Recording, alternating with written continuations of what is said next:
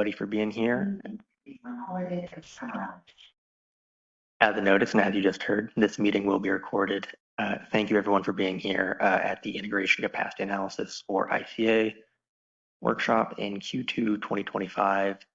This workshop is mandated under D-2410-030 under the high DER proceeding. All right. Move to the next slide, please.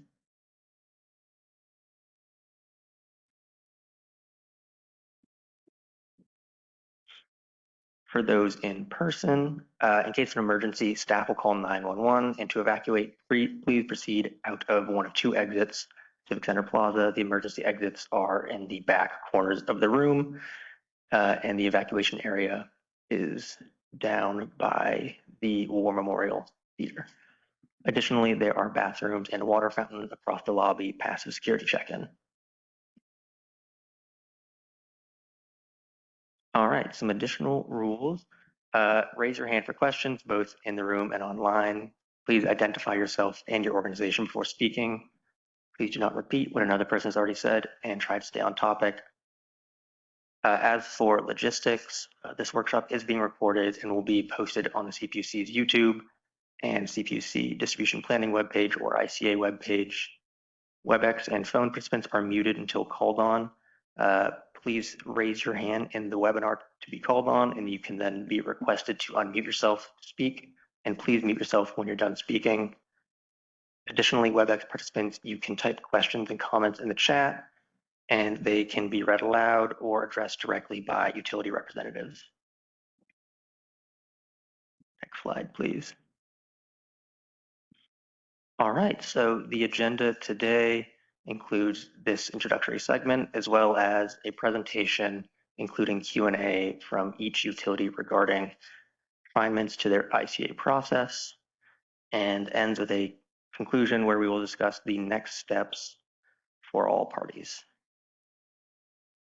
And with that, I will be passing it over to Audrey Newman from Office of Commissioner Darcy Houck. Thank you. And I'm going to go over here so I'm not having my back to the people in the room.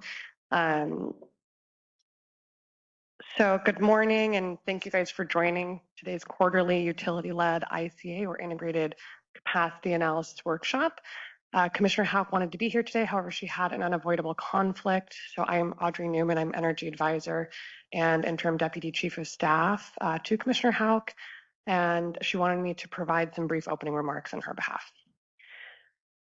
So the high DER proceeding Track 1 Phase 1 decision last fall set in motion several improvements to the utilities ICA maps, as well as a process for continued improvement.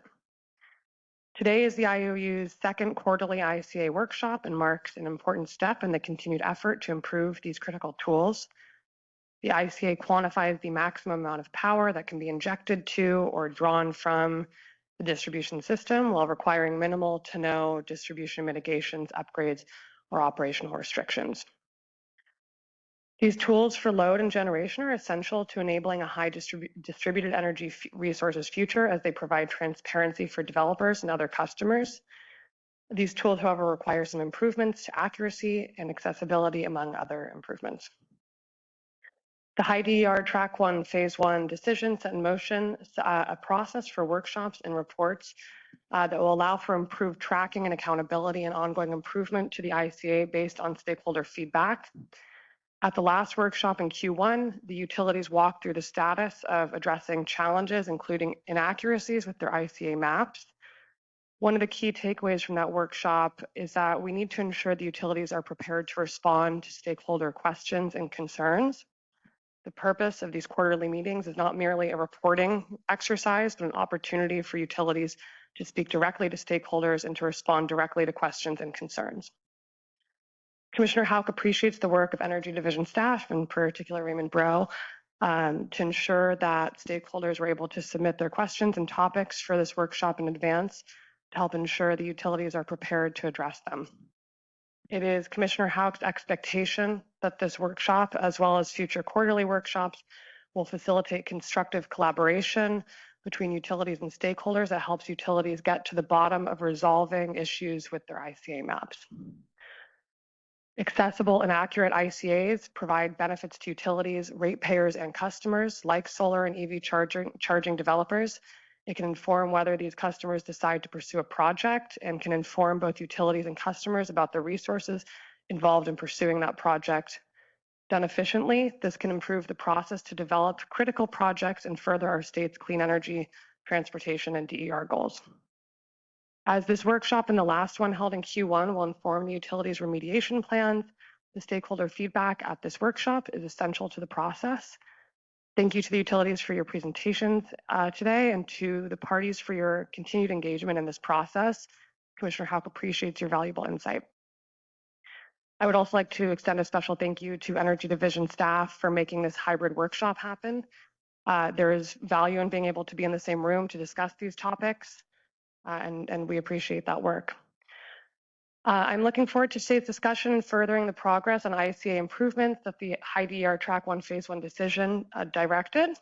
I'm going to be listening in throughout the workshop today on behalf of Commissioner Houck, and will relay to her the discussion and outcomes from today's workshop. Thank you.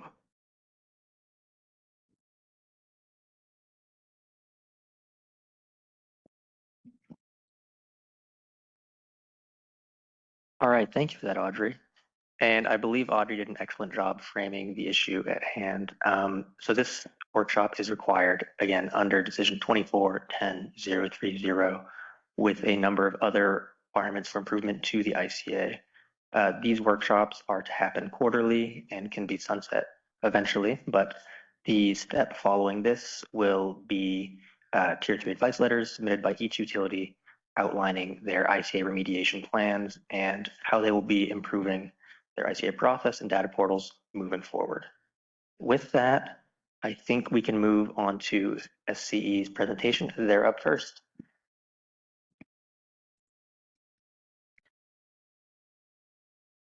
Hi, good morning, everyone. I'm the ICA manager at SCE. We got a full agenda today, a full on 60 minutes. So I'm very excited to introduce the team here. I have Carly Gomez. She will start us off with the walkthrough of ICA, and Asad Box will share updates on the Dr. PEP. And throughout the session, we will have a group of ICA engineers available to clarify any questions or technical issues or anything that you want us to clarify and that come up in the chat. To keep things running smoothly, I kindly ask if you could hold off using the microphone for questions until we end until the end. We set aside about 30 minutes for open discussion. That said, feel free to drop your questions in the chat at any time. Our engineer team will do our best to respond during the presentation. With that, I will hand it over to Carly to get us started. Thank you.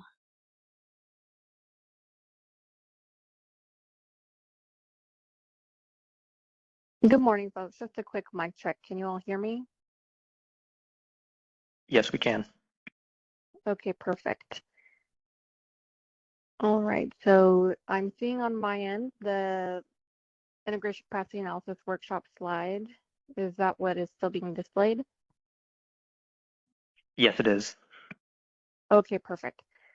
Then we can go ahead and go on to the next slide.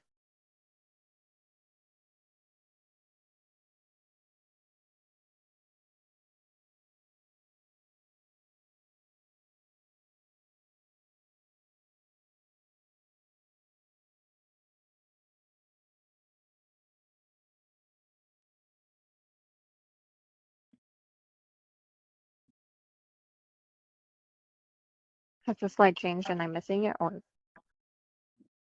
We're currently looking at the agenda. Oh, okay. Alrighty, so good morning, Commission and stakeholders. My name is Carly Gomez, and I'm an engineer with SoCal Edison's Integrated Capacity Analysis team. Today, I'll be presenting on behalf of SCE's ICA team alongside with one of my colleagues here, Assad, from our System Planning Tools team.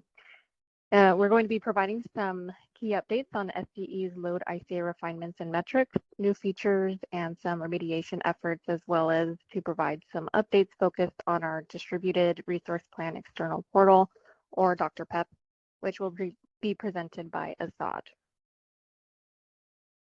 All right, so for ICA updates, we'll begin by covering some significant updates regarding load ICA refinements, load ICA metrics, and progress made to incorporate limited generation profiles into SCE's integration capacity analysis.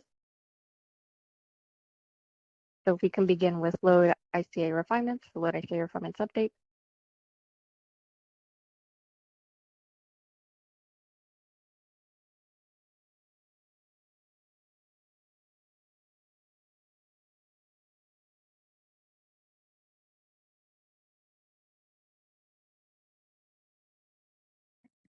We're looking at the load ICA refinements update slide. Okay, perfect. Thank you.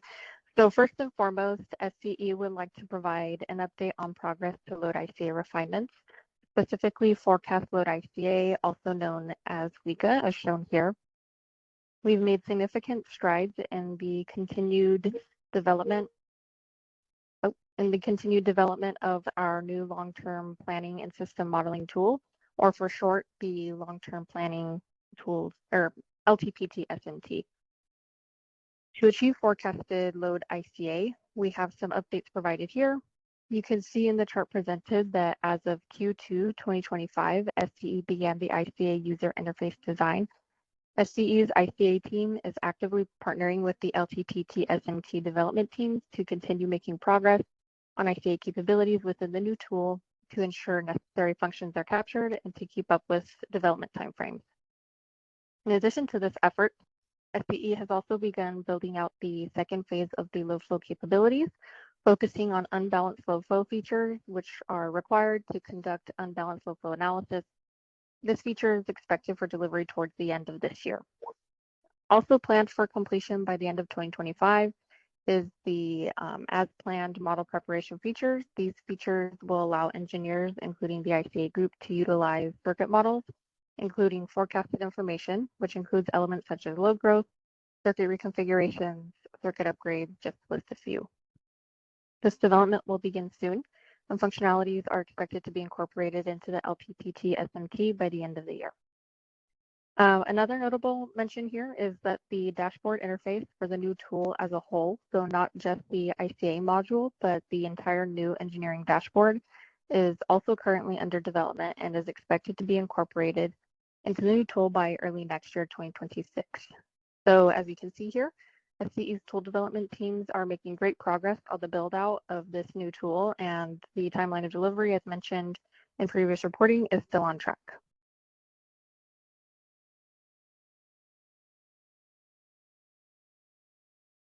And we can go to the next slide for load ICA updates.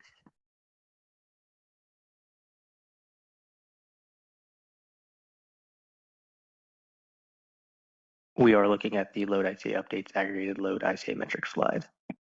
Thank you. Another progress report SCE would like to share here is regarding our aggregated load ICA metrics. As mentioned in the first workshop of this year, SCE tracks results using two methodologies defined here, most limiting hour methodology and node hour methodology. When we look at most limiting hour methodology, which focuses on the worst case hour per node, we can see that since we last reported, which was Q1 of this year, we've been able to decrease the amount of zero results by 2.92%.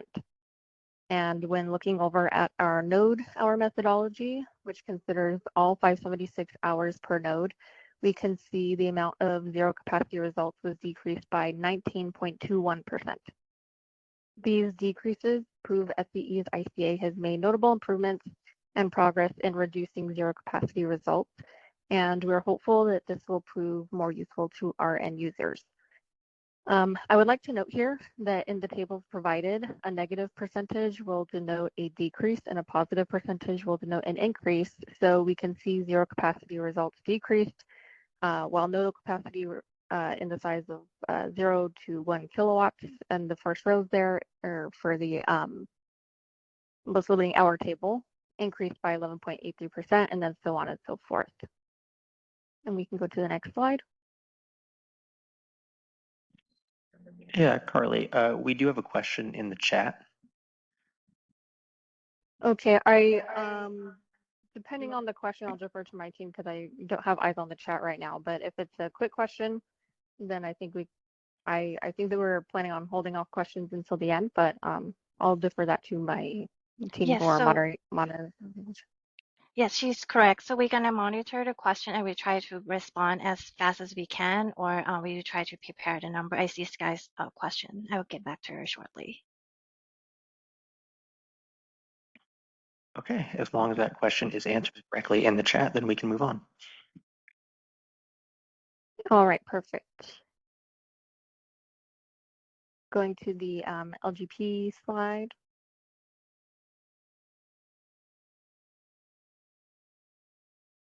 We are viewing the LGP update slide.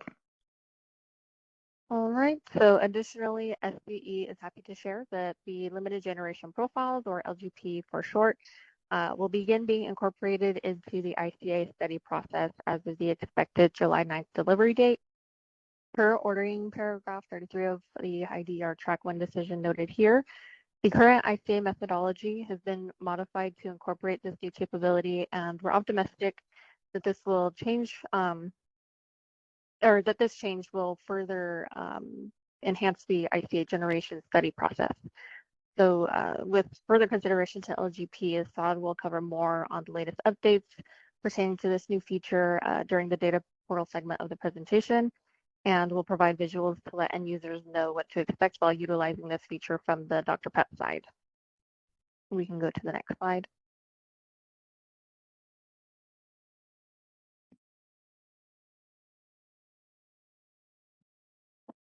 We are looking at the ICA remediation update title slide. Thank you. In this section, I'll cover several topics concerning previously mentioned ICA issues and/or challenges, which were included during the Q1 ICA workshop, as well as some ICA remediation solutions that have since been implemented and their success. I'll also cover some of SCE's responses to stakeholder questions and concerns, and what SCE has done to address them. So moving into ICA inactive criteria.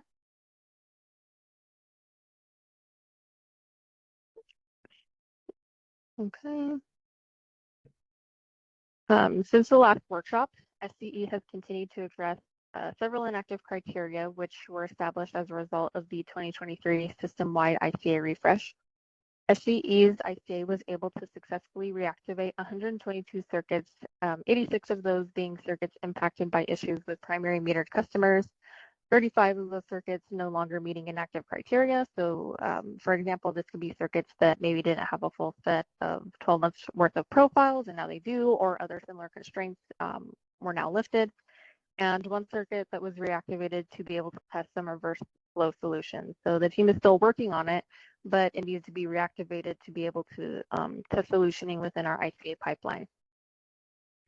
In addition to these updates, we also have 73 circuits that received a status change, as we've been addressing circuits that have a refresh timeframe outside of the year mark. We've been finding some of these circuits have various technical or model connectivity constraints. So 45 of these circuits have some sort of issue that is not permitting successful ICA completion, and SCE is actively addressing these circuits and working to provide updated results. For 28 of these circuits, they're no longer eligible for ICA, so this means that they no longer have the necessary characteristics to require ICA. These could be circuits that were found to be two-phase or out of service, recently decommissioned or cut over.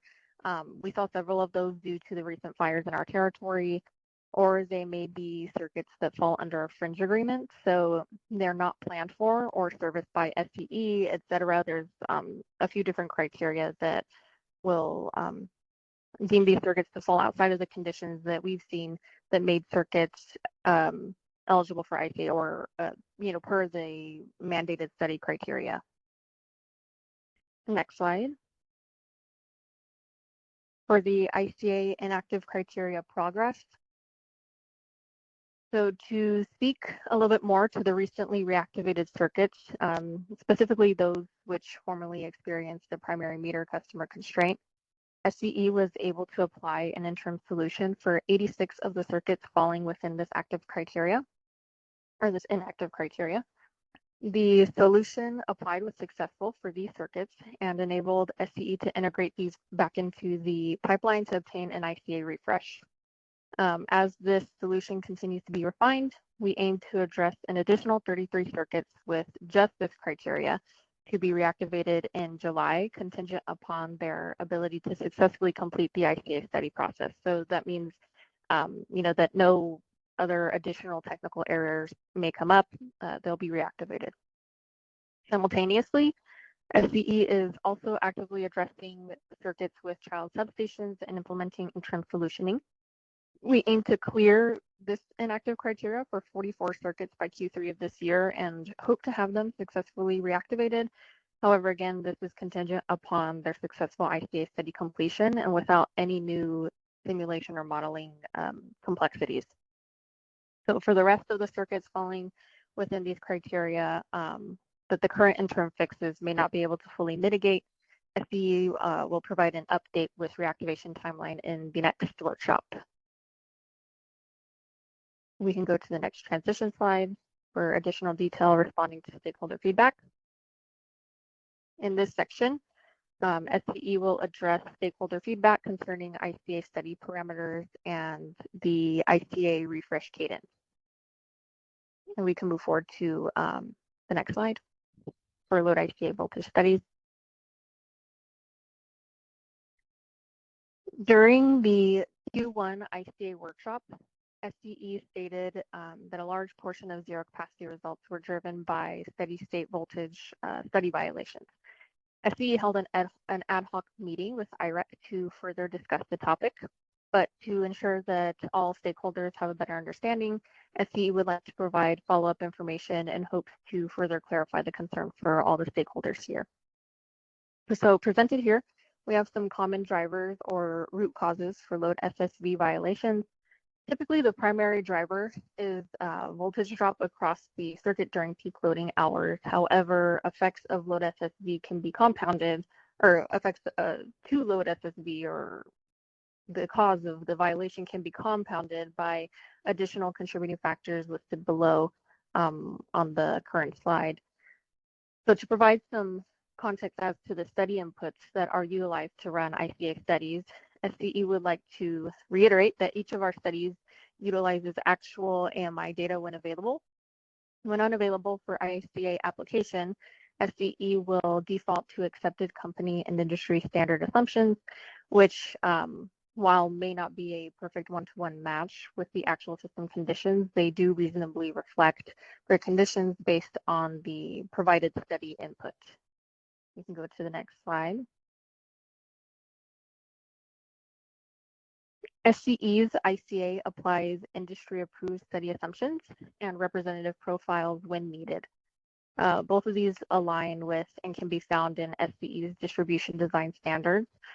For our load SSV studies in particular, we focus on ensuring that voltages on the circuit are within plus or minus 3% of the goal 120 volt base. So each circuit in our studies is already adjusted to a 120 volt baseline during simulation, and SCE runs analysis to determine whether the circuit's voltage at any point along the circuit will drop below or rise above the 3% tolerance. In this study, the 3% tolerance results in the 118 and 126 lower and upper bound thresholds, as additional voltage drop must be considered across secondary transformers. So this 118 lower bound threshold was the result of it was culminated in the 2021 ALJ ruling to achieve alignment amongst the IOUs, and that's how 118 was settled upon. However, SCE was evaluating the lower bottom threshold and found that adjusting the lower bound SSV limit, if adjusted back down to 114, would not allow enough tolerance to account for real-world equipment behavior. So in other words, voltage drop would go much too low and result in other violations. So keeping this in mind and to maintain best safety practices, SCE further investigated and found out that the lowest acceptable voltage for minimum SSV would be 117.6, with consideration to load SSV ICA studies specifically. So this threshold may differ amongst various engineering groups depending on their study purposes and necessary parameters, but it was found to be the lowest acceptable value strictly for this load ICA load SSV study. This adjustment, however, did not dramatically improve results, and it's projected to make only minimal impact to the reduction of zeros if implemented. Regarding voltage support mechanisms and capturing their behavior in the ICA study process, SCE already includes volt-var implementation and ICA studies as they're conducted today. So while volt-var contribution is already included in SCE's study process, most load SSV studies do not meet the volt-var conditions for support to be initiated. Support is only simulated when network voltage drops below 97% of the nominal voltage. So although SSV studies or study voltages drop below the 118 volt lower bound, they don't particularly always meet that 97% threshold to simulate voltage support. And we can go to the next slide.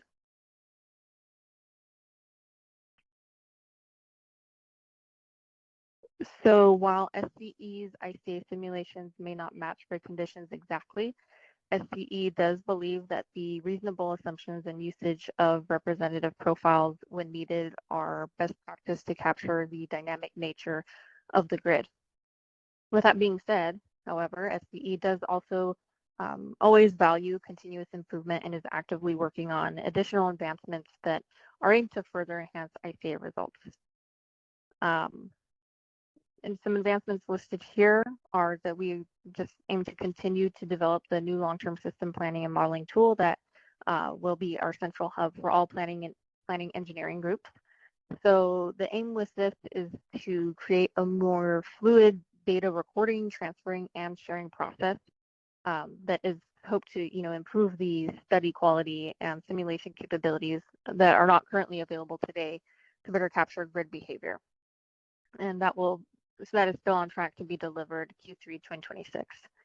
Additionally, SCE is working on a broader effort to capture real-time circuit and customer behavior and their electrical reads via an AMI 2.0 initiative, which will improve data collected from advanced metering infrastructure and enhance study quality as improved circuit behavioral data will be included in ICA studies. This effort is anticipated for delivery as of 2028. We can go to the next slide.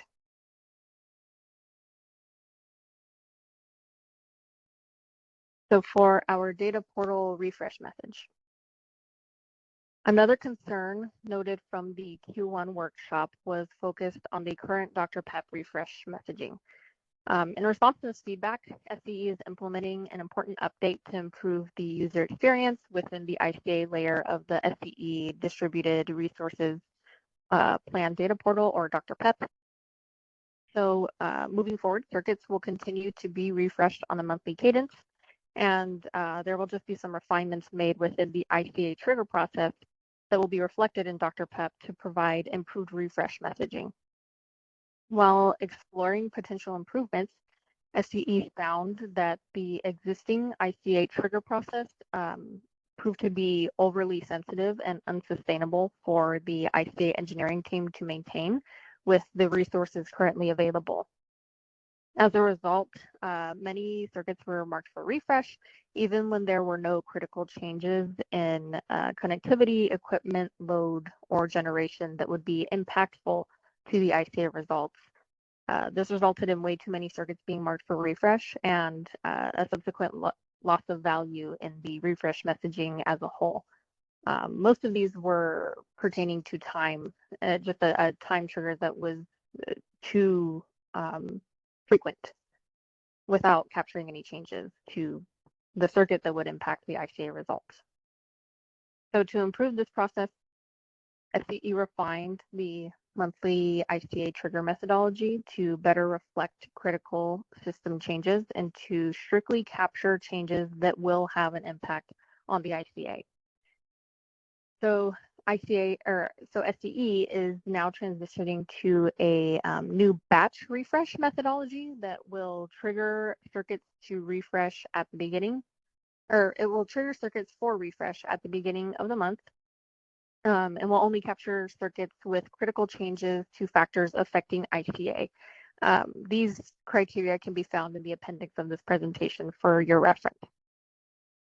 Or if they are requested for refresh by generation engineering teams, for instance, for a Rule 21 fast track application, those circuits will continue to be prioritized as well. ICA refreshes will still take place monthly. The only difference is with this new batch methodology, monthly refreshes are expected to be more predictable as far as the circuits that will be refreshed for end users. And only circuits expected for refresh that month will have a refresh message. Once circuits are triggered and refreshed in the current publishing month, they will then follow a 12-month update cycle unless they are triggered with new criteria and warrant an earlier review to improve refresh consistency and messaging reliability. This refined approach will significantly reduce the amount of refresh disclaimers seen in Dr. PEP, as only circuits prioritized for the active month's refresh will display the disclaimer. As SCE transitions to the new batch methodology, circuits currently in the ICA pipeline have been rerun through the updated trigger criteria, and circuits meeting the new criteria are remaining in the refresh process and will retain their disclaimers. So no disclaimers will be removed for circuits that need an urgent refresh. However, circuits that don't violate the new updated safety load generation or topological triggers will be scheduled for a future batch and have their disclaimers removed, and they'll be redistributed among several monthly batches throughout the remainder of the year to ensure they're refreshed within 12 months of their last refresh date. SCE is currently prioritizing Rule 21 fast track circuits with critical changes impactful to the ICA, and circuits that have a prolonged refresh time, which will all be refreshed monthly. I want to reiterate, this methodology as implemented will not remove the disclaimer for circuits requiring an urgent refresh. Thus, these changes will present no risk to having outdated information in the ICA later unbeknownst to the end user. End users will be able to know ICA results are current so long as there is no refresh message. And they can always reference the date of last ICA publication displayed on Dr. PEP, which is displayed in the screenshot shown on this slide. If the circuit is displayed without a refresh message, then ICA results can be considered current until marked otherwise. This change is expected to be implemented and reflected in Dr. PEP by the July ICA publication. With all that being said, I will now hand off the presentation to Assad to cover additional changes that are impacting Dr. PEP. Thanks, Colin.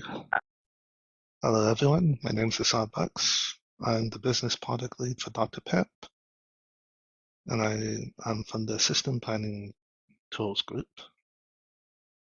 And we'll be going over the new updates to Dr. PEP. As of this quarter, we'll be releasing the limited generation profiles effectively on June 30th.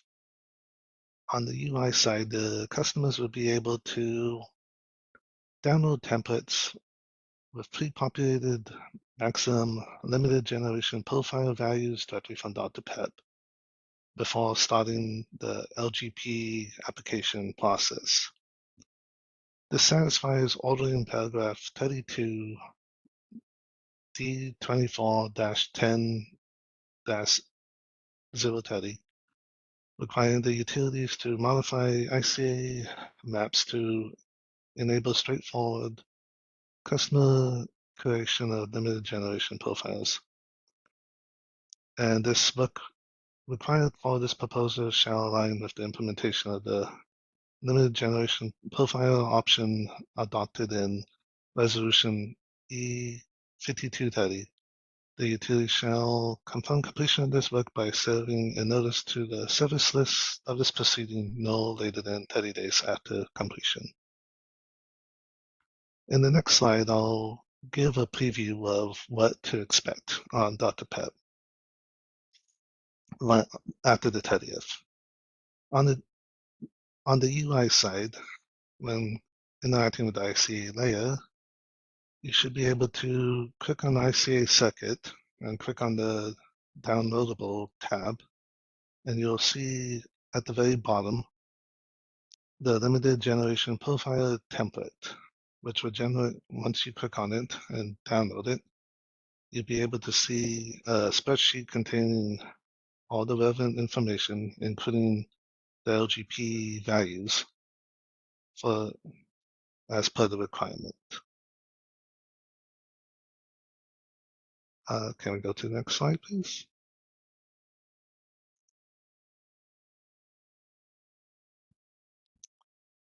As for upcoming functionality for Dr. Pep, we're targeting Q4 for a series of major enhancements.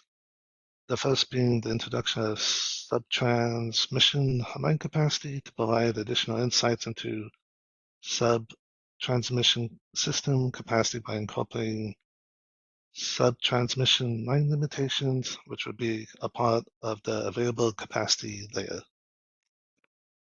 The target is the end of the year. The next major enhancement that we're working on is the sub-transmission hosting capacity heat map, which is scheduled for late November of this year. As mandated by FEC Order 23, users would be able to quickly understand the generation loading capacity of each substation within SC's service territory. Lastly, the next round of major updates we are working on is for the ICA layers. We are targeting the end of this year.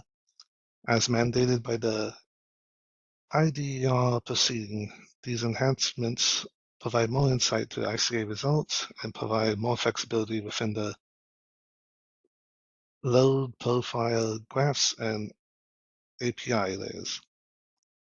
These upcoming improvements include, but not limited to, the following areas: ICA sublayer for each study, ICA load graph unit functionality, megawatts to amps, as well as ICA downloadable / API, the addition of the ICA publish date, and lastly, ICA widget changes to display the most limiting factor on the UI. And these are the major updates for Dr. Pep from SCE side. Thank you.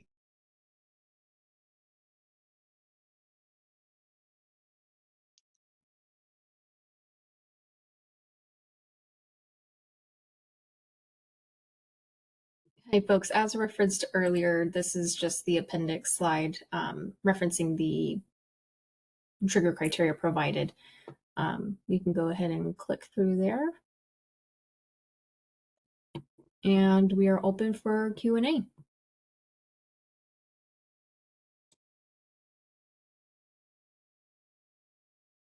All right, looks like we have a in-person question, and SCE, please continue to address questions in chat as you can.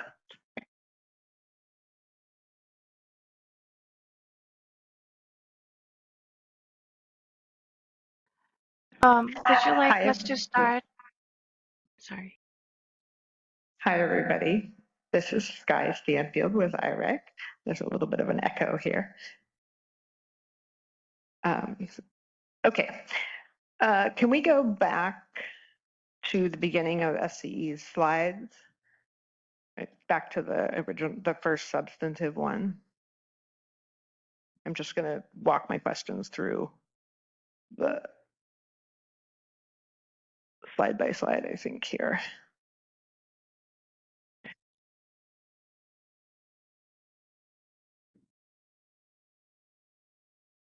Okay, that slide. Okay, so I put this in the chat, but I haven't seen a response yet. So if I understand from this slide, what you're saying is that from January 2025 to June, there's been a nearly 3% reduction in the number of hosting of most limiting hour results that show 0. Can you tell us what the actual total number is now that shows 0 of the most limiting hour? Hi, Sky. We are preparing behind the scene to prepare the data. Let me get with my team if we have it ready to share. Okay. And then I wanted to ask, just sort of broadly, if Edison can speak to whether you believe these results are accurate at this point. If whatever that value is, if you can explain whether you believe that the ICA is providing accurate results to customers. And if it's helpful, you may want to explain what you think the purpose of the ICA is in that context.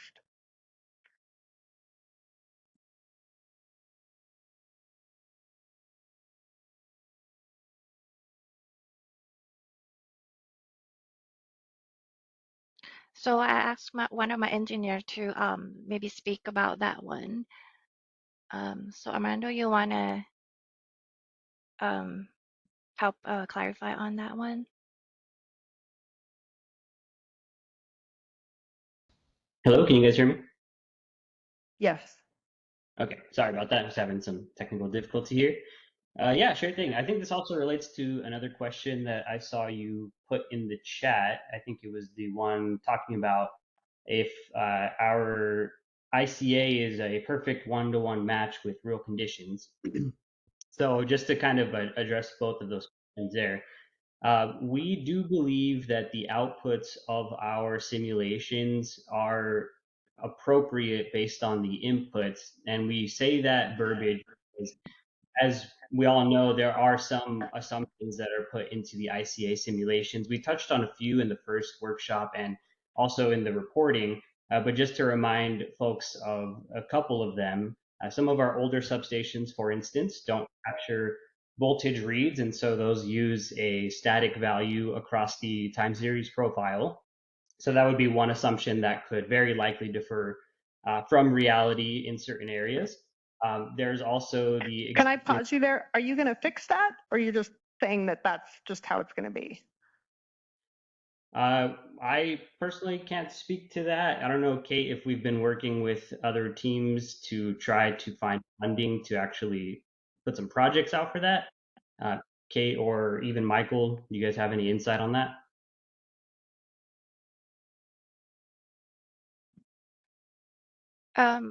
Could you say one more time the projects that you talk about, Armando? Yeah, when we identify something, to Sky's point here, as like we're missing the voltage profile on an older substation, obviously that would require funding and a project inside of that substation, potentially some substation upgrades to install telemetry. Do we have efforts that we are actively coordinating with these project teams to find the funding and to find the essentially the time to squeeze these projects in? Or some other Hey, way to make sure that load ICA is accurate? right. So for the voltage one, so my thought is the AMI 2.0 will kind of fill in that gap, but I understand based on TAM response or like feedback that is still a few years from now. And we are trying to see like what could be innovative thinking that we could come and bring the data in, and as for the budget for other teams, like for the missing SCADA at the substation, that part I do not have available answer to provide now. I will have to reach out and then understand as a company as a whole, like if they have any other initiatives going on that one. But we are trying to come up with ideas to bring better data, to have a better data quality. And I will try to share that more in the next in the biannual report. Yeah, I think just from to your point, Sky, like there are potential other ways, and there's one I can think of that we are looking into, as Kate is alluding to. But there is a significant challenge in balancing. I saw a question about balancing flick up progress with the inactive criteria. And we're handling that well, but as we add more and more efforts to look into some of these alternatives, it gets a little more challenging, obviously. But one of the ones, just to give people an idea of the investigations we're doing, is can we use the nearest customers' voltage reads and just the at least the profile performance of that to try and correlate that to the source voltage. We haven't finalized that investigation, but we are looking into that. The best alternative, however, would be to actually have true telemetry at these locations. So we would prefer to go that route just based on an accuracy standpoint. Obviously, we're aware that the flat voltage is not accurate to the historical performance, but it is something that it would be best just to have the telemetry there so we can better reflect what's actually occurring at the source there. Does that answer your question, Sky? It answers that specific question, but the first main question. Right. Audrey started us off with a helpful definition of what the ICA is supposed to do. And in that was to provide results to customers so that they understand whether or not an upgrade or mitigation is required. So to know, that's been the basic definition that we've agreed upon or that the commission has adopted. And what I'm trying to understand is whether Edison is saying you are satisfied that your ICA is providing that answer to customers. And if you're not, my understanding from the commission's order is that you're required to have a plan to mitigate. But we're going to talk about the SSV thing in a bit, but I don't see you saying that you have a plan to get to that point. But maybe you're saying you think the results do tell customers the right information. That's what I'm trying to understand. If the results are telling customers accurately whether or not an upgrade is needed, then no mitigation is required. But if the results are telling customers something that you say is electrically rational, but not what is actually going to determine whether an upgrade, then I think we've still got a way to go. And so I'd like SCE to just explain to all of the stakeholders, not just to me, where you think you sit in achieving that basic definitional objective. Yeah, I think one of the main kind of takeaways that I've gotten from the couple of stakeholder feedbacks that I've been a part of, been a pleasure to be here and hear all the feedback to try to make improvements into our ICA process. But I think the main takeaway that I've really had is that generally our results are seen as more conservative than they should be. And perhaps there is some conservatism into the results, again, based on some of these assumptions that do have to get put in. So the voltage one, some profile backfilling if a really old transformer is no longer sending, at least to the repositories that we have access to as the ICA team, not sending the meter reads themselves. And so there's some backfilling that can happen there. It's not as grand of a problem as being so widespread. It's like, wow, most of our transformers don't have information, but that does happen in some instances. So I would sit here and say that there is probably leaning on the slightly conservative side. And in that case, the functionality of ICA as integrated into Screen M is serving its purpose of being a fast track flag to determine whether or not a mitigation is likely necessary. We cannot sit here and say that it is perfectly accurate to the point where if we say there's a deficiency of like 5 kilowatts, and there needs to be a mitigation for that, that is the perfect number due to the assumptions that go in. But we do believe it fits the purpose of the Screen M integration that ICA currently has.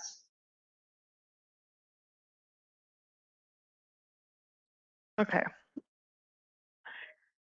We were talking about the load ICA here, and I see you answered with respect to the generation ICA, but I think I'm ready to move on to the next set of questions. Do you want to pause and let others ask questions in between? Thanks. Yeah, I see we have a question in chat from Tam Hunt that was flagged but not addressed yet. Tam asked, can you clarify why almost 1/3 of circuits are still not being included in ICA a decade after SCE began this effort?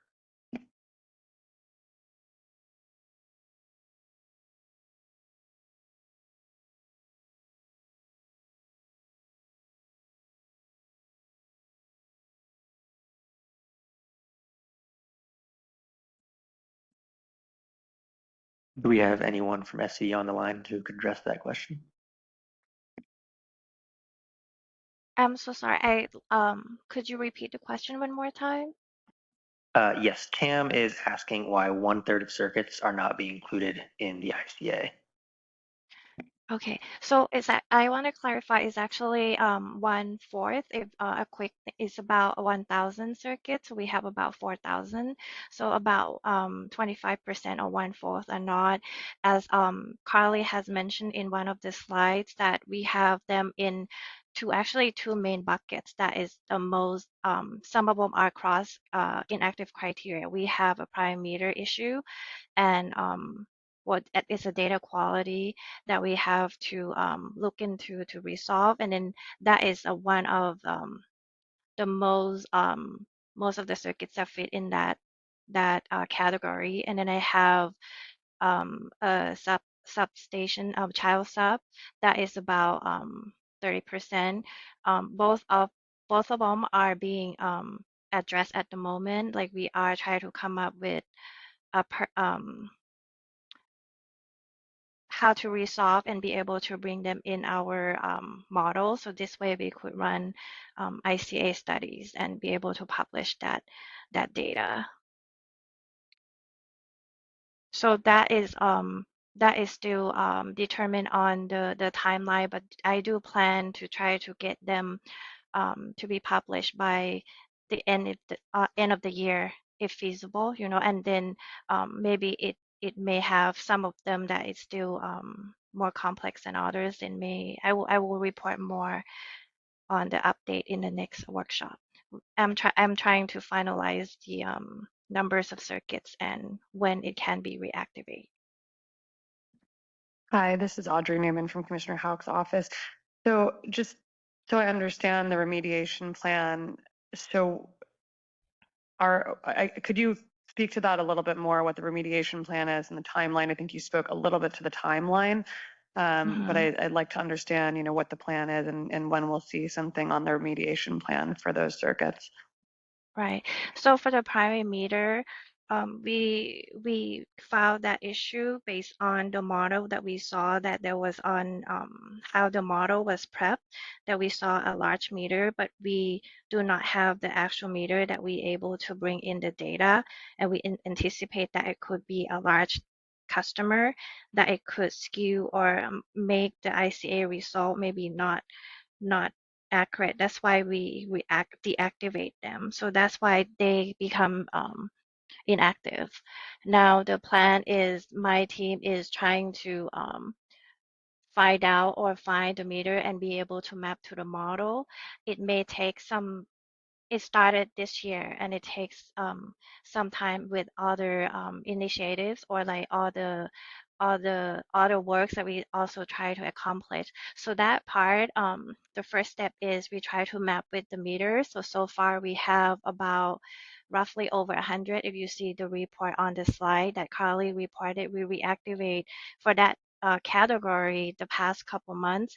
It's about 100 of 80, 85 plus like 33, right?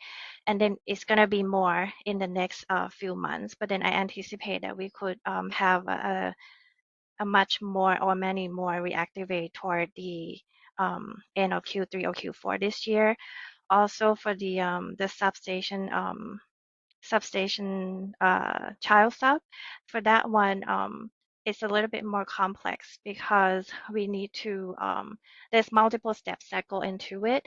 We need another group of engineers to validate the transformer. So this way we could bring into our models. So that one, we will have more reactivation in the next few months or all the way towards the end of the year. So that one we depend on another engineer team, which we understand that we try to expedite that, but we do have a plan. It's just we need to work with them. And recently, the company we went through some reorg in March and April, so that is going to impact a little bit of the time to kind of work with all different engineering groups because we kind of changing roles a little bit.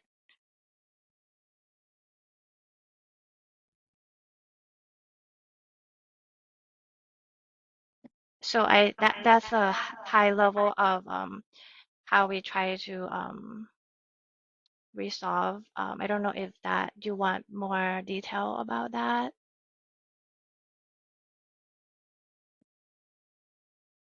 She says that's okay. All right. All right. We're going to go to a question from Tam, and then we'll come back to the in-person attendees. Tam, Tam, could you please raise your hand? I meant to unmute you and I lowered your hand.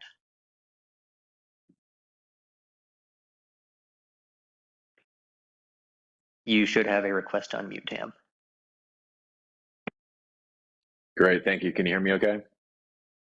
Yes, we can. Great. Tam Hunt, Green Power Institute. Good morning. Kate and others at SCE. Just a question on timelines, and I've raised this before. This has been a very long process for everyone involved. Just a little background. I was part of the team that proposed the ICA back in 2011. So I've been involved with this personally now for 14 years. And we're now a decade into the PUC's, official adjudication of this process, and we still have what are, very incomplete tools that are often very inaccurate. And we're just trying to figure out why, after a decade of working this, we're still at this point. And so when you talk about timelines for new tools to make it, finally accurate and actionable for 2026 and 2028, I can't help but think, are we going to be at 2030 having the same discussions? And so can you please talk a little bit about, why these timelines so protracted? What is taking so long to make these tools work?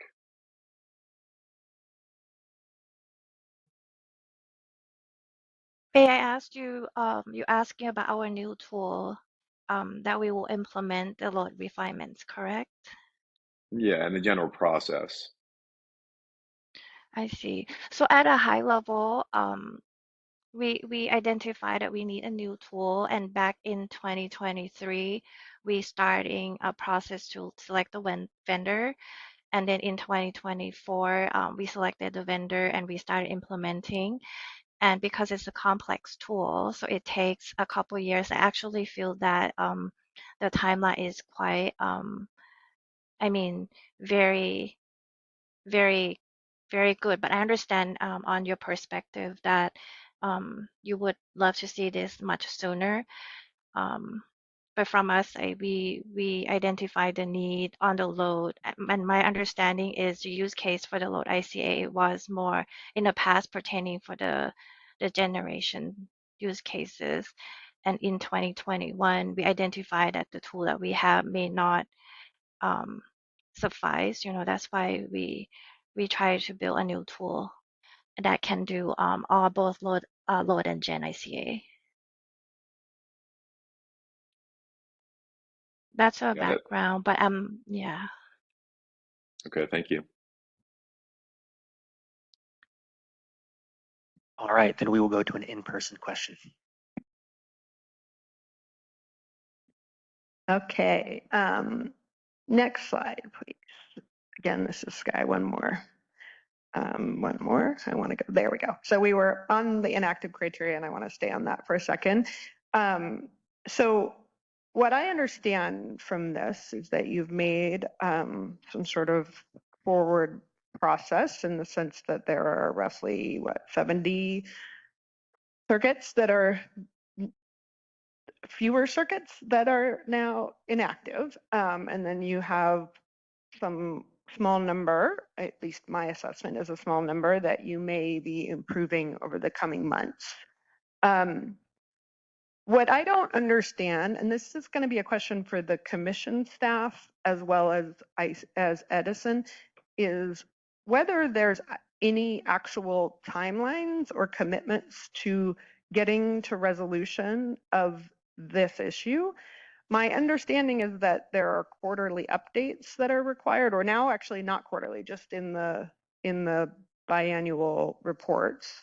But it seems to me like this, we've been doing this and we're not making any progress. We're basically going, about, 10 circuits a month maybe. So how many years out are we going to get to getting there? And as you guys have noted, it's not quote linear. It seems to go back and forth. So baseline question is, I would like to see a timeline, and I'd like to know how that timeline gets adopted and discussed, because I don't think that I have worked with multiple of my developer clients who are going to the sites, especially for EV chargers, and they're almost all inactive.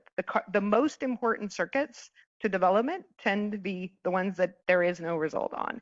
And when they say, well, what's going to happen? How do I get answers? My sense is that I can't tell them anything. I can tell them that we keep getting updates, but that we're not changing. So sorry for the commentary in addition, but my question is, can Edison give us an actual deadline? And will the commission enforce that deadline or set a deadline if Edison won't set not just a deadline, but a reasonable deadline?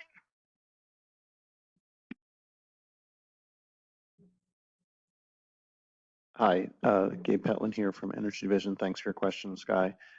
So I would say two things in response to your question. There are many existing orders on ICA that are all in effect, and so they need to be followed.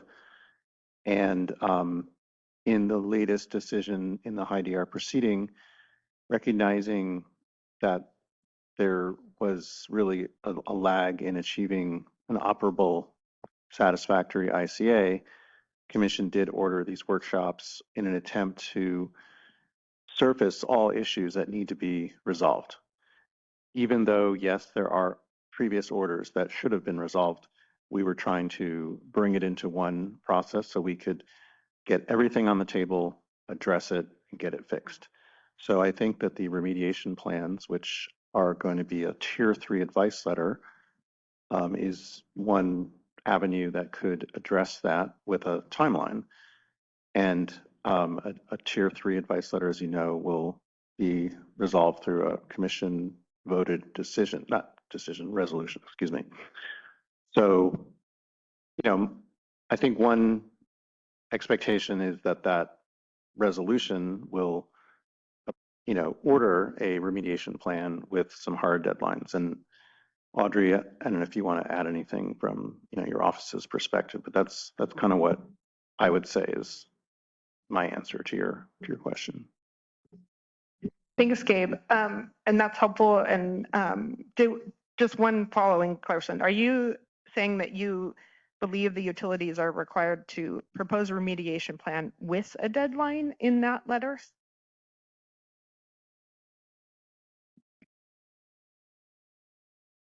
That is my expectation, yes.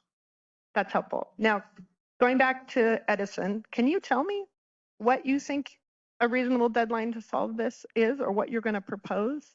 Have you guys been thinking about it that way? And what are we talking about in terms of a timeline? So yes, so my plan, well, I have a high level of thinking about toward the end of this year or early next year. Now I should have a better numbers to actually map the actual circuit or actually know the exact number by the time that we need to provide the advice letter. And the reason being that why it's so hard, because some of my inactive circuit may have 2 or 3 issues. It could have a combination of 2 or 3 or 4 issues.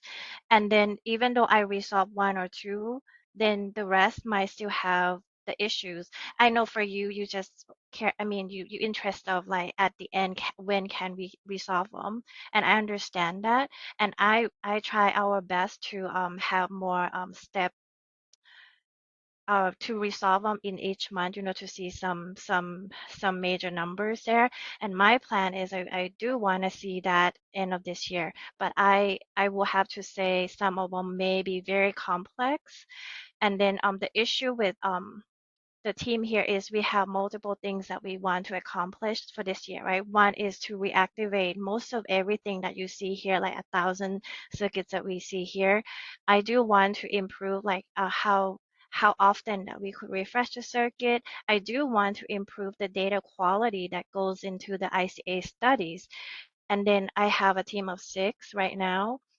Some of the challenge that I have is I cannot just tell them to do a manual edit and fix the model, because we need to do a more sustainable way to update the script, and everything should be more automated way, because otherwise it will take too much time on my team to have to edit and do manual work, right?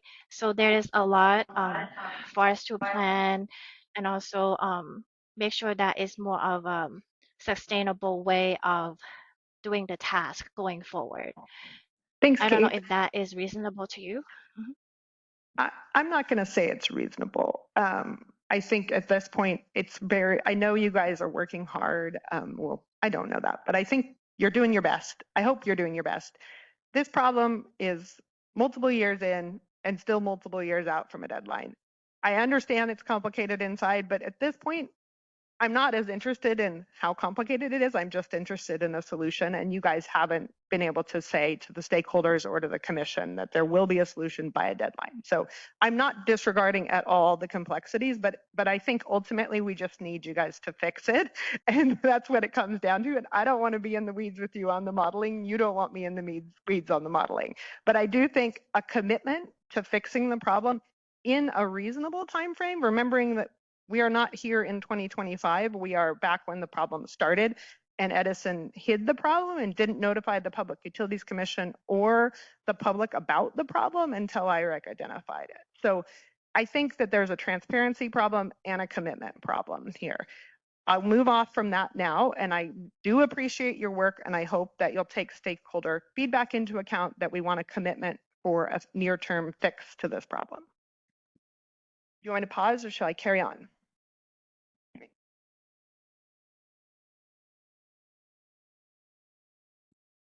All right, we will go to an online question from Anthony. Anthony, you should have a request to unmute. Hi, everyone. Thank you. This is Anthony with the Public Advocates, and I might have a two-parter here, but I'll start with my first question. I think it goes back to a question I left in the chat that I don't believe was fully addressed, but basically what I want to go back to is I asked whether what appears to be a very resource-intensive and without a clear end in sight work on inactive circuits, whether that takes away work on other targets like FLICA, for example. And I think SCE's answer was no. I would like to first highlight that from our view, the ICA is not only very useful, but it's also a ratepayer funded tool.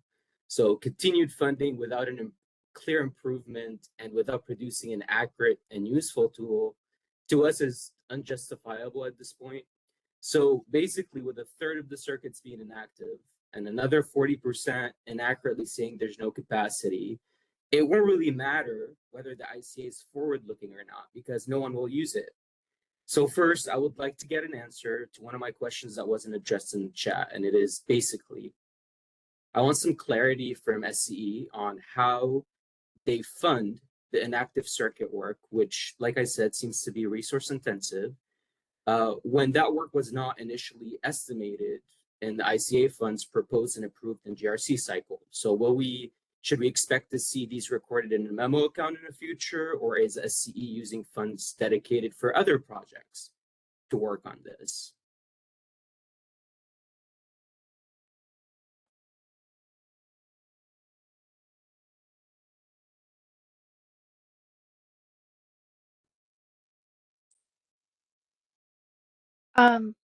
Hi there. Can we follow up on this topic? Because I do not have information at hand right now to explain on the budget. Okay, I'll move on to my second part of the question then, if that's okay. Yes. Okay, so basically something we've heard, I think in the last workshop, we've heard a lot of times before, and I think also can be seen here, is that SCE has acknowledged that zero capacity results don't always reflect actual grid constraints. This is, in our opinion, a fundamental failure in accuracy. So if SCE admits that these are not actually real grid limitations, then leaving them unresolved continues to mislead developers and obstruct valid projects from siting at these locations. We see these numbers go down by small amounts, yet I still have not heard a clear answer for what SCE has done to bring these numbers down, even if minimally, or what it will do to actually make these numbers match actual capacity on the grid, which in probably most of these locations is not actually zero.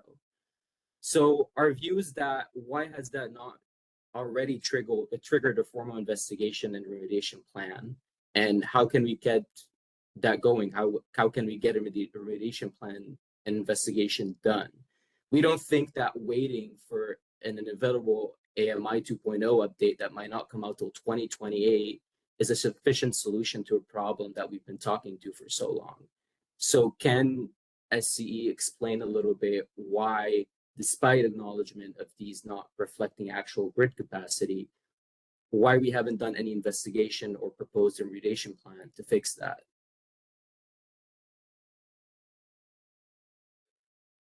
For the grid conditions, so I think I understand what you're asking. So you more concerned of, do we actually say do we have violations and it's truly that? So yes, we have been working closely with other engineering team on the planning side as well to try to align the methodology. So if we align the methodology so we could see the same thing, there are some studies that they perform on the distribution system, the planning side of the house, that on the ICA part, we do not perform. For example, they do a duct bank analysis, which is like a thermal for the underground structure. We do not have that. So on their end, they may see some violations that we don't see. And also to on the voltage, how we plan on the voltage one, they may have a more worst case scenario. I mean, we have more worst case scenarios, so we need to align on that. So if we see the same thing or we have the same input, then maybe we can say that, our result could be the same as the other engineering team. But at a high level, yes, I think most of the data that we have, it should reflect the reasonable under grid capacity condition. Yeah, but I guess I understand what you're saying, but if there's agreement here that what the engineering team is doing is different, then what can we do to align these two? Because I think ideally the goal here is to align what's reflected on the hosting capacity map to actually reflect what a customer will view and how and where they're going to be able to site, how they're going to design their project. So is there a plan in place Yes. to update the ICA to do that? And when is that expected to come out? And what exactly are you doing different to align? That's kind of the missing part here that is not clear. We've heard AMI 2.0 at some point. We've heard other things, but there's not really a clear explanation as to how do we bring these numbers down. Right. I don't want to say we have to bring the numbers down. If it's truly zero, then I cannot bring it down, right? Because if that's the actual capacity, right? If there's violations, then it has to be zero. Now, on the working with other engineering teams, I think we are doing that right now. We are aware of what some of the studies that may not align, and we working towards having the same thought process. Now, some of them is considered a tool limitation because, like I mentioned earlier, like SIME that we use today, we do not have the duct bank analysis. Now, what is the actual timeline that we can align? So Carly may have mentioned about the LTPT SMT tool that should come in Q3 of 2026. So ICA will start using that tool first, but after Q3 of 2026, the planning side and generation team will start using the same tool. So that tool will be centralized, and we will share the same tool, and we should share the same methodology. So what we see on ICA, we should be seeing on like generation side or the planning. So that is like one of the vision that we see, but I understand you want to see it sooner. So we are trying to work internally with other groups, to see if we could tweak some data sets. But the immediate goal that my team trying to accomplish right now, the low-hanging fruit is I want to reactivate circuits as many as I can first. So this way you see the ICA study, right? So that is my first task that I want to accomplish for the short term, for the end of this year or early Q1. And during that, if any data set we could tweak to align, then I'm also doing that. And also to like the cadence of refreshing the circuits. Like I understand that 12 months right now we have a timeline of every 12 months we must refresh. I want to also do better than 12 months. So that is also in our goal that we try to do to refresh sooner. But that is just the minimum, right? Like we try to refresh everything within 12 months, but if it trigger any criteria that we have, some circuits may refresh sooner than 12 months. But then back to your question, I understand you want us to be able to align and then report out the results that is reasonable and truly say how much capacity that we have. So I am aware of that. So there's two things that we're working on right now. Align on the methodology, so we see the same thing. So when they come to ICA or they come to the engineering side, we say the same thing. And then two is improve the data quality. We are doing that right now. Okay, thank you. Generally, just to wrap this up and make sure I understand. I understand the part, if there's no capacity at a site, the ICA should not show that there is capacity. It should say 0, but it's just the part that's been a bit hard to wrap our heads around is, just looking at that table you provided, doing a little bit of math, it shows that, you're showing about 41% 0 capacity, and that just can't be the reality of the grid, right? And I understand there's tool limitations or maybe scope limitations to the ICA, but I also feel like the goal of the ICA should be to align as much with hosting capacity, whether we need to change something with how the model works, the scope, etc. So ideally, I would at some point love to get something from SCE that tells us, with these things you have planned that you're talking about, how much do you expect that hosting capacity zeros to change or drop, and how much would they actually reflect accurate hosting capacity? And at some point today, like I said, if I could get my first question about how we're funding the inactive circuit work, I would appreciate to hear that as well. So thank you. Sounds good. Thank you so much.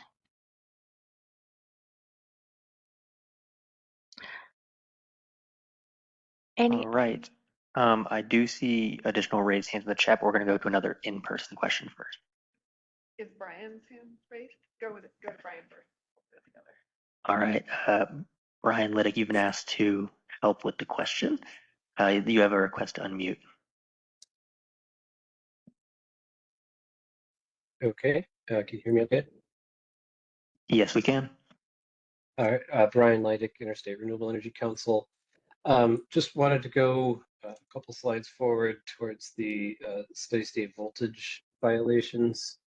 Yeah, this is a good one to look at.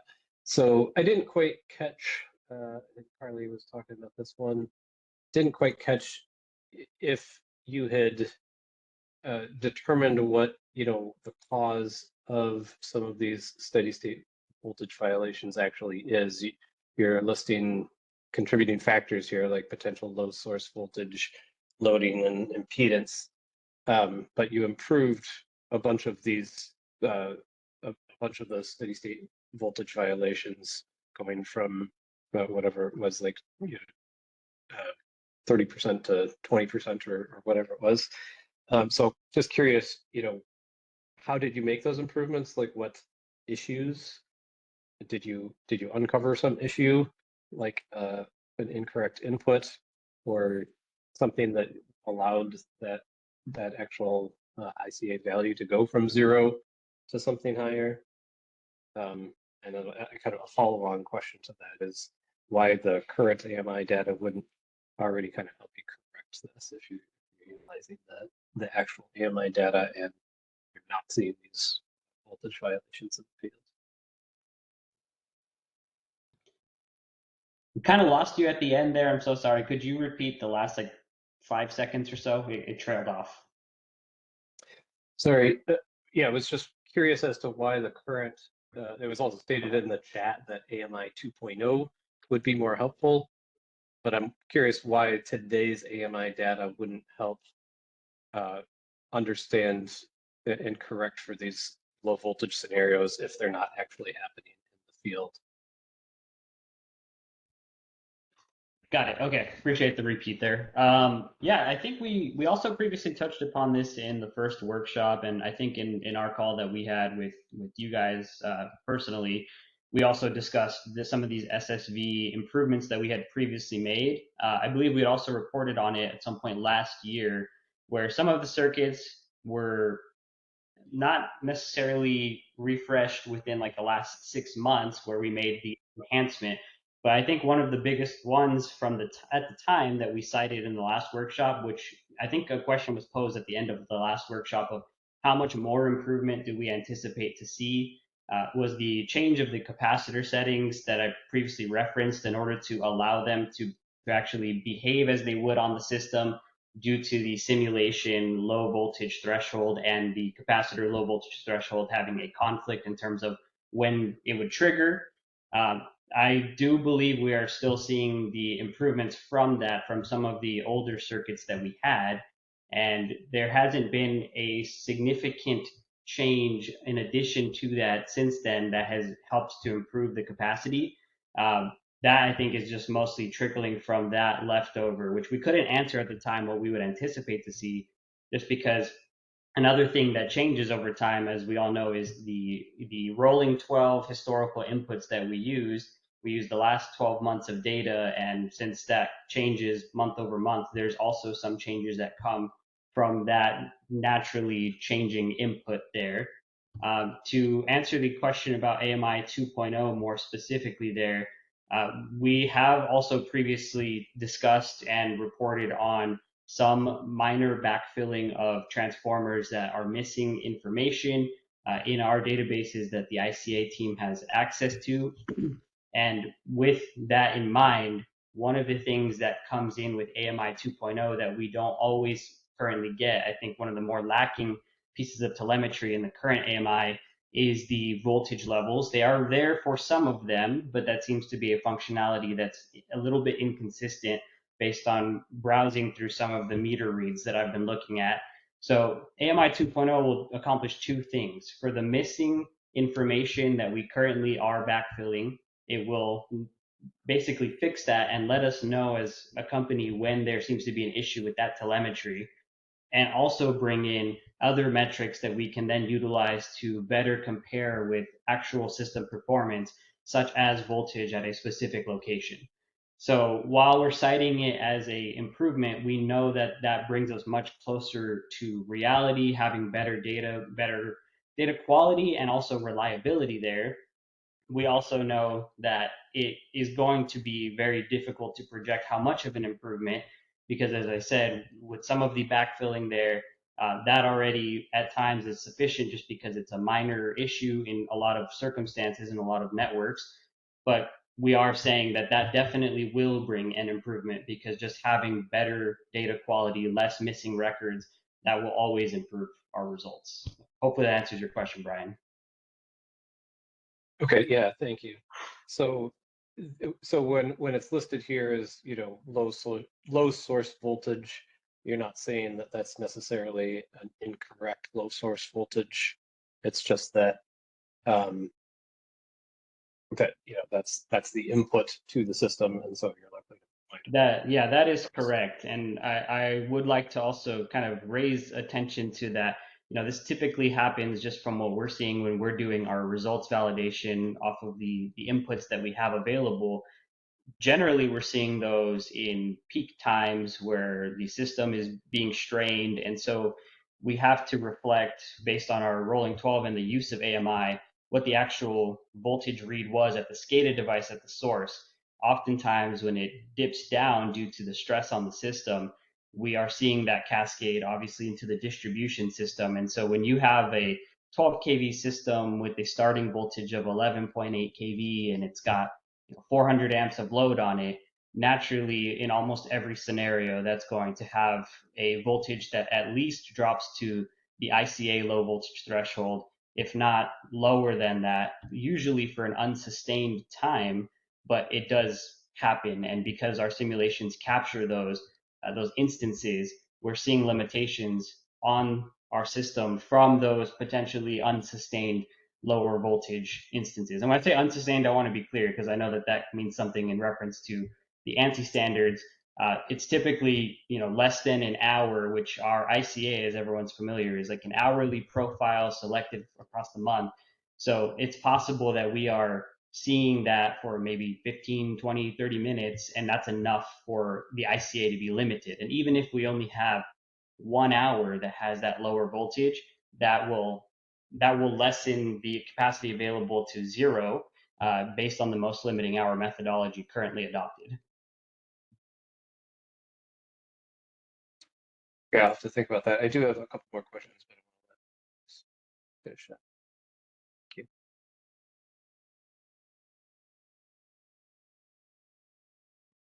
you. Brian, do you mind if we jump to a question from Claire and then we'll come back to direct questions? Sounds good. All right. Claire, you should have a request to unmute yourself. Okay, can you hear me now? You're a little quiet, but we can hear you. Thanks. This is Claire Broom with 350 Bay Area, and this is a really important discussion for us from the environmental and ratepayer perspective that we represent. I'd like to echo the comments from the Public Advocate's Office and from IREC. As we know, there's really exciting information suggesting that accelerating vehicle grid integration in coherent ways can save ratepayers billions of dollars. And the obstruction to connections, to interconnections, is a huge affordability crisis as well as an environmental problem. I appreciate all of the discussion of the complexity of this topic, but we also can't lose sight of the urgency. So my comment and question is really directed toward Audrey and Gabe in terms of the PUC implementing the sense of urgency and specifics that this issue deserves. One specific, you've alluded to limited generation profiles. There are ways to basically have a metric and hold the utilities accountable for more rapid interconnection of these important distributed resources. Thank you.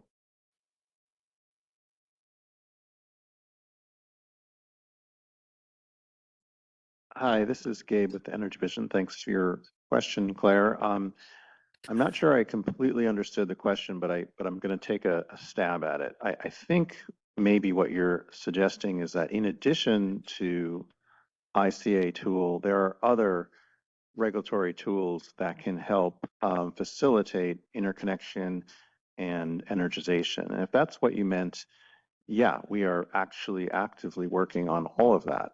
They're just in different tracks and different proceedings. So in track 3 of the, well, let's start with energization. In energization proceeding, there is an active process underway to create what's sometimes referred to as a bridge to wires solution.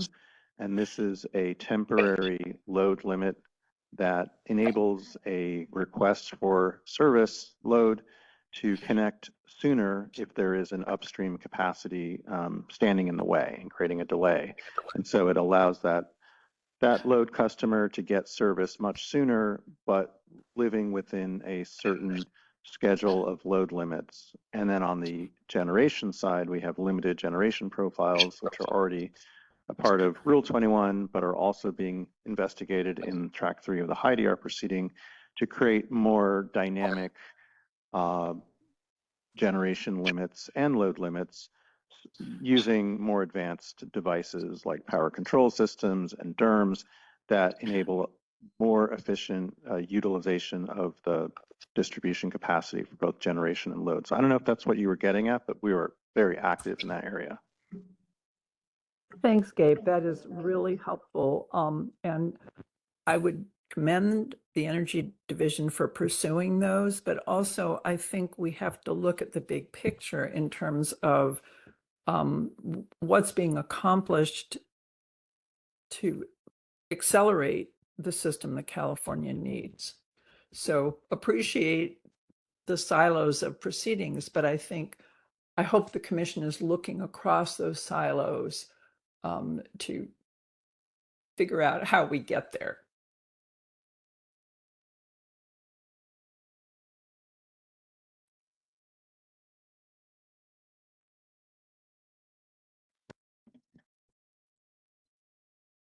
All right, I believe we have a question from Brian, and then I see Jane, you were queued up after Brian.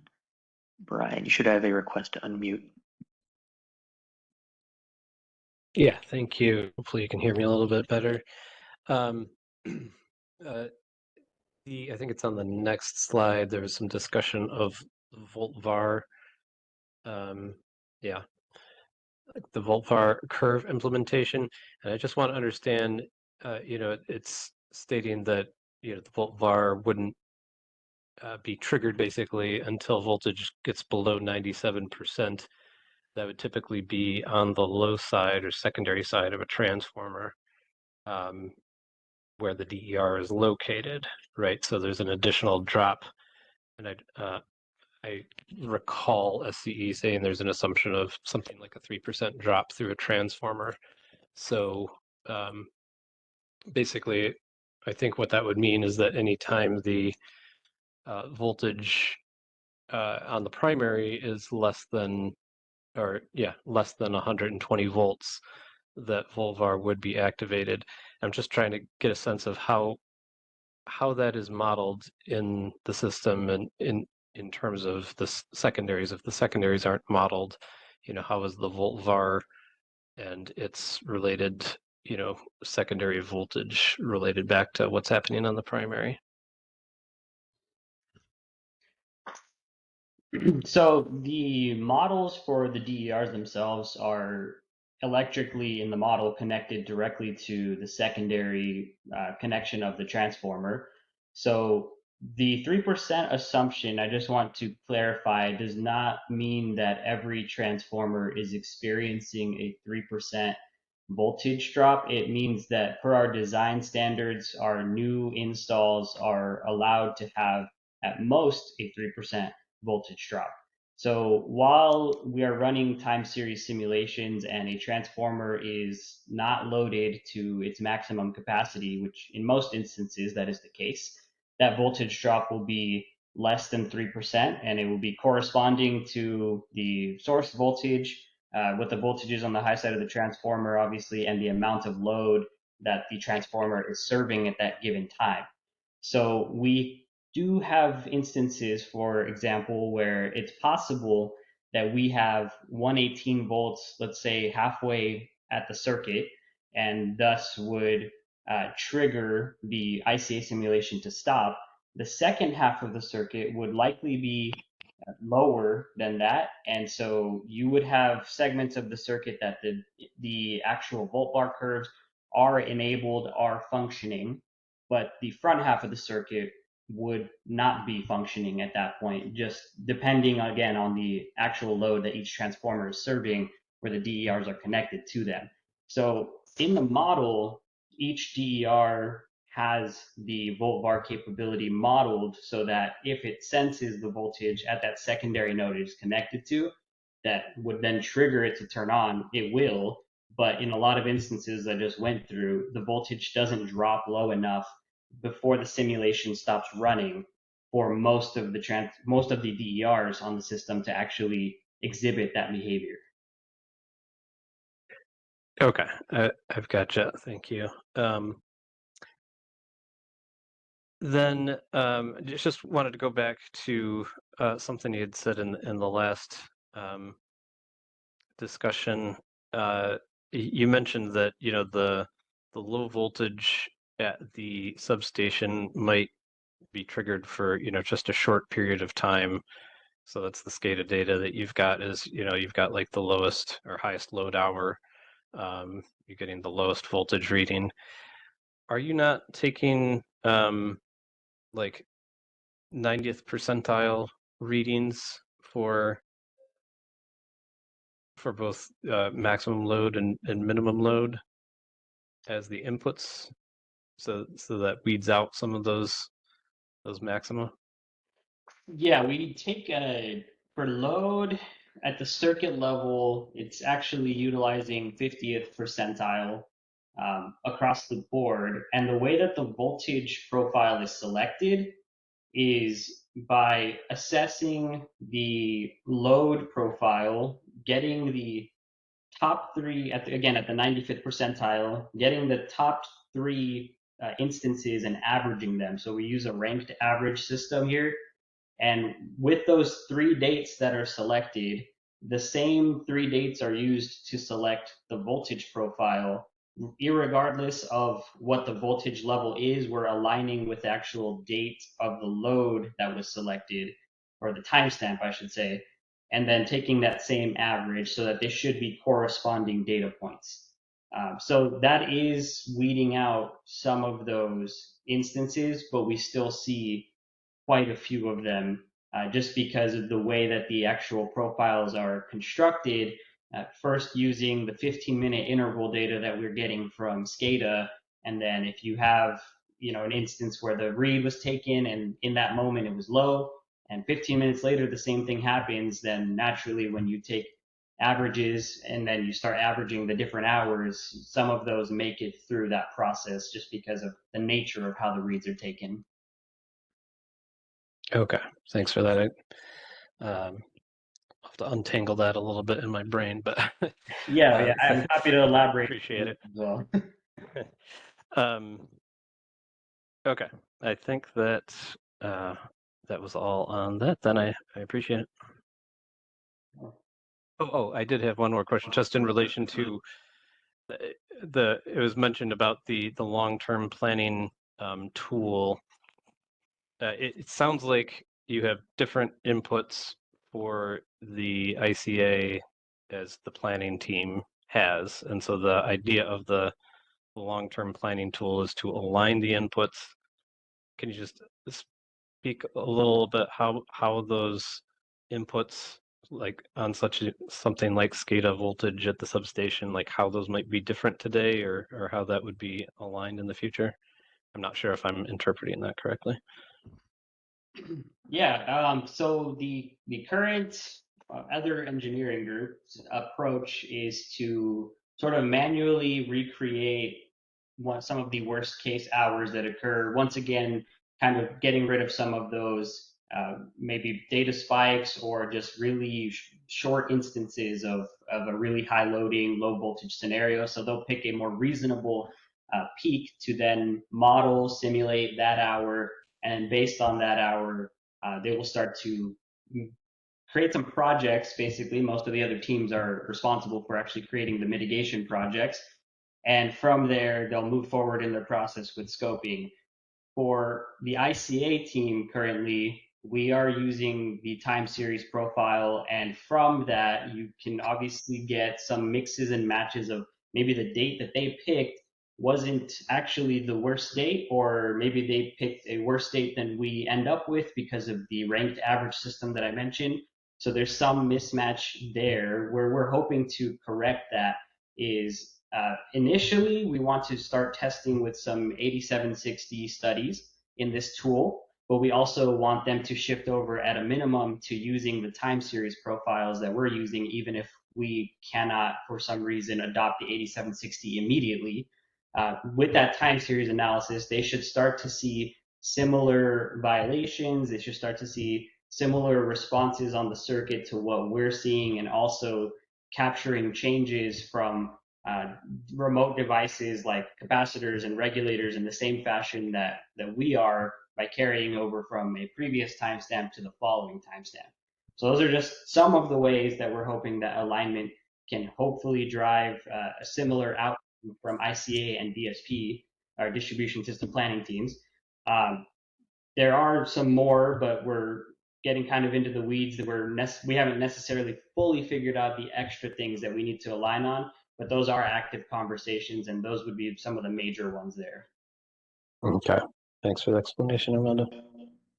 All right, with that, we are a little over time, but I'm hoping we can take one last question from an online participant before we move into a break. Jane, you should have a request to unmute yourself.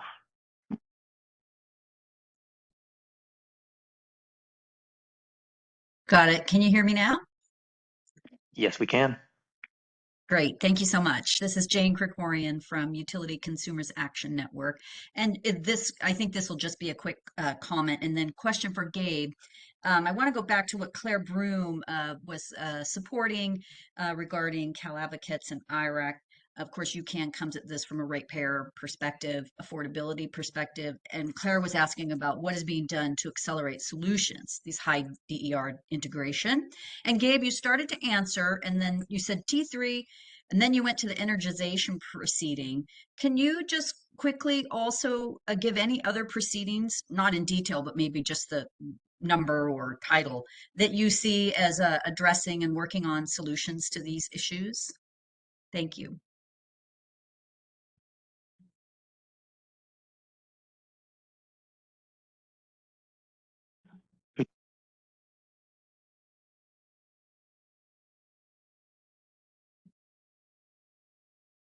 Okay, sorry. Could you be a little more specific? I think I heard which proceedings are working on this issue. Could you be what this issue is? Yeah, you started to. Yeah. So yeah. So Claire was asking,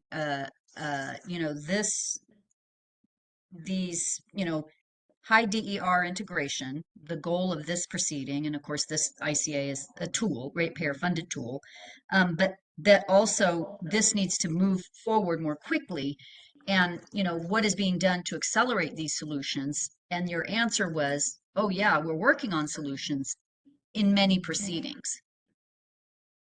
And so my question to you is, you mentioned energization proceeding, but what do you consider the other proceedings?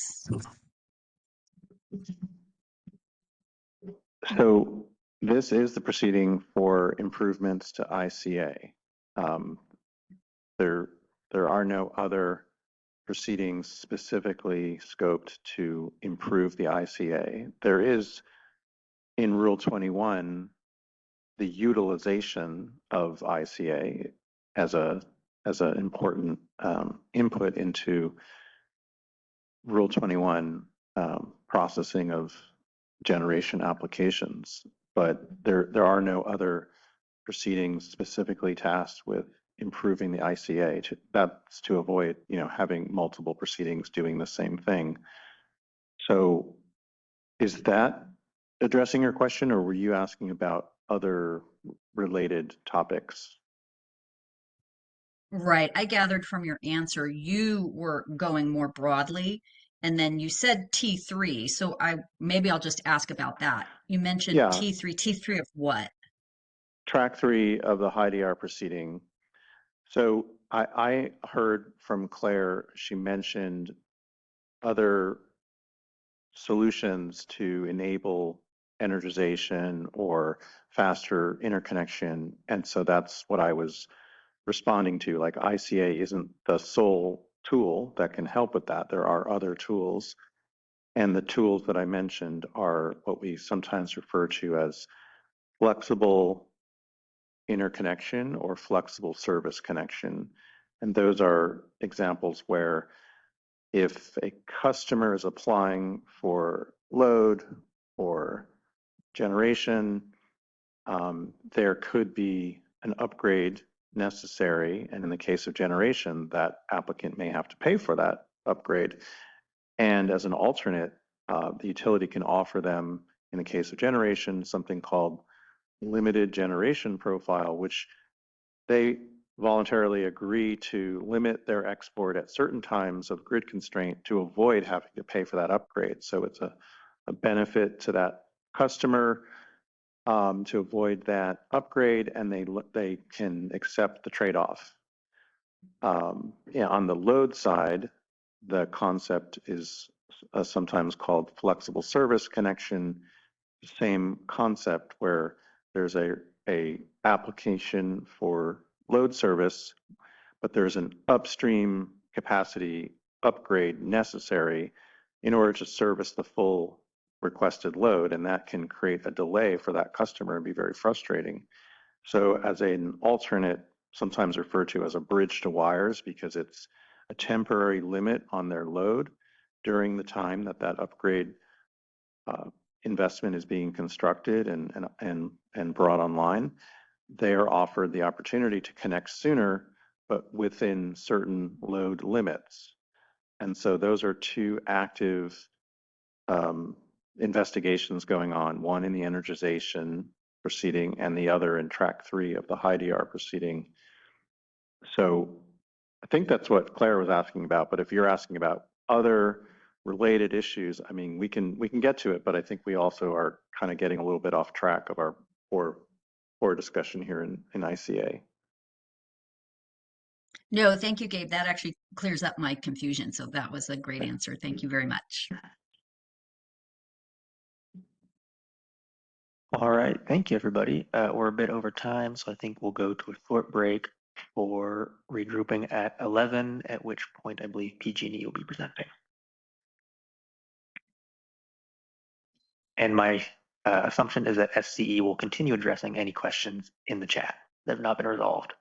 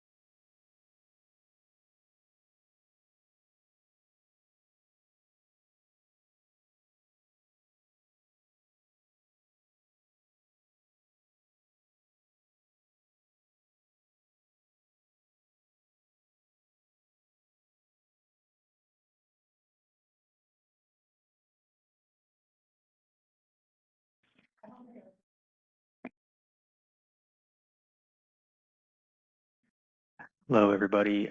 We are just going to have a 1 or 2 minute extension to the break while we figure out some technical issues. Thank you.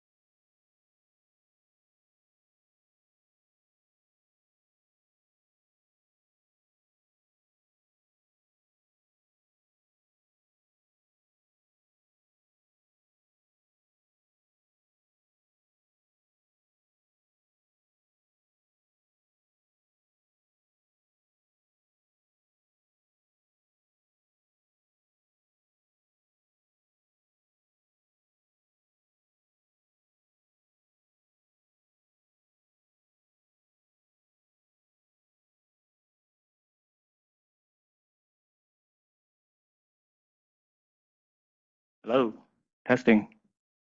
Okay. Okay, then we'll start. PG&E team will start. My name is Gabriel. I'm joined by my colleagues Saeed and Julia. We're going to go over a few topics. We appreciate the opportunity to come here and present in person. It's been a while since I presented anything in person that's not over Zoom or Teams, so let's see how this goes. So today we're going to talk about a variety of issues and updates and progress that we're making, not in this particular order, but essentially we're going to give you an update on the data validation efforts that we're doing, and also the progress that we're making with our new platform in terms of refinements, and also some exciting updates on our portal that Julia will give, and we'll open up the floor for questions at the end.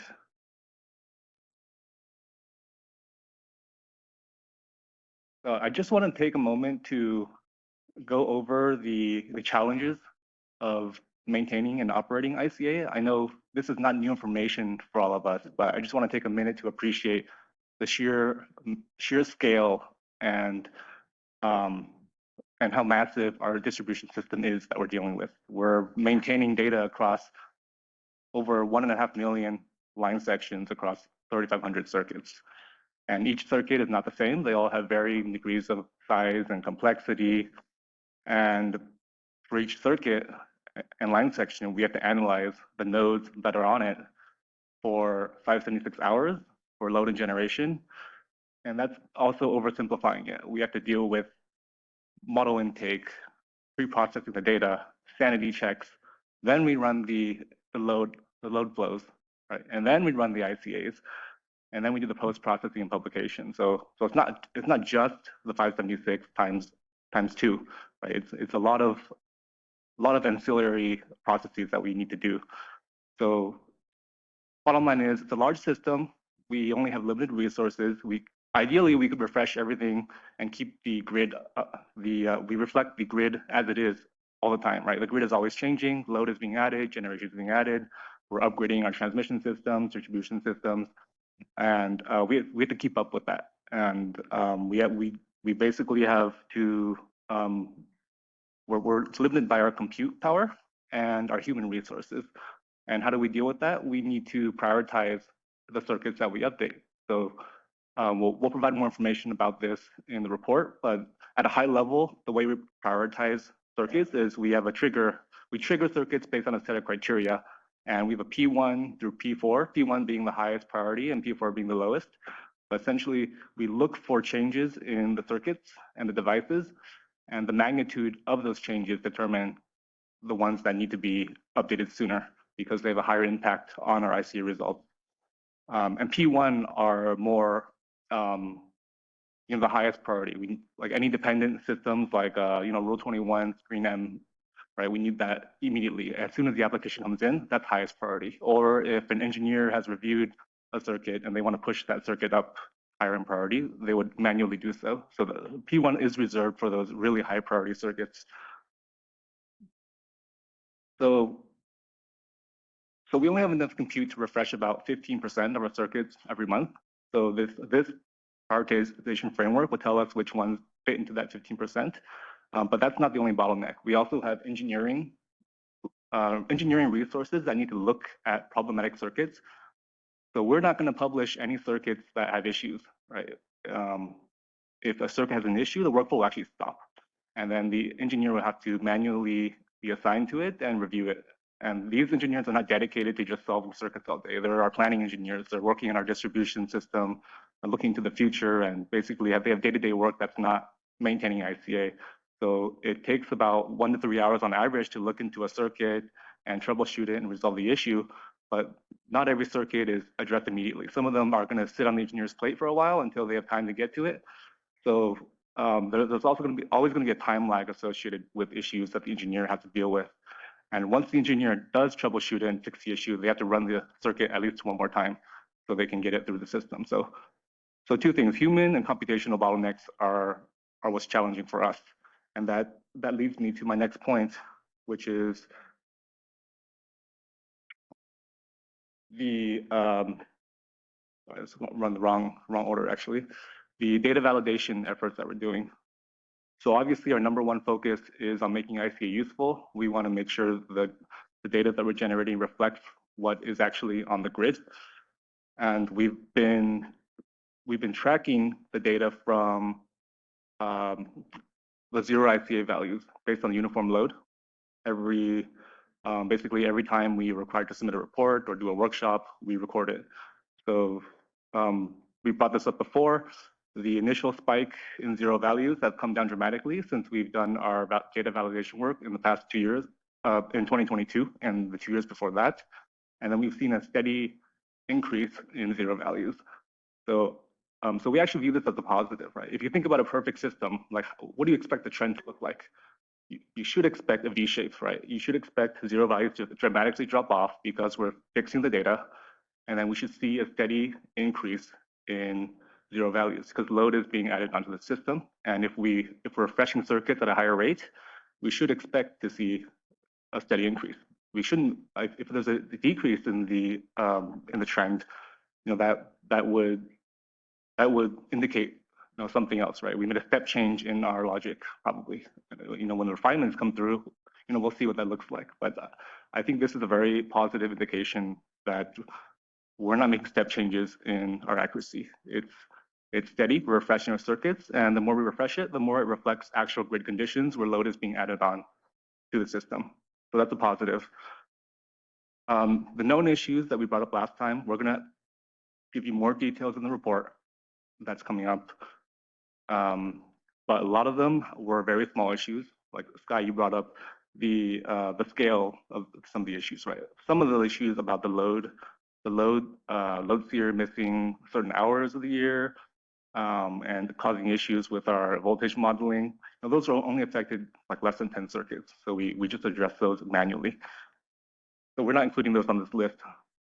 The majority of the circuits that are causing issues are the default equipment logic. And that's just due to the grid constantly changing. We're adding more equipment, we're changing the network configurations, and the equipment's not always up to date. And we're limited by the way the way they're updated. It's not going to be perfect, and we just need to implement automation to detect such issues. So automation meaning we look for the most common types of breakers and use that as the default. Like whenever we detect default equipment with an issue with the breaker, we would automatically assign it a very commonly used breaker in our system. So, and same with the conductors. How do we automatically look for the ampacity, make sure the ampacity is correct in our conductors? We have to look at the adjacent neighboring conductor because they're in series. So those have been implemented in the past quarter, these types of automation, and we're continuing to do so. A lot of the other issues are related to modeling voltage, and the last one we mentioned, the LTC, which is load tap changer modeling, right? We basically look at the loading on the transformer and determine voltage based on that between a high and low threshold. So that was kind of a band-aid, right? In our new platform, we're getting rid of this. We're getting direct voltage information from the source, from our databases, so we don't have to do this type of band-aid modeling. And same with circuit capability. Capability is being imported manually currently, and we're kind of at the mercy of how often it's being updated, and mistakes happen when things are manual. We're automating this now. We're taking it directly from a database in our new platform. Q generation. So all of our modeling depends on the data that gets ingested, including how much generation is going to be interconnected. That we mentioned issues with that last time because some projects don't belong in the queue, some were not included that do belong in the queue. So the issue comes from multiple platforms not tracking the data consistently. Sometimes data gets dropped between the platforms. So we're implementing logic, but we've already come up with a user story to fix this issue by checking the project information at each phase of the project across every platform. So to sum it up, we're actively addressing these issues, and at the same time, we're building a new platform. So it's challenging. We're doing maintenance and we're building at the same time, and I'll go into more detail about that in the next slide, in the next couple slides. Yeah, at the end will be great.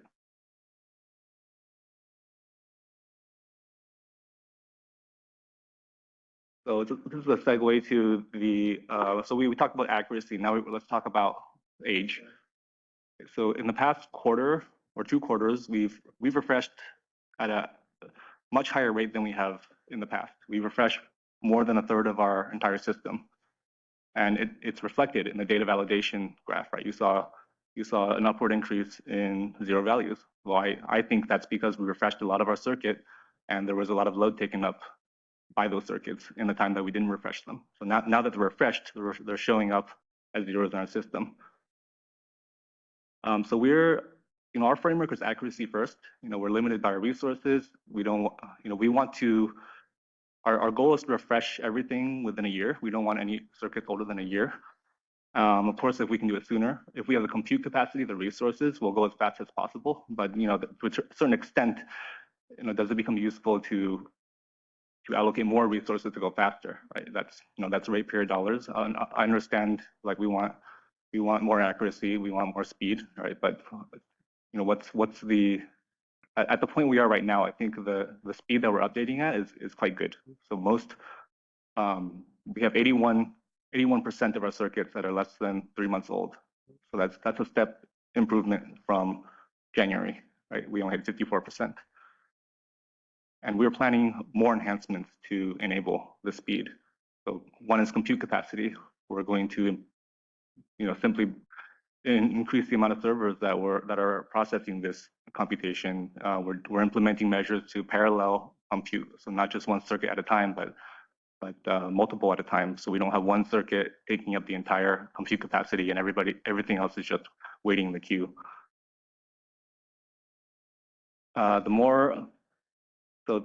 There's also the querying of the data that we ingest. So load seer, we have to query it for forecast data, for AMI data. And there's inefficiencies that we're addressing in the new platform where we can query them just once instead of multiple times. So similarly, there's logic that we're implementing that's automating identification of issues that are minor that don't need to be flagged for review. Like these are like pretty benign issues that are getting caught up in engineering review. They're flagged as an issue. Yes, there's an issue, but they're very minor issues that shouldn't prevent them from being published. So there's logic that detects these special cases and that reduces engineering review time. You have less on the engineer's plate to look at these circuits. Load equivalent profiles, basically we're modeling neighboring line sections and circuits that you don't need to run analysis on their entire downstream configuration. Basically, you can model them as a PQ equivalent, and that would be just fine representing what that neighboring circuit's capabilities are. So that saves compute power as well. So that's going to be implemented in the new platform. Yeah, and finally, more automation, less manual work. Anything that used to require CSV files, we have the opportunity to get rid of that process and look directly into the databases, which is one advantage of going with FAN directly in our new platform. So yeah, in that little graph there, you can see like the actual volume of applications or volume of circuits that were updated for each month. And now these months aren't perfect. They're not, it's not January 1st to January 31st, right? It's a portion of that time frame like in January. So there might be some imbalances in like that start and end date, but at a high level, that's the trend that we see. So we did do a lot of refresh work in the past quarter or two.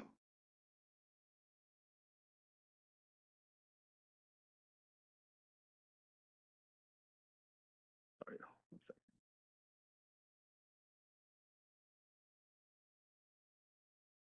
Just check if I missed anything.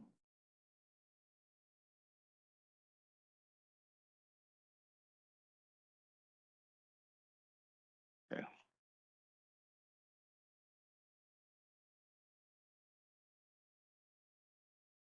Just give you, just to give you a picture of the work that we're doing in refinements. There's a lot of, it's not just building the new platform and implementing refinements. We have to make sure there's operational continuity. We need to keep generating compliant data. We need to keep the map up to date.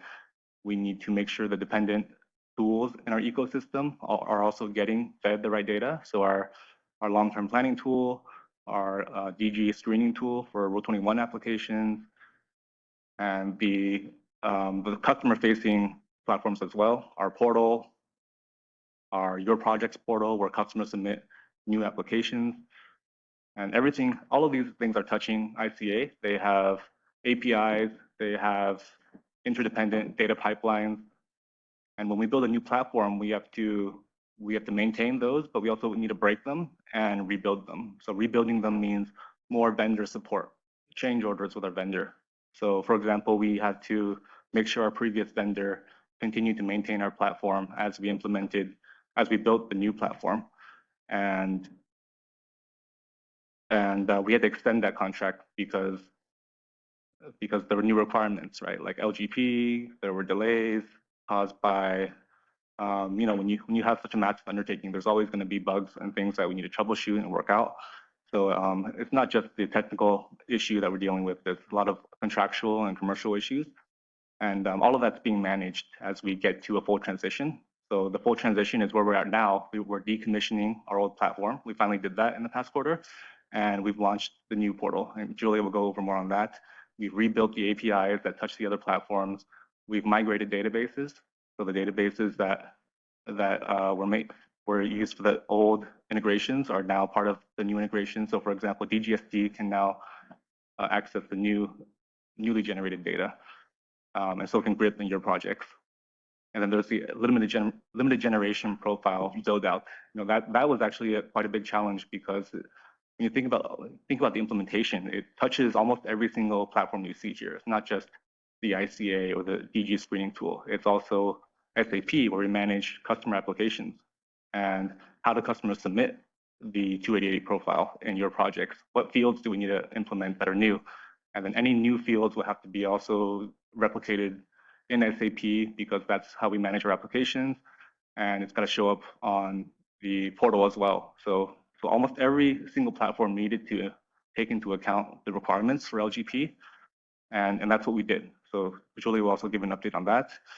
And what we're trying to get to is a complete network refresh with the new platform. So making sure every single circuit has been refreshed. And that's slated for end of year.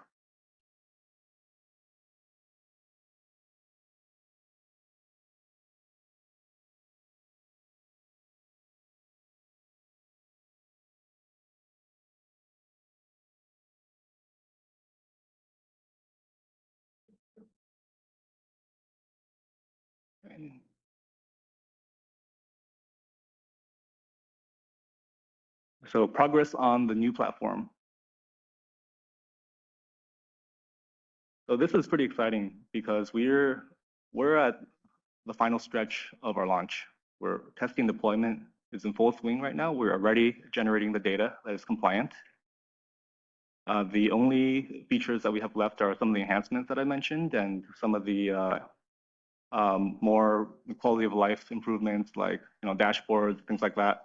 So those are still coming. We're continuing to troubleshoot the data, working through the bugs, and we plan to have a fully functional launch by end of this year, including all those functionalities and a complete network refresh. What we accomplished in the last quarter, like I mentioned, we decommissioned the old platform, we've migrated and transitioned the databases, we've rebuilt all the pipelines, we've launched LGP on GRIP. And yeah, we have a team of really great engineers. We're only maybe between seven and 8 engineers that are working on this full time. So we're moving as fast as we can. But like I said, we're also maintaining the existing platform. Yeah, we're dealing with issues that were coming up in the existing platform and fixing them. So the data validation work, we're trying to refresh more circuits. Everything's happening at once. We're basically flying a plane while we're building it. So just to point that out as we're going through this.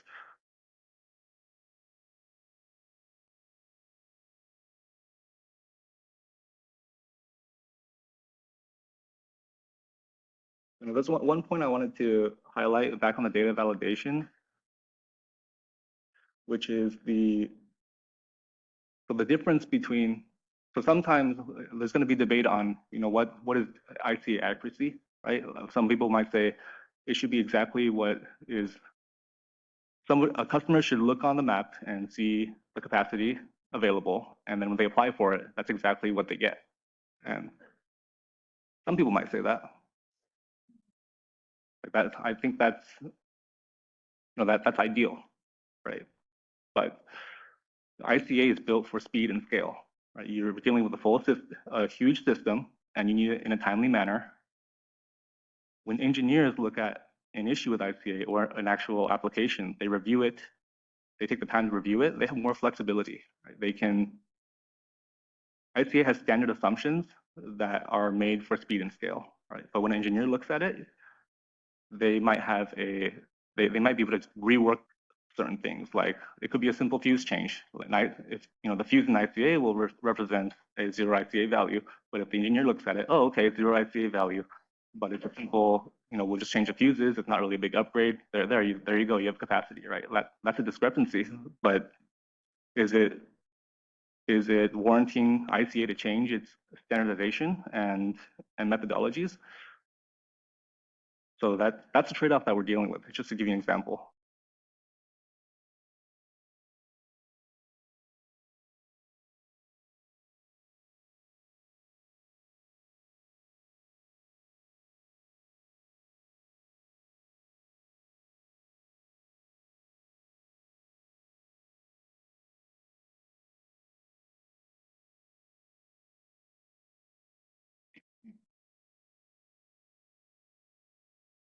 So I think I can pass it on to Julia, actually.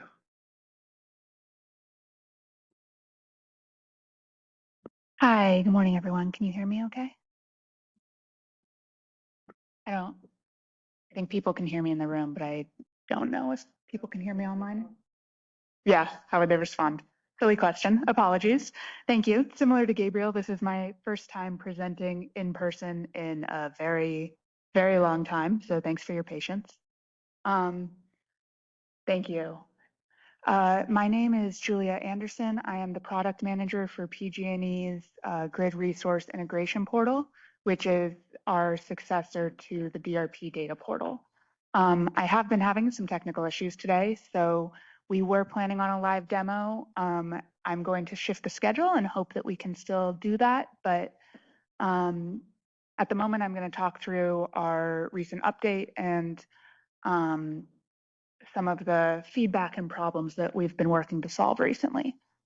So overall, 3 days ago, we had a major release on our grid resource integration portal. We launched the LGP data. So the limited generation profile data is now available on for access through the map interface on the data portal. And it is ready for the launch of the LGP process that is happening in the next week or two. So we're very excited about that. We worked incredibly hard to make it happen.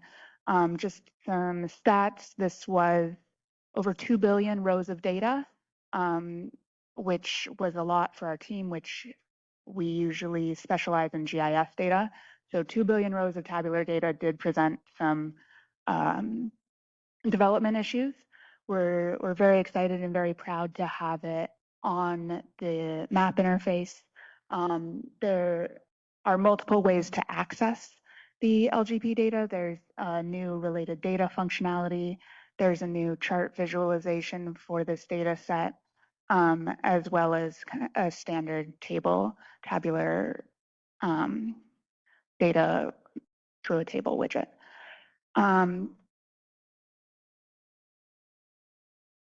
We've also enhanced, I see your comment, Sky. I'm not in the chat right now, so I'll ask you about it later. Thank you. Okay. Additionally, we've worked to enhance our user support. We did get some feedback that our user documentation was not sufficient, so we have updated our user guide. We added a data dictionary, and we have some more like tutorial documentation that is in progress at the moment, but not up yet.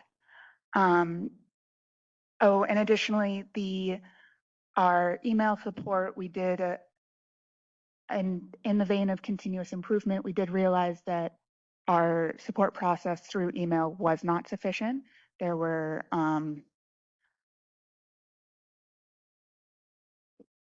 the consistency of response speed was not the way where we wanted it, so we improved that process. So if you have emailed us recently, you should be, and you email us again, it should be better. Can we go to the next slide? Thank you. So we have a couple of a small table of some of the bugs that we've experienced recently and feedback that we've gotten and how we have resolved that or responded to it. So a few months ago, there was a temporary outage on our platform. It was approximately 20 minutes of downtime. Because we are completely out of the box and on an ArcGIS hub platform, this was resolved without any work from our team, I guess. So in terms of efficiency, that was really efficient for us. We spent no money on that. So as I already mentioned, the next item is that the feedback was the user guide was not sufficient. We have worked to improve that. We did get additional feedback that it was tough to access some specific data sets. We've gotten this feedback from a couple of people, and for anyone interested, it was specifically relating to some plant capacity project data, as well as the feeder load profiles. And so we are working through this and trying to figure out enhancements that can make it easier to access the data sets. There is with previous user feedback, as you all know, we did combine 2 maps into one data portal now, and it is a lot of data in the same location. And yeah, so we have to work through that. That is ongoing. The next item is the response time to user emails. As mentioned, we have a new process and we're hoping that improves that issue. There was a bug about a month ago with the downloadable data, and it took us about 2 days to fix it. It was a relatively simple fix, but we're reporting on issues and how we responded. So that is fixed. And then we did get some feedback, people requesting the webinar video from the webinar that we hosted when we launched the data portal. We had paused that work because we had paused the work to publish that webinar video because it hadn't seemed like our users needed it. But because we got feedback that there was that somebody did want that video, we reinitiated the project to figure out how to make that video publicly available. And then this last item here, there was a bug this week that the export function wasn't working. It is now resolved yesterday morning. So the slide deck is now out of date. And I think that concludes. One moment, please. Am I good?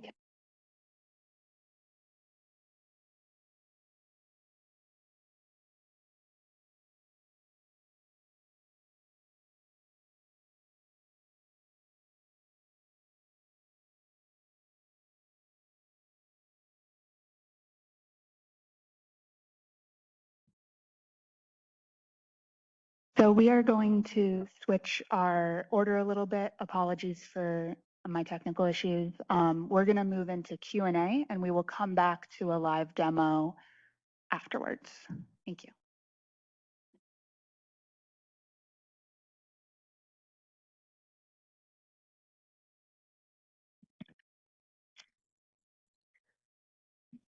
Should I go? Raymond or Gabe?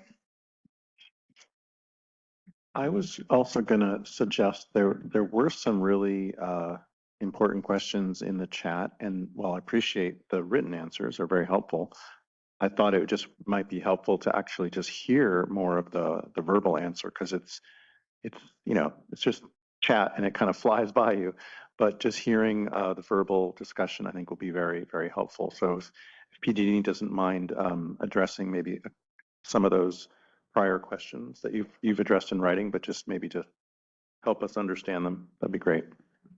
I think the main question I saw was the monthly update requirements. So just to be clear, when I say 12 months, I mean we want to make sure the entire system's at least up to date by 12 months. But we're publishing and updating circuits every single month to the best of our ability with the resources and constraints that we have. So we have to prioritize which circuits get published based on our constraints. And we follow that prioritization matrix that I went over. That's what I have questions about. Should we go with that? Sure. Great. Can we go back couple slides, Raymond? To the slide that starts with ICA operations and maintenance challenges. Great. So, so what I understand is that PG&E is updating they are publishing new results on a monthly basis. And their goal is to make sure that no circuit is more than 12 months out of date, which is a long time. But you are not committing to, at any point, actually get to the goal of updating circuits, every circuit that triggers the need for an update on a monthly basis. And I understand, and you've spent some time here explaining all of your challenges. But at the very bottom of this slide, it says, without increasing resources cost, PG&E can refresh about 15% of circuits on average every month. So I have a number of pretty granular questions about how you guys are doing this, so bear with me. First of all, you flagged in the bottom right there some particular issues, and I asked this last time, it hasn't happened.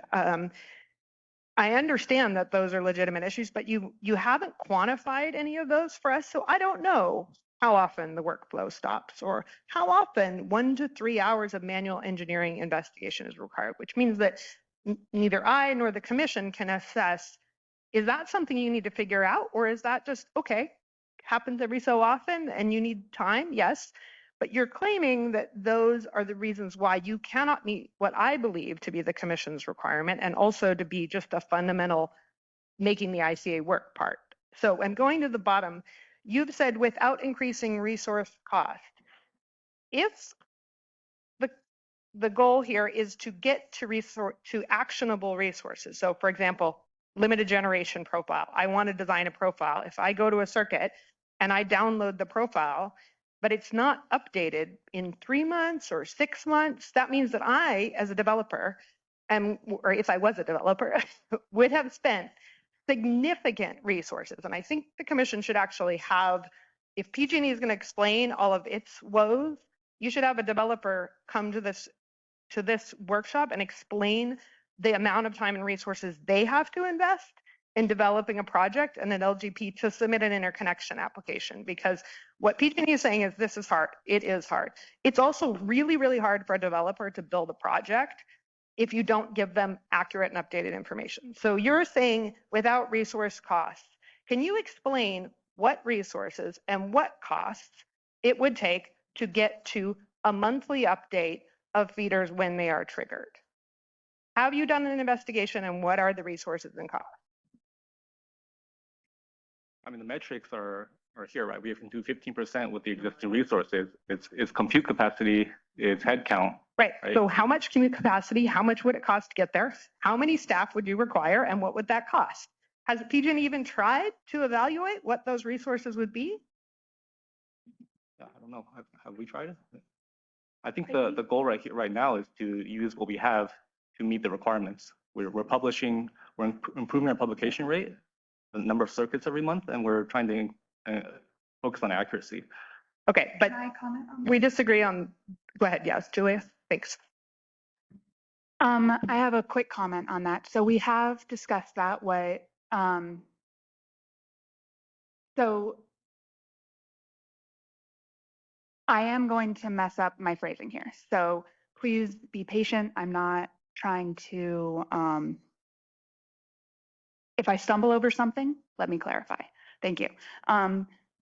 So we have looked into what it would take to kind of have enough resources to every single time a circuit changes a little bit or enough to trigger a cycle, publish or complete the ICA runs really, really rapidly.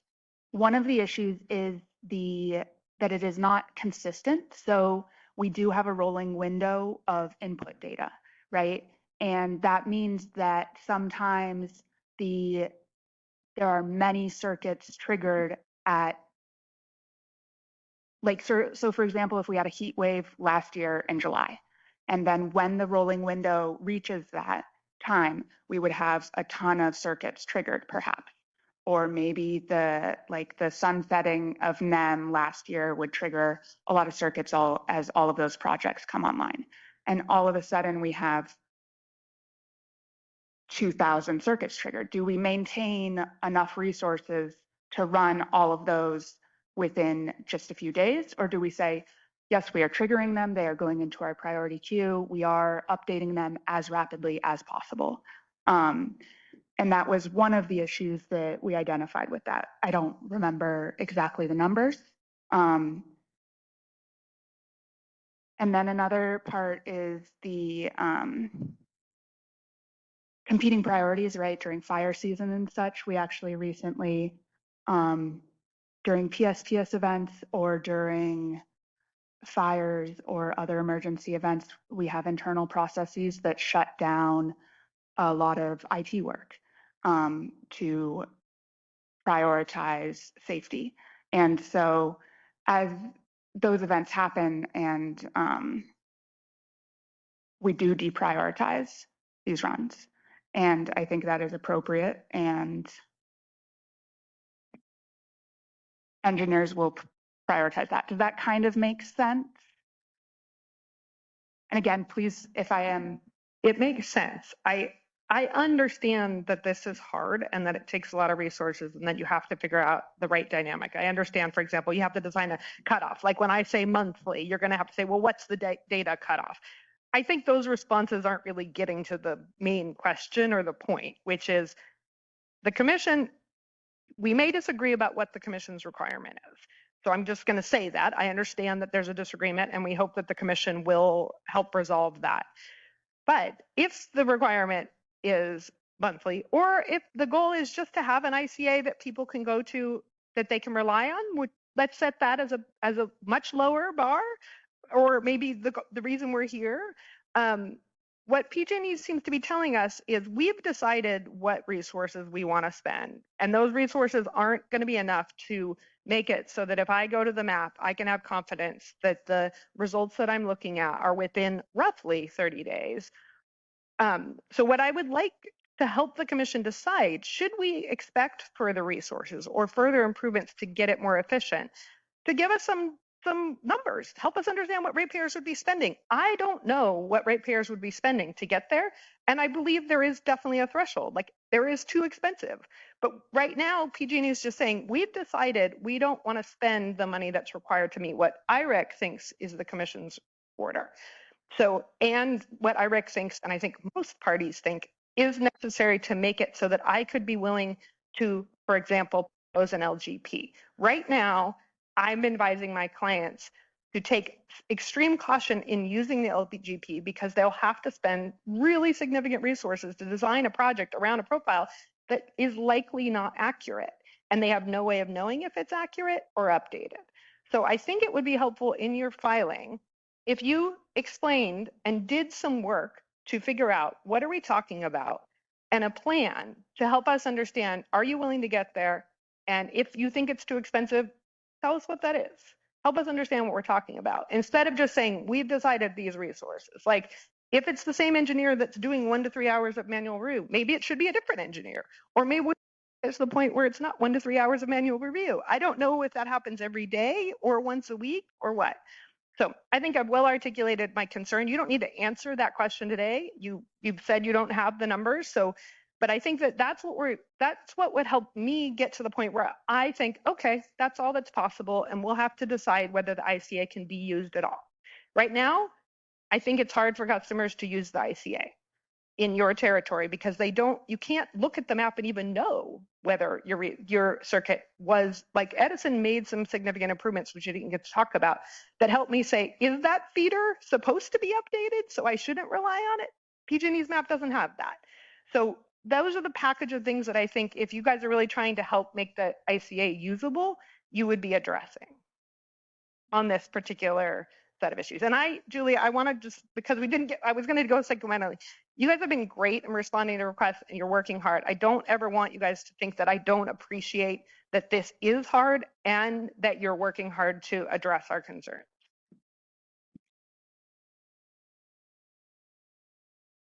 Before we go to the next Q&A, thank you. That makes a lot of sense. I do also want to commend Edison for some of the improvements they just made. I think we are going to steal some of those. So yes, thank you. All right, I think it's a good time to go to an online question from Anthony. Anthony, you should have a request to unmute. Thanks, Raymond. I will say that I raised my arm, my hand a little bit earlier, and a lot of what I'm gonna say might a little bit echo what IREC was speaking of, but I do have a different kind of question at the end. But basically, also regarding the refresh data issue, from what we see, when utilities don't update the ICA results, as ordered, customers receive inaccurate data and viable projects may be wrongly screened out or may not even use the ICA because of how IREC described it as not being able to rely that this data is accurate and recent. So the Commission's goal with these workshops includes resolving known issues. What we need, I think, is to define expectations so we can actually hold utilities to expectations that we all agree upon. So instead of debating how the Commission decision is interpreted, what we need is some intervention from the Commission or ED, either within this workshop or following it, clarifying clearly the intent behind the decision that is probably about 5 years old now, and setting the record straight on what actually the expectation behind refresh rates is without leaving room for misinterpretation of that order.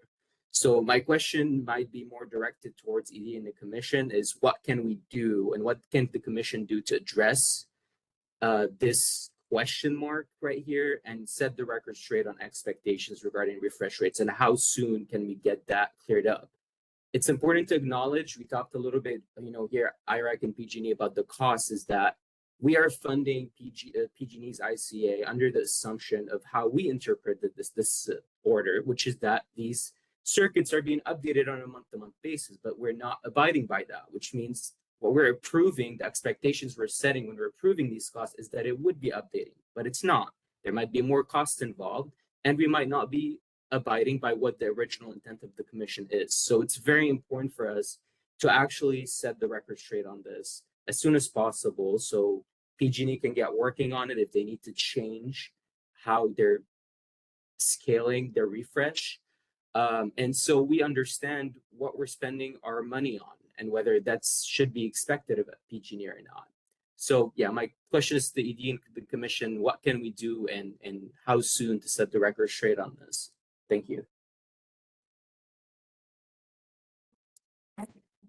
Thanks for that question. This is Gabe with the Energy Division. So I think a major, takeaway from this workshop is the need to get a estimate of the cost and resources from PG&E about what it would take to go from a 15% average monthly refresh to 100%, but also levels in between, because we may find that there's some level of refresh that you get the greatest benefit from short of 100 if there's good reason. But I think understanding the resources that it would take would be really, really helpful to this process so that we can really make the call on, are we going to ask you to increase those resources to achieve that outcome?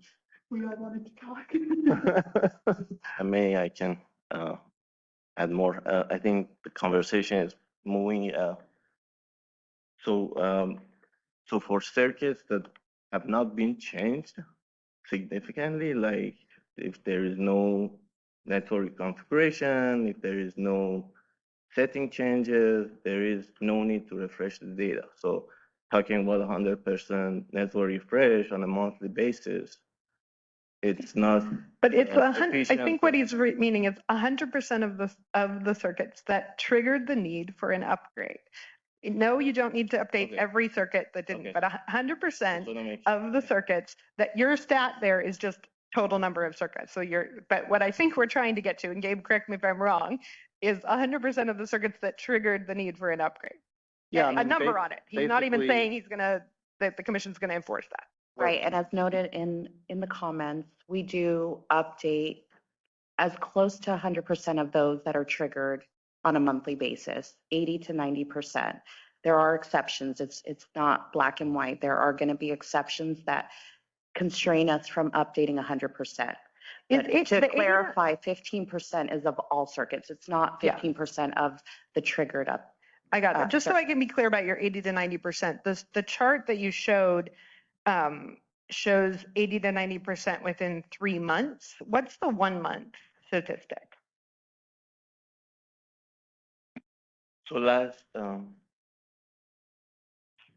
month is kind of 89% not 1% minus 54. So we updated around 27% of our results. That the bottom it says less than 3 months on that. So that's what I'm asking. You're quoting a number that's less than 3 months, not less than or 1 month, right?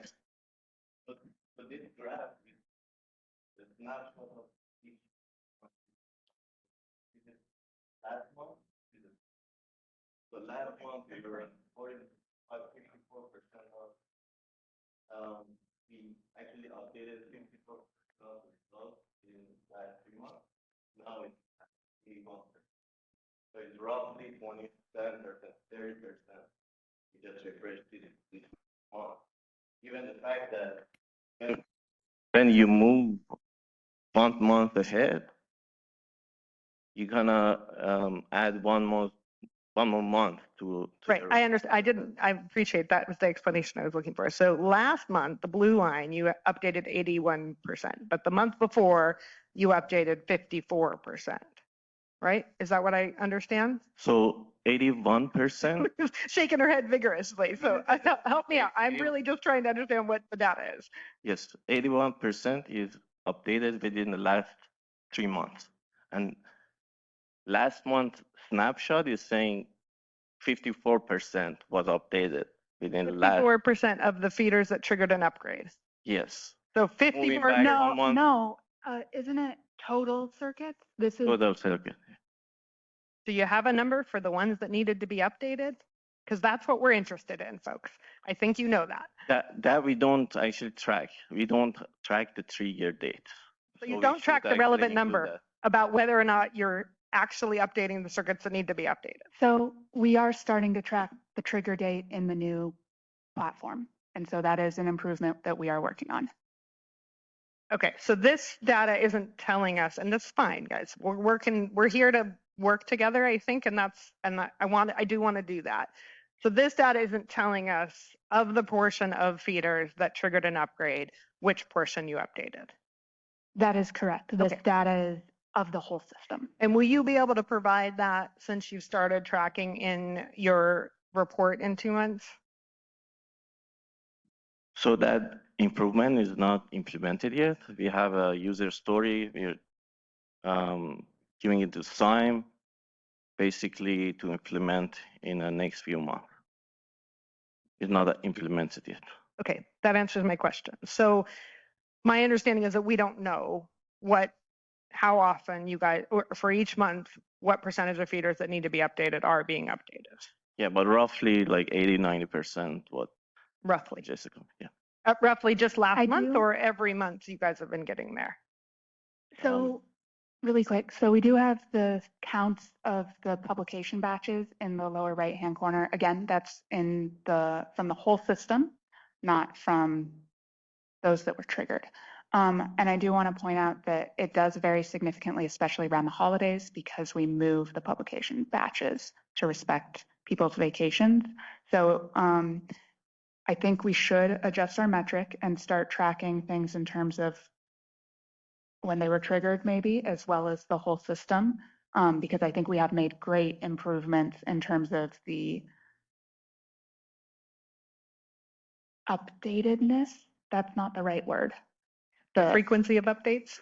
The frequency that circuits that triggered an upgrade need to be updated or are updated? No, the majority of our circuits are now much more up to date, have been published much more recently, right?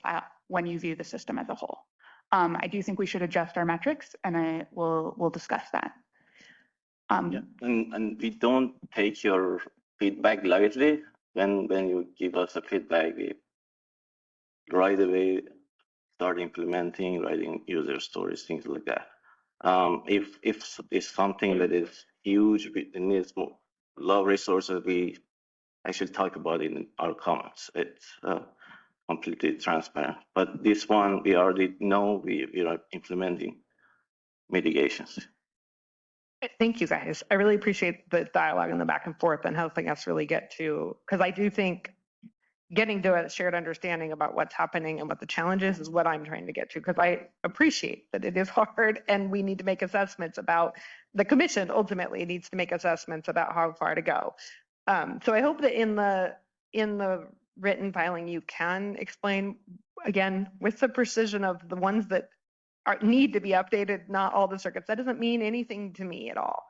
And it doesn't mean anything to the user who wants to know if they can use the results. And that's really what we're trying to do here, is to get to the point where for Rule 21 projects, like, you're supposed to be able to look at the map and get screened on the result you're seeing within a month time frame. And so, and the month is not what we wanted ultimately, but I totally understand we're not going past that right now. So, okay, so those are my questions, really boiled down about, I still think we're not there.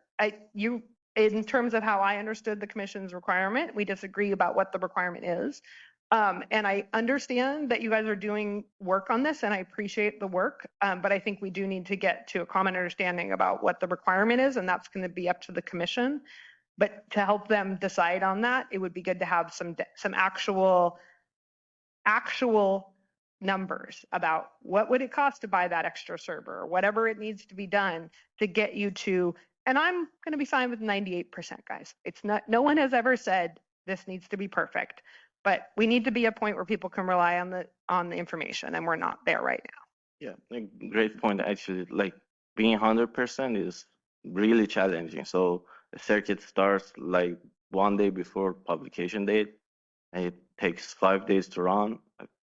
We can't promise we can publish it, right? So there are edge cases we should always consider. Thank you. So I was chatting with Raymond, who is an engineer, and I was going to ask Raymond if you don't mind sort of giving your interpretation of the graph and what your takeaway from this discussion is, because I used the wrong term when I said 100%, because that's not the right term. So I think I need a little bit of engineering translation. Yeah, so it's been discussed and thrown around, but just for anyone listening, some additional clarity. It appears that the graph we're looking at is the circuit publication age for the entire system. But what is really of interest here is what % of circuits that trigger an update are refreshed within 1 month. Circuits that are not triggered and requiring a refresh do not need to be updated within the month, but if there is a trigger, it must be updated within a month is the current ruling. And so as noted, that will be tracked moving forward, I believe, how many circuits trigger updates and what % can be refreshed.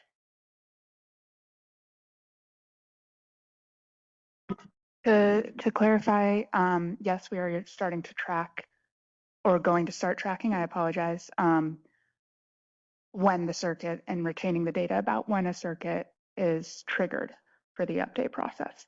However, I do want to clarify really quick that our reading of the ruling is that we are required to publish updated ICA data on a monthly basis.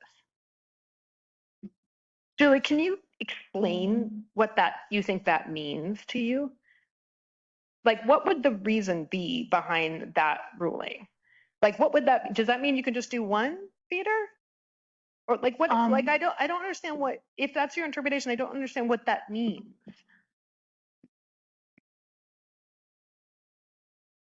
Why would the commission have told you to publish monthly? It doesn't, who cares if it's not, if you're only publishing 1 feeder or 2 feeders, but there are 100 feeders out of date? I don't understand what the purpose of the requirement would have been. I don't know how to. I think we're in agreement that the language in the decision states triggered circuits should be updated on a monthly basis. I think what we're saying is there are exceptions that prevent us from being able to do that at 100%. And we're striving to make improvements to get to as close to 100% as we can. And I think we're okay. That's great. That is, we are no longer in disagreement about what the ruling required. That's huge. And I can work on the exceptions. I don't think the ruling identified exceptions, but you guys have them, and that's a practical thing to get to. But debating, as your lawyer said, whether or not the commission required that has been the response to most of my data requests to date. So I'm glad we got that clarity. I hope your lawyers will back you up on that ultimately.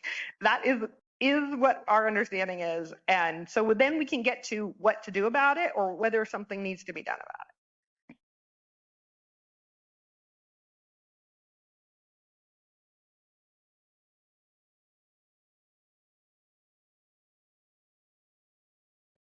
Yeah, I believe there was a question in the chat from Brian that did not get a response. Brian, would you like to raise your hand so that you can ask your question aloud?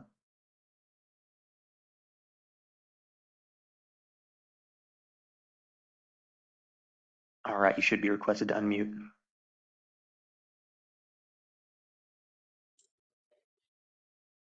Thank you for recognizing that. And I'm trying to remember when I asked, going back through that.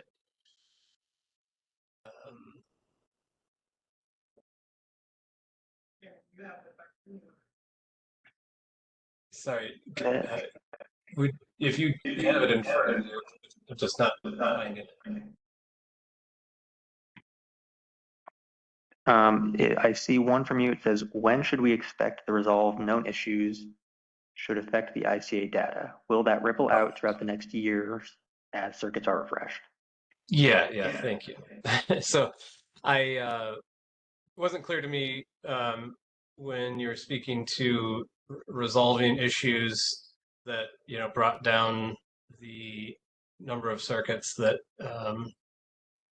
that have basically zero hosting capacity, that those resolutions have already taken effect in the current data that's displayed, or has it taken effect since a certain date and only up to the feeders that may have been rerun up till now, and that we would expect that those resolutions would kind of be applied on a feeder by feeder basis rolling forward.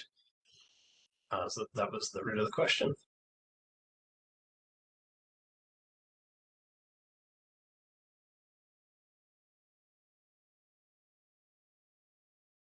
So Brian, do you mind actually repeating the question? I didn't get the question basically.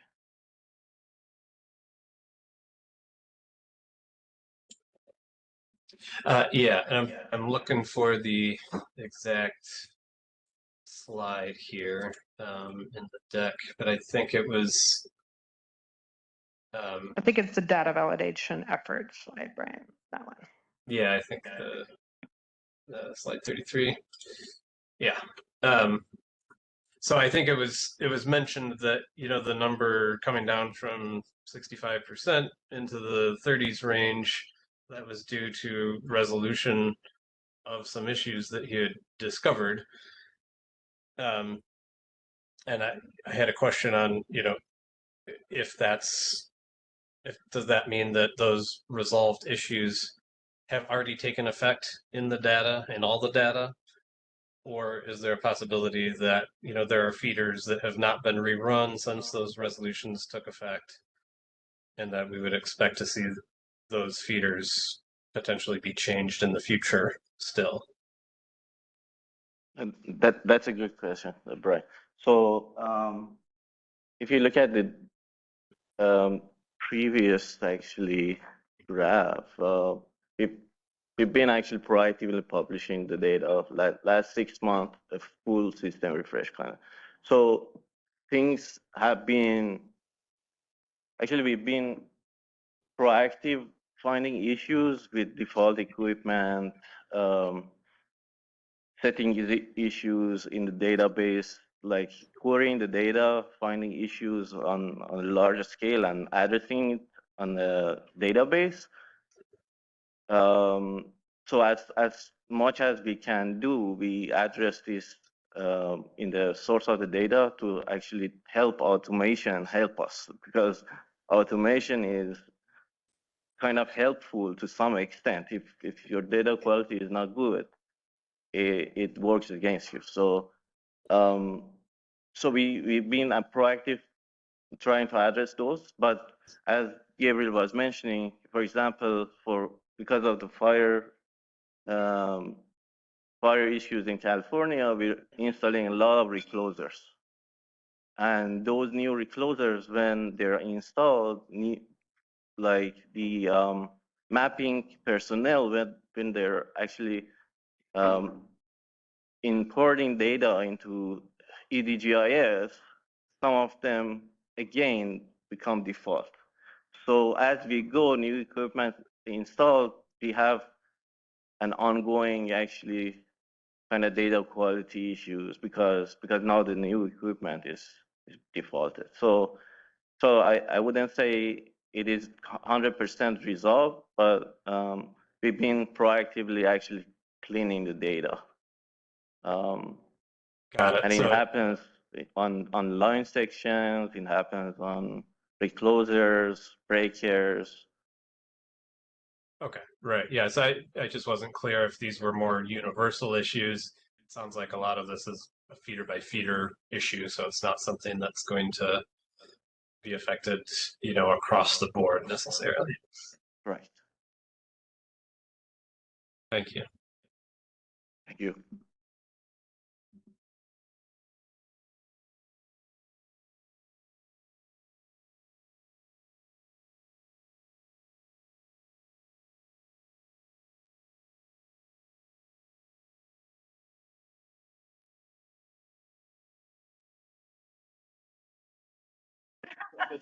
Hi, everyone. Okay, can we go to the data validation effort slide again, Raymond? So I wanted to go to the specifics of the 0 ICA values, which, as you guys know, you made a huge leap forward from the initial problem, and you were noting that it's rising, however. And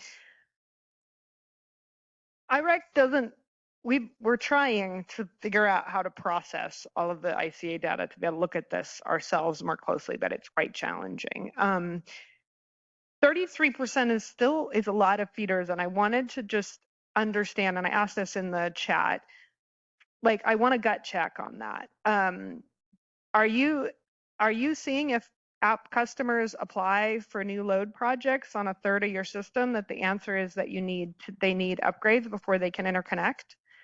Have you done anything to sort of gut check around that? Because that's a pretty astonishing figure, and I disagree with the idea that it's a good thing that this is climbing. I understand the modeling reasoning and agree with that, but I actually think that the utility has an obligation to make sure there's capacity on its system. So I do find this a little alarming.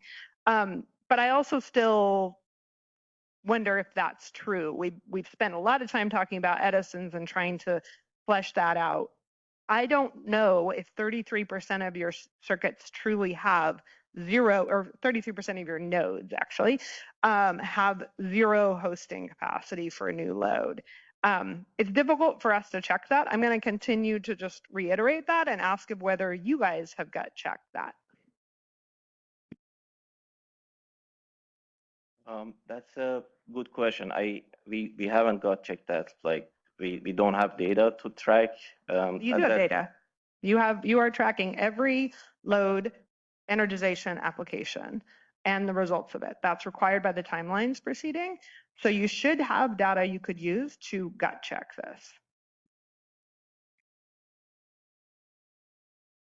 Commission's required an enormous amount of data from you guys in the EV proceeding that could, and that's just EVs, but that could be used to gut check this situation. It's EV, right? It's just EVs. Okay. But it is, they're all over the state. We actually reported that in our previous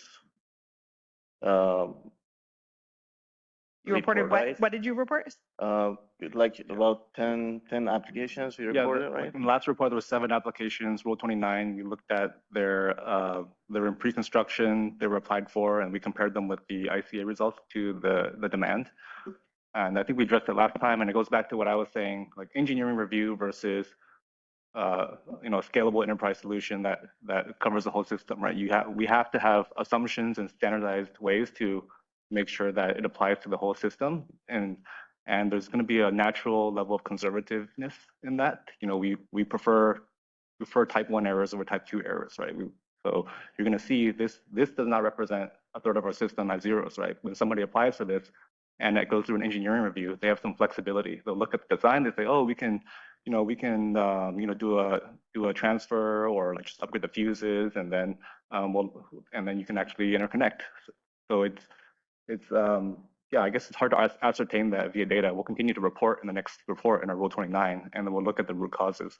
But that's essentially basically the root cause of why you see some discrepancies. Yeah, that's actually a helpful answer. But I still think you guys could try to say, is this telling customers what you really are hoping to tell them? Because this number and that answer is, and I agree with that answer, I understand that answer fully, that like you have to have the idea is it doesn't look at all the issues on the system, et cetera, and you guys might be able to, I'm going to say tweak, which I know is not an engineering term, things to allow a customer to connect. We want you to do that. But also customers want to know, can I look at the ICA? And let's just say the first thing you have to do is get site control. Just appreciate the cost associated with getting site control and what it takes for customers to do that if you're trying to install a EV charging station. This is the place they need to go to do that. So I'm trying to make sure we're not sending people away from sites that have capacity. And there may not be a perfect way to answer that question, but 33% seems very high. So I suggest basically we track this starting with our use case, because then we'll have the system to start tracking all those applications, not only EV, all type of application. We're gonna track the dates, submission dates, ICA values at time of interconnection application, and then also a pass or fail flag. And then at the same time, we're gonna have the ICA refinements basically implemented, because as Gabriel was mentioning, distribution engineers, when look at this application, they use planning actually assumptions. They look forward. They don't use historical ICA information.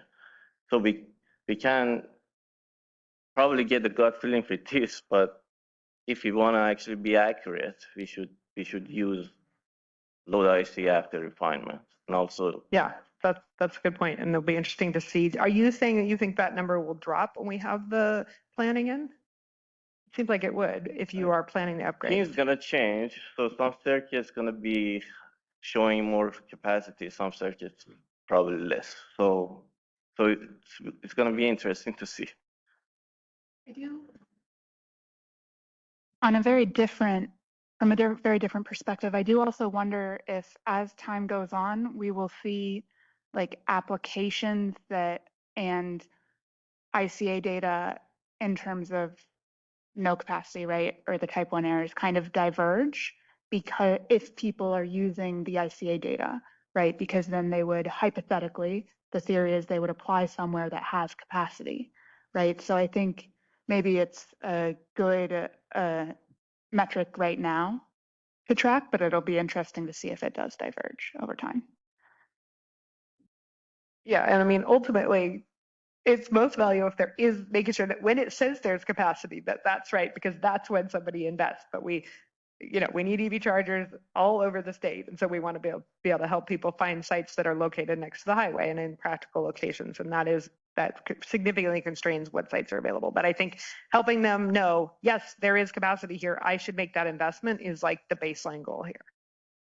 I do, Sky, you've mentioned a couple of times the costs that developers bear when they are developing a new project, when they're getting site control, et cetera. I was wondering if you had ballpark numbers for how that plays out over the whole development process, just for like comparison purposes, right? You mentioned comparing if PG&E invests this much money versus the developers have to, for each project, invest that huge amount of money. I just don't know. I'm just not in that area, right? Yeah, I'm not the person to give you numbers directly, although we certainly have stakeholders who are representing those industries, and if the commission engaged with them, they could provide you. The numbers I have heard are like $100,000 to put together an application. So depends. Again, depends if we're talking about a really big project or small project. But we could probably get developers to help us understand. I think some of that has been provided in the EV timelines proceeding. Okay. But it's not small. It's like, yeah, in the tens to hundreds of thousands of Absolutely. dollars. Yeah, and it's definitely scaled for different Yeah. companies and different site types. Okay, thank you.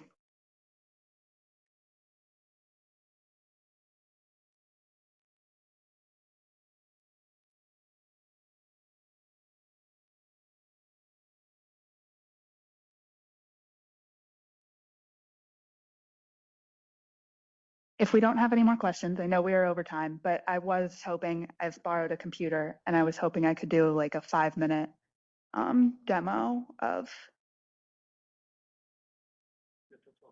Oh, we have till 12:30. Oh, awesome. Can we go for that then? Okay, I am going to thank you everybody for your patience with my technical issues. I'm going to try to share my screen. Keep your fingers crossed.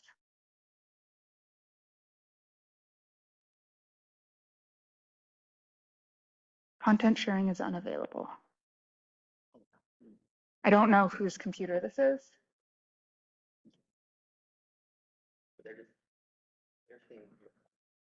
Okay. So it's not letting me, it says the host or co-host has not allowed you to share content.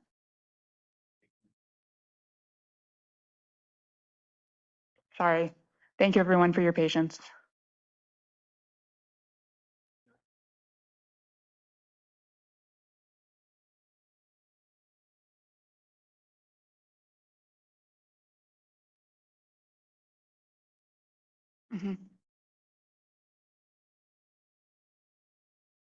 Okay, I got a notification that I'm now allowed to share. Let's see if I can make it happen. Oh.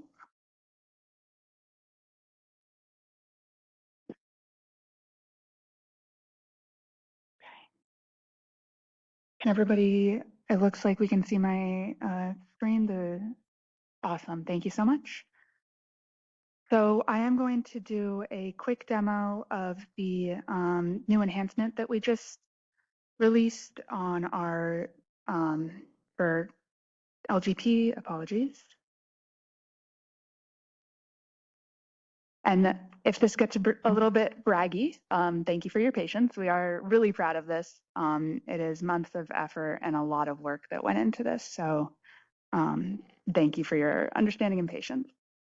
So feel free to follow along if you'd like. This is our PG&E's grid resource integration portal. And with this week, we released our functionality to support the LGP enhancements. So I'm just gonna fly through this. Overall, this data set is like over 2 billion rows, and we are very, very excited to have it available on the map interface. There are multiple ways to access this data. So we're looking at our ICA lines right now. You can see some of the lines are red, some are green. Overall, we should look at generation. Overall, using basic stoplight coloring, red means there is 0 hosting capacity on that line. Dark green means there's over 2 megawatts of capacity to add additional load on that line. So I was just telling you we've added the LGP data, so there's a number of ways to access it. You can access the limited generation profile data, the hourly ICA results through the main pop-up. They are all here for every line section, but the more fun part, and I like visualizations, you can access it in a chart widget now as well.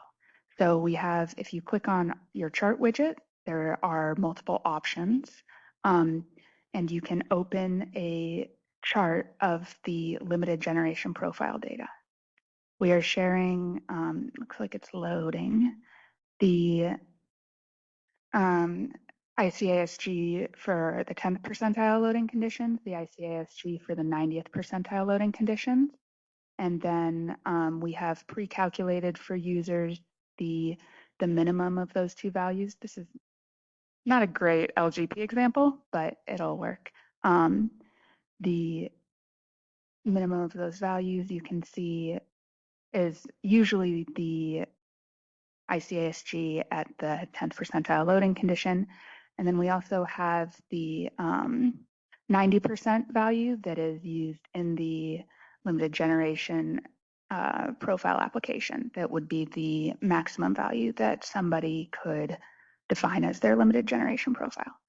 So this is all visible on the map interface, which we think will be really helpful and allow people to compare different locations more easily.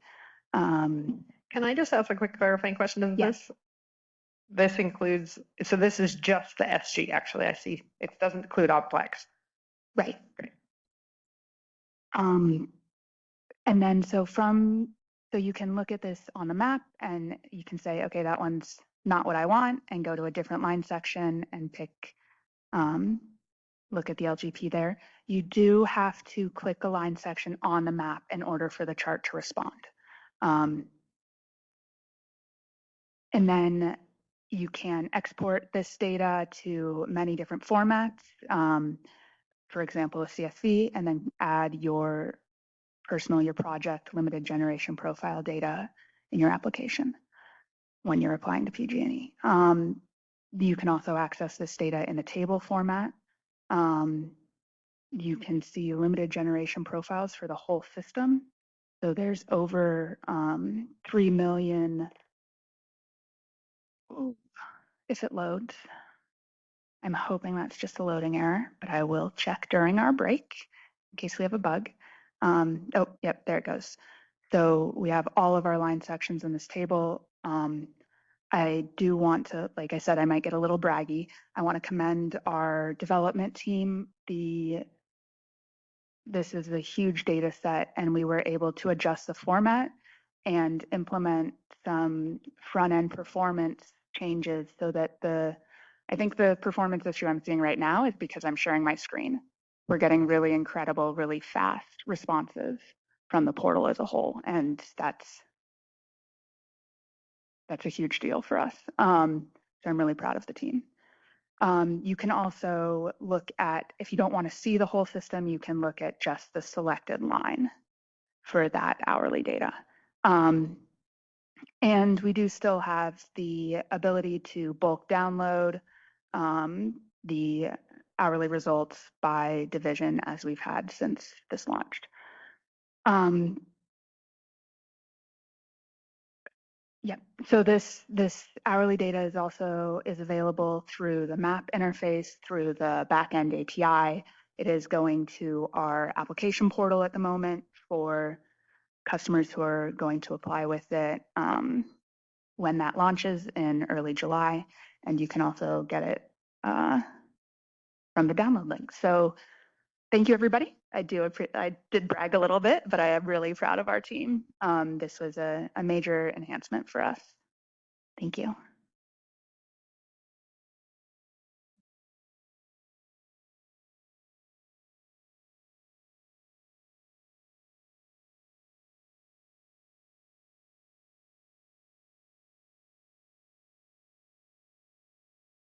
All right, well, thank you for that demo. Are there any questions that popped up in the meantime? We're 5 minutes away from our lunch window. So if there are no questions, perhaps we can break a little early.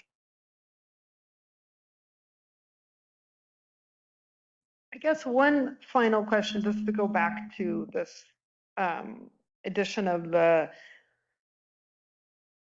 planned, my brain is running out of words, load refinements. That can you just refresh us on when the date is for that?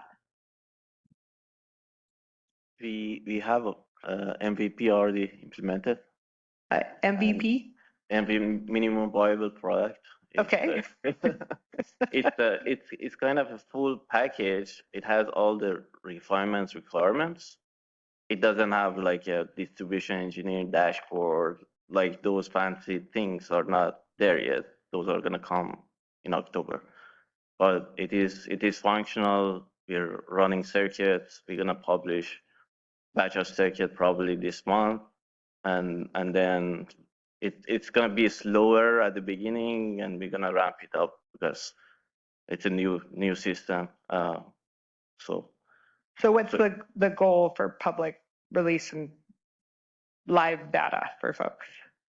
So we're gonna publish June or July. We're gonna start publishing. That's a real go live. So hopefully very soon, like in the next few days. And rolling out over the year. We're expecting to finish. So as you like update the refine circuit data Expect for to the whole finish year. all like the full system refresh by the end of the year. That's our goal. Okay, thanks for the update.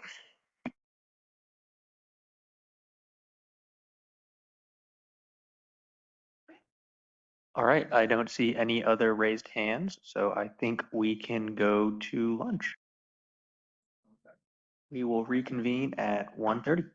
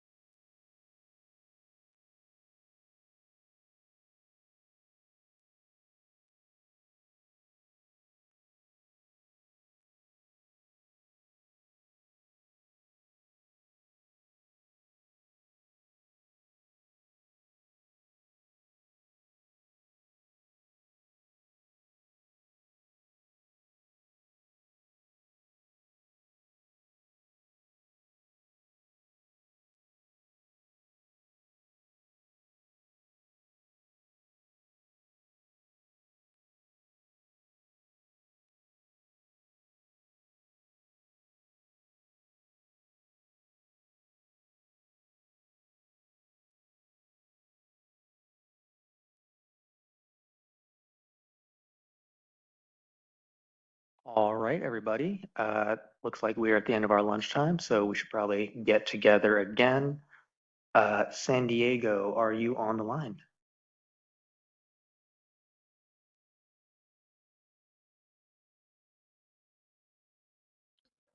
We are here. Can you see me or hear me? We can hear you. Oh wait, is my video flashing or is just my user error on my part? Could you repeat that question?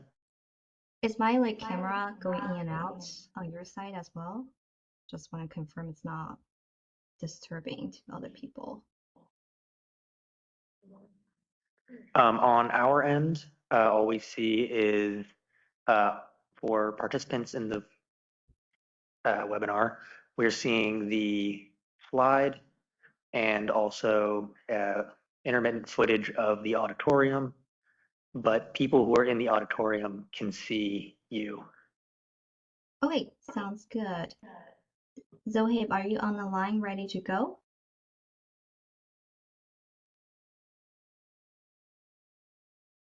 Yes, I'm here.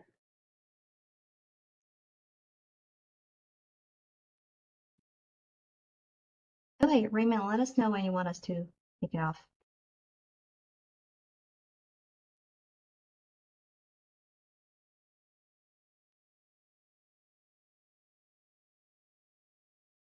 Give us 1 second. We're trying to figure out some technical issues on this side. There we go.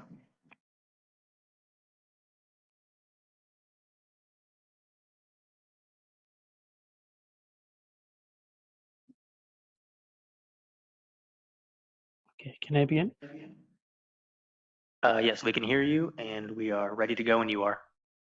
Awesome, perfect. Hi everyone, my name is Zohaib Atik. I'm an engineer here at SDG&E. I'm part of our ICA and distribution interconnection teams, and I'm looking forward to starting off our presentation today. Next slide, please.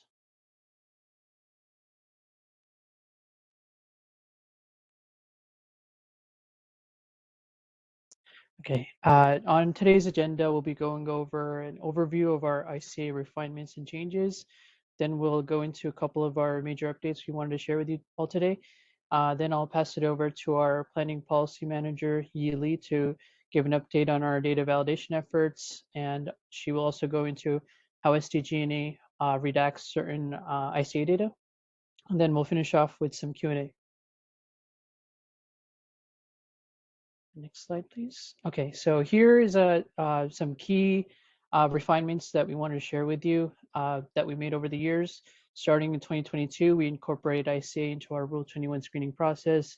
In 2024, we further refined our screening process to include the use of ICA results in our on interconnections on 1515 circuits. This past March, on March 21st, we made the update to remove the login requirement for our data portal. And moving on to the bottom here, here's where we have some of our major updates that we wanted to share, and that I'll go into a little bit further in the next couple of slides. The first one was in March of this past year, where we updated our ICA results to model future in-service projects. And then coming up in July, how we're going to use ICA results to create LGP values. Our goal at SDG&E is to continuously refine our ICA process and continue our data validation efforts and enhance user experience. Next slide, please. Okay, going into a little bit more detail in our load ICA refinement updates. So this change was completed in this past March. So our ICA results now reflect distribution system upgrades scheduled to be in service within 1 year. That includes things like reconductoring or capacity jobs, as well as planned network reconfigurations such as permanent load transfers. Over here at the bottom, this is from our load ICA refinement plan, where it shows our kind of timeline. And with these changes that we've made in March, we've now completed the objectives we set out in that load ICA refinement plan. Next slide, please. So moving on to Gen ICA, we wanted to share an update regarding LGP. So starting next month, customers will be able to go into our ICA data portal and select on an ICA segment, and they'll be able to, for that segment, download an LGP template with results and this template will have 3 LGP profiles in a CSV format, and we'll also be updating our ICA user guide to show customers where they can go and download this LGP file. And over here at the bottom, we just have a mock-up of how that would look like, where you can go into our data portal, select a segment, and a pop-up will show up where then you can download the LGP results. And next slide, please.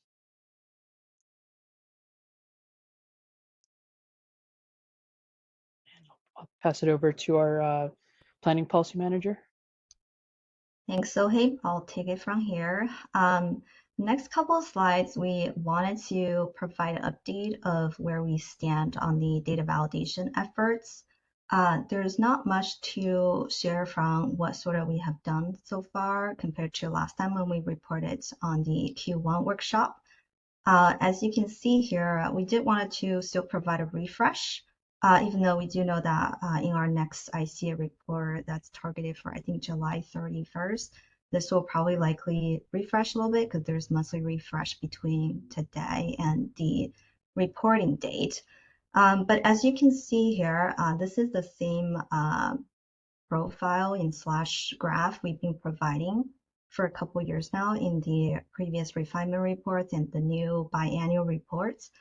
This is the nodal level analysis, or also referred to as the segment level results of distribution when it comes to showing like how many nodal has limiting value showing 0 kW all the way to like the above 5,000 kW range. So at this point, we have pretty much down like our system, finished our system-wide data validation. So we do have standard QA/QC process in every monthly update where we still continue to look at the results. If there are any zeros, investigate if the 0 is valid or there needs to be modeling changes, adjustment made to change that. So that's a continued process, and I do expect these values to fluctuate from every month in every report that we share. But here's just a snippet of what that looks like as of last monthly refresh, which is May the 31st, 2025. So moving on to the next slide, please. So we provided this last time as well. Just we find it helpful to provide a bit more circular overview. Because when we get a lot of questions about, how do your IC results compare to GNA data, or how are you adjusting like some of the distribution upgrades projects that you're identifying based on the results, or how does that happen in your distribution planning process?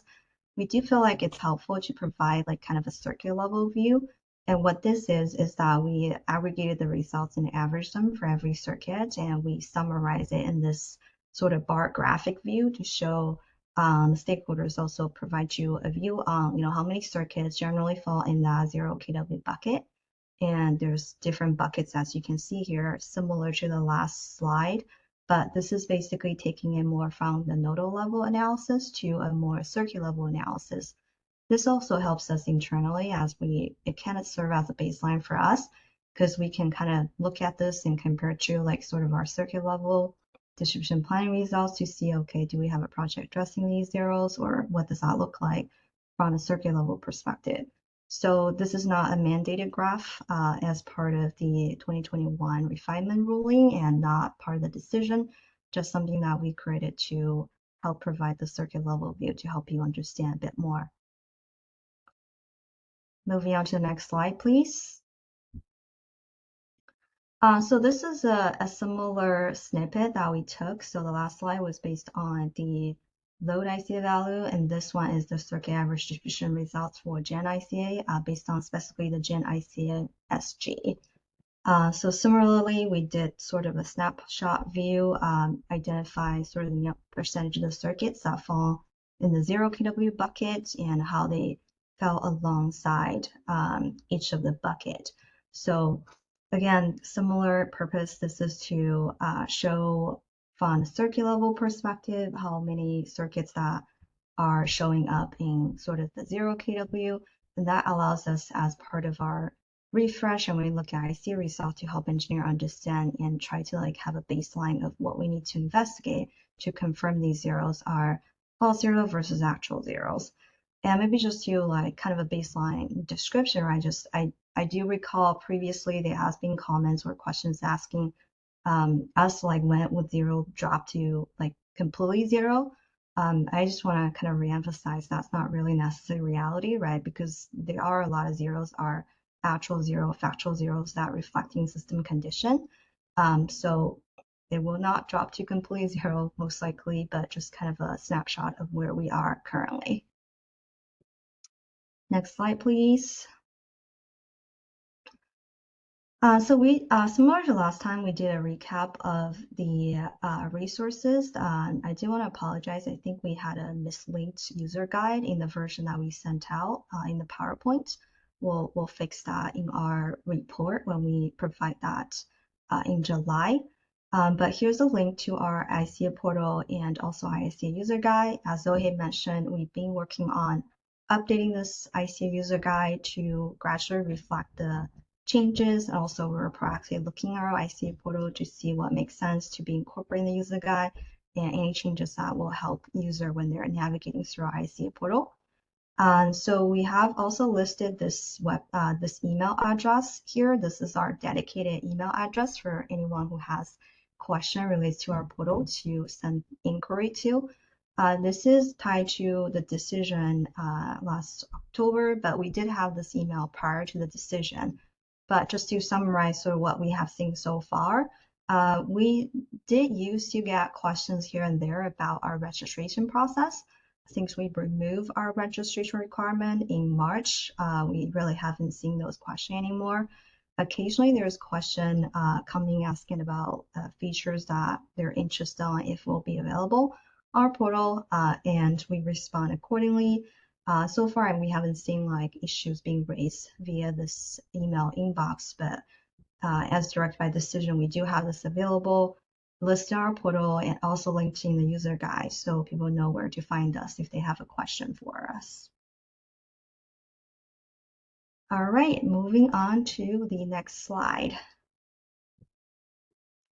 All right, so this is where we transition to a bit of sort of a mini Q&A session. I guess we did get some stakeholder feedback and suggestions to cover our ICA data redaction policy and regulatory background for that at this workshop. So the next few slides, my goal is to just walk through some of the decisions and rulings that has been issued so far related to data redaction and walk you through how we interpret those ruling and decision, and how do we currently redact ICA results on our ICA data portal, and address any question you may have.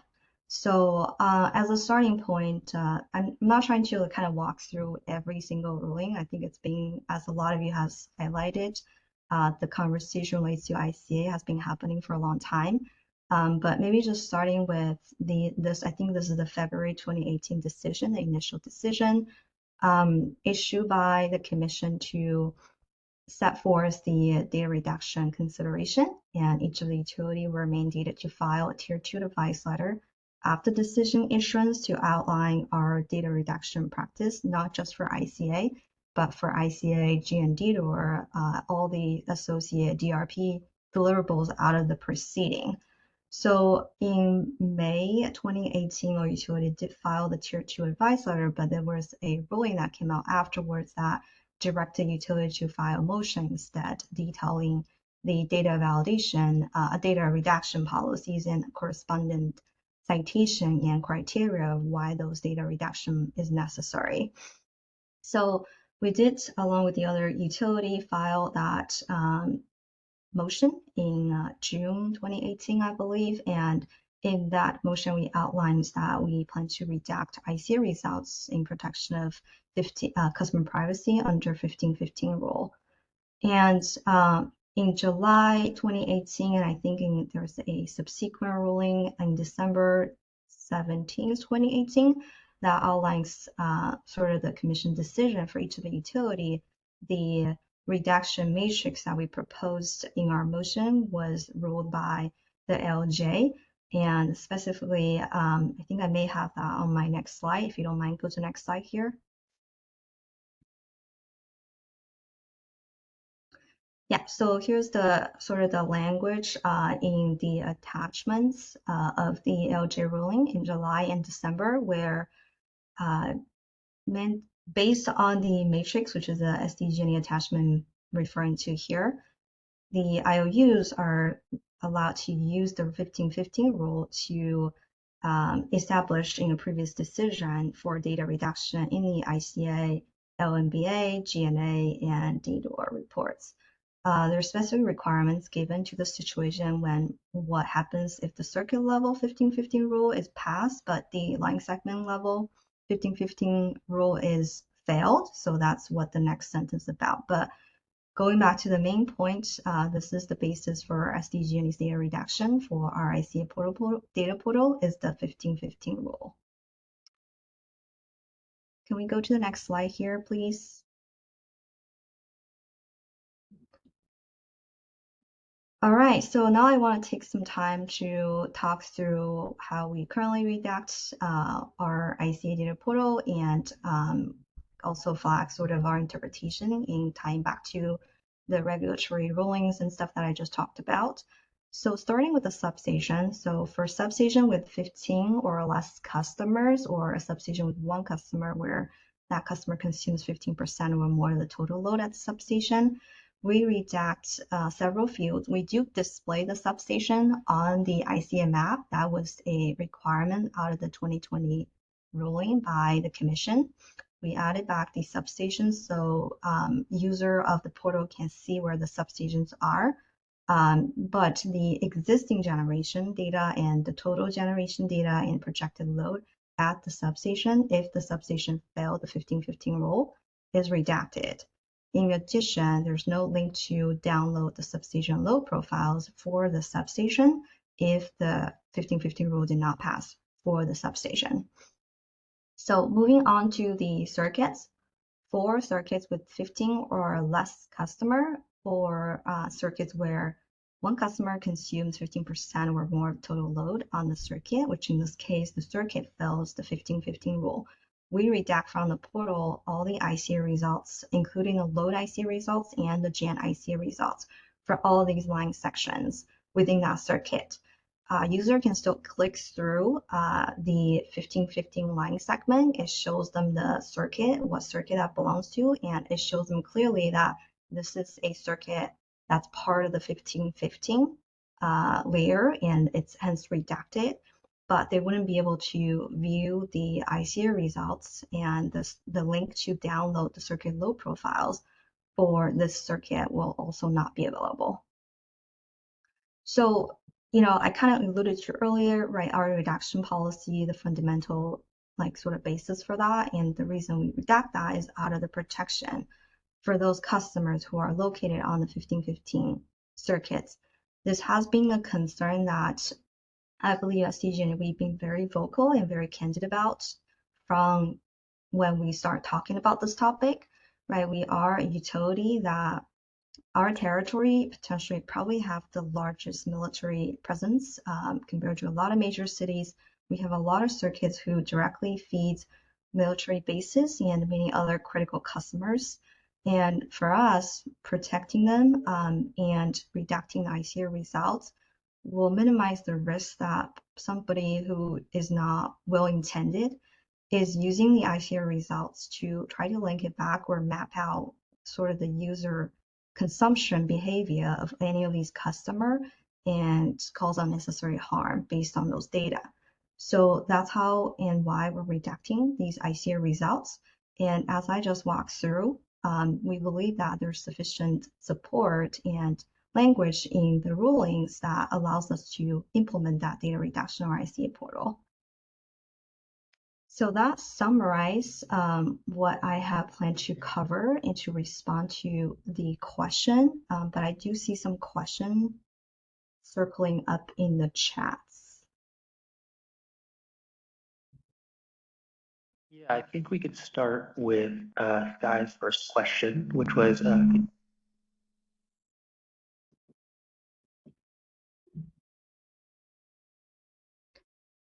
Yeah, so the question from Sky I see in the chat is can I clarify the previous slide is a limiting hour calculation? I think you're referring to the first slide showing that, yes, this is the most limiting hour calculation.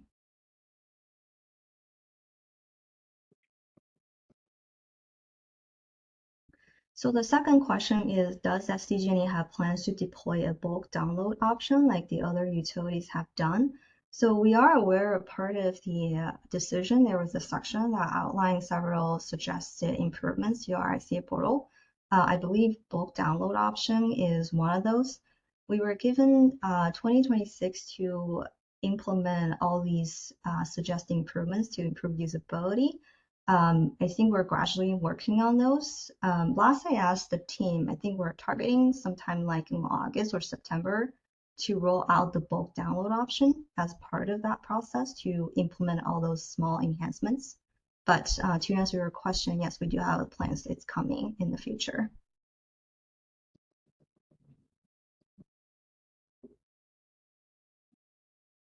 So I see. This is Sky. Oh, just to follow up. So you don't have a date for that. You just have plans for some time in the future. Would you be able to provide a date for that in your upcoming letter? Yeah, we can. I did say that was August, September timeframe. I don't have like. Oh, okay. I might have missed that. Sorry. Yeah, no worries. next, it looks like we have a question from Jane. Do you have a number for how many circuits currently don't pass the 15-15 rule? I don't have the exact number off the top of my head, but we can follow up on that if you're interested.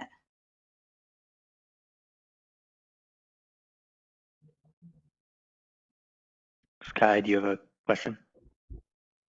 So well, I have a series of questions about that, but you should if there are other questions first, feel free. There's one other question in the chat first from Sam White asking, will SDG&E make results available with permission of the customer where 15-15 causes redaction, including for military bases seeking to evaluate added generation or load?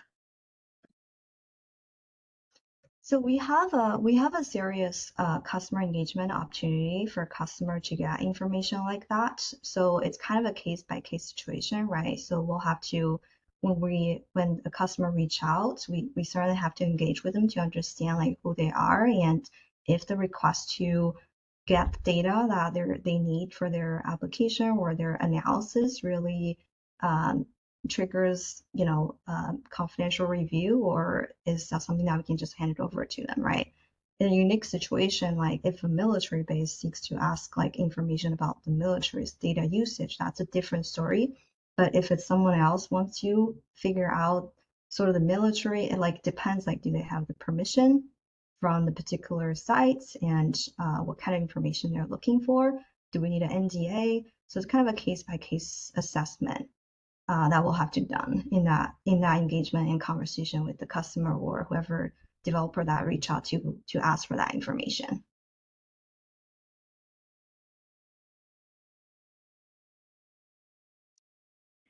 I think that's all the question I see in the chat.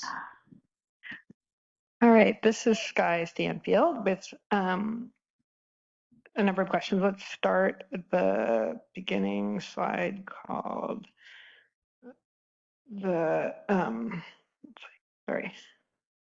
Well, first I want to say thank you, San Diego, for being the first utility of the bunch to accomplish all the load ICA refinements. Round of applause if you didn't see that in my comments, and we really appreciate that, and it's really great to see that that's been done. And I'm sure you're glad that it's done as well. Moving on to the slide called Data Validation Efforts, Load ICA. If you want to just flip through, I can tell you which one. They're titled the same. The next one. So this one, I just wanted to make sure I understood. I think I understand what you're saying about how you use this to help sort of see changes, but to me, I'm not sure if I understand what a circuit average tells me in terms of, are you conveying that this should convey something to the public here about how much capacity your system has? And if so, can you explain? Like, I don't really know what a circuit average means in terms of whether you can put a project somewhere. And that may not be what you mean, but that's what I'm trying to clarify. Right. So it was mainly an attempt to show the results in a visual aspect, right? So the main objective here is to show like when you're looking at a circuit and considering like what capacity are available, not necessarily if like we're not showing this on our ICA, right? But just for this discussion and for the understanding and sort of baseline of what our ICA results look like from a capacity constraint perspective, this helps people to bucketize the circuits, right? So looking closely, this is basically saying that about like 0.2% of our circuits currently has average capacity that falls in the 2 to 3 megawatt, and the average capacity is referring to the average across all the nodes. Which the idea behind that is not every one, like especially if you're trying to like establishing understanding, right? Understand the interest of looking at the nodal level, but at the same time, the nodal level can be a little misleading because what if you just happen to have a circuit that has a lot of nodes, and that circuit having limited capacity is translating to a lot of nodal results, which makes the percentage really high from a system wide. So we're trying to give you that circuit level baseline, not trying to, this is not like something we're expecting any action being coming out of it. It's more just to visually show what the circuit breakdown looks like from a percentage perspective. Perfect. That's fine. I just wanted to make sure I was understanding it. I don't think I need to go into that more. Okay, so I want to talk about the data redaction. I'll say this is not for San Diego, but for the commission. The commission has ordered many times about the publication of the ICA data, but also just about San Diego's repeated efforts to over-redact information, going all the way back to the RAM maps. There are multiple ALJ rulings and commission orders on this. I don't think it's productive for us today, though I'm happy to, debate the legal merits of all the decisions, in particular the ones that San Diego is not referencing here. But I do think it's helpful for us to understand the implications of what San Diego's doing. So I was going to ask the same question that was asked already, which is how many circuits are we talking about? It sounds like they don't know the answer to that question, which is notable on its own. The next thing I do want to ask San Diego to talk to is, I'm confused about what you're saying. Is this a critical energy infrastructure information issue, or is this a customer privacy issue?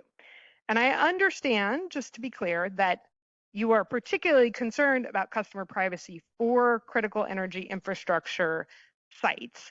But my understanding is that you're redacting it for any site, not just sites that you might consider CEII.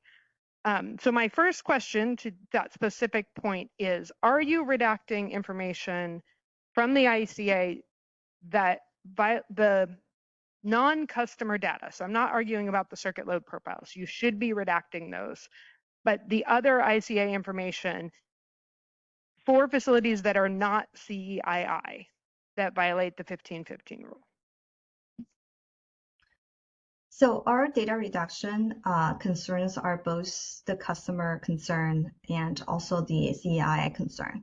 So I think you're familiar with the background of how we got there for our data reduction. Initially, our SDG&E's view is that we should both redact the circuits that doesn't pass the 1515 rule and not show the ICA results on the circuit, which is to protect the customer privacy.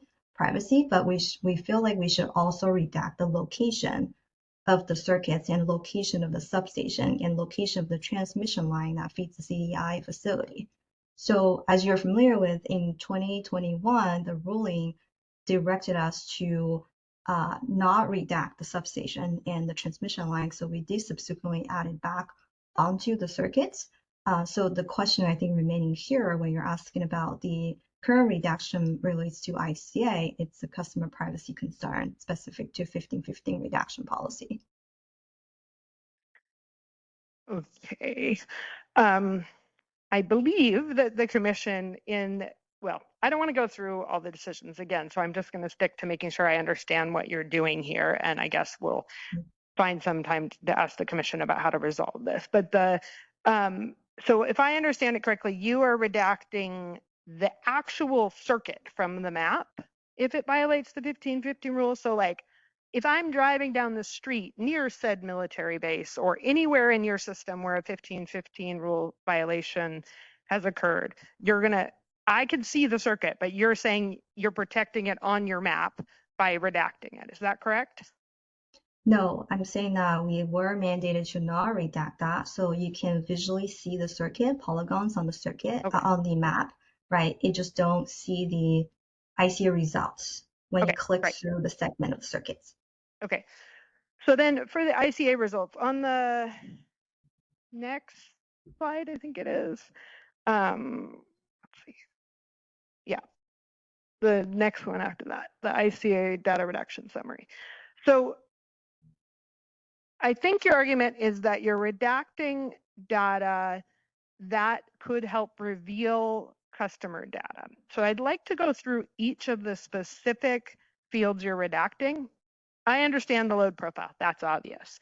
What I don't understand is how you believe that the information, customer data, could be disaggregated from the voltage, protection, or thermal results of the ICA. Can you please explain how you think somebody could disaggregate that? So I'm going to respond to your question very generally and high level because I don't think it's appropriate for me to like explain like how to reverse engineering data that's available on ICA. But just to respond at high level, right? So both the way the ICA works, I know we didn't really get into the ICA methodology today at today's workshop, but the way ICA works is that ICA aggregates the actual EMI information and the SCADA value of the circuits, and those ICA EMI information comes from the customer load profiles, right?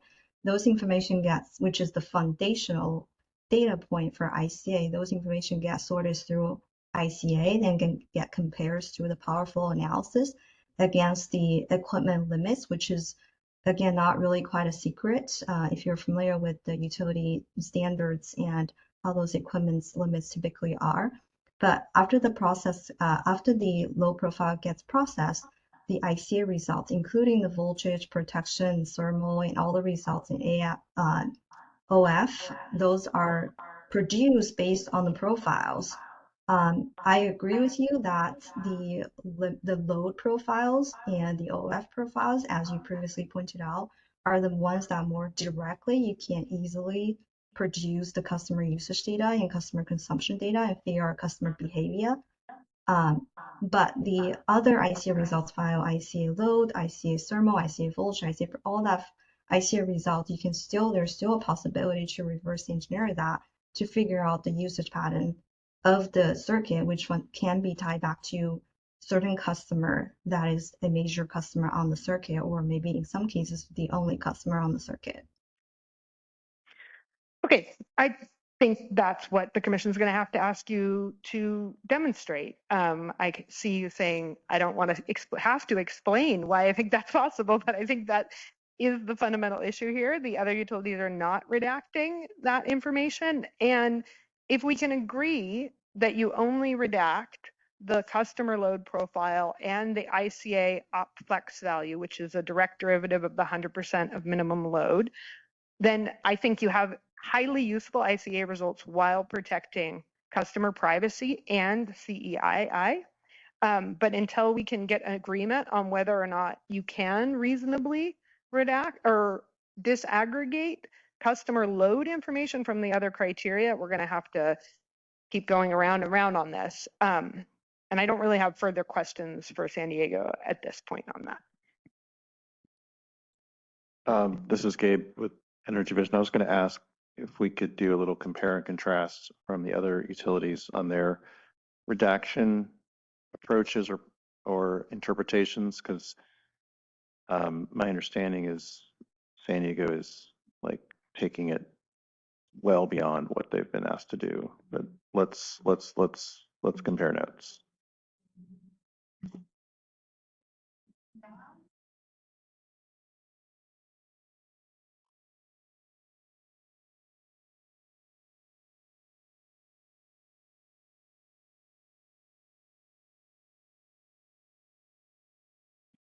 Thank you. So for PG&E, on the circuit level, we do redact the load profile that we publish. We don't redact any ICA data like minimum values based on 1515 rule redaction. On the hourly ICA results, we do redact in the CSV file. We do redact ICA safety, and that's because like if you have a backflow situation, which is limited by the safety constraint, then that value is kind of indicating customer behavior. It's basically load information when safety is a limiting constraint. If safety is not limiting constraint, we don't redact. So that's the extent we redact the information. Yes, both of them.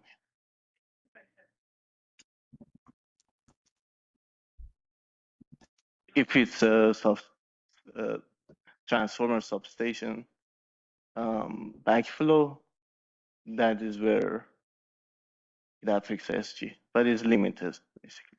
Backflow to the system, so that far we do redact that. Or what do you redact? One second. Let's make sure. There's some great questions going around back and forth in the conference room. I want to make sure everyone online can also hear them.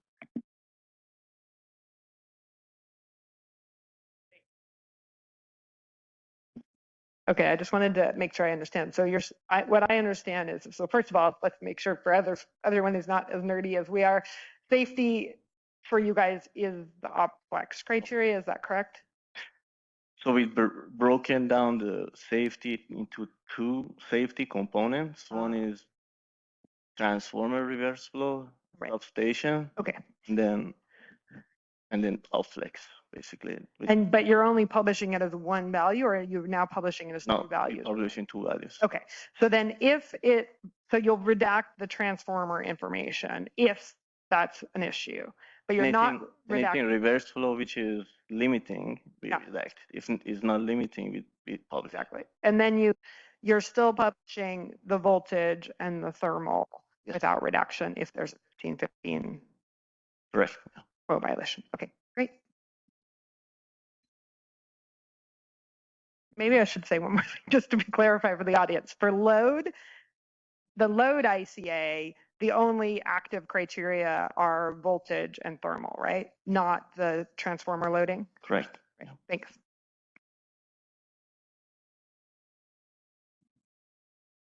Would anyone from SCE be able to offer any comparable insights?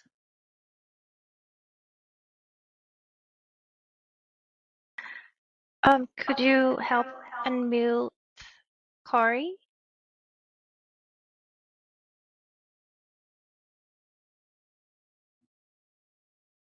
Could you restate who is requesting to be unmuted, and if they could raise their hand in the chat or in the participants tab, that would be easiest.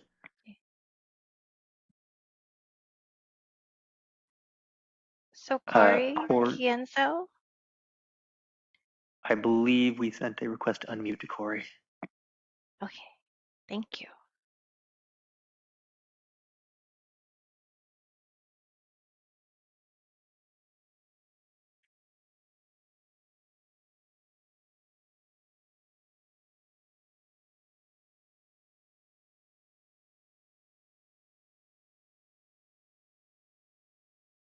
Corey, you should have a request to unmute on your screen.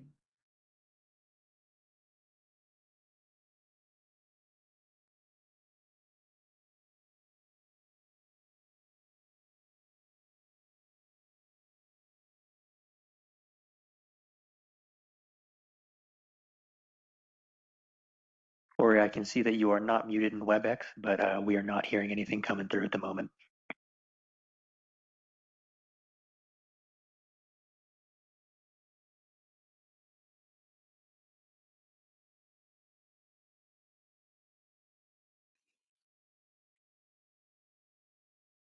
Hello, this isn't Corey. This is Antonio Nunez from SE. I'll speak on our behalf since we have technical issues. Can you guys confirm you hear me? Yes, we can hear you. All right, thank you.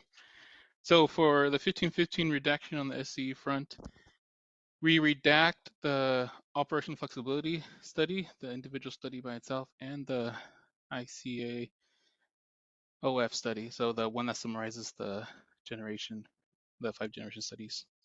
We redact those two from the generation side, nothing from load. And then we also redact the circuit feeder load and the substation loading profiles. So that's the data we redact if a circuit fails 1515.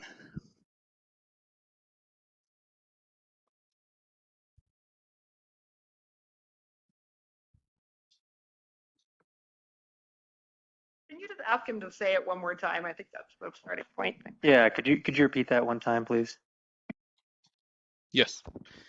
So SC redacts from the generation study, it redacts the operational flexibility study and the ICA operational flexibility. That's the one that summarizes the 5 generation studies in one by taking the minimum of the 5. So we redact those two, and we do not redact anything from the load studies. In addition, we also redact the circuit load profile and the feeder load profile.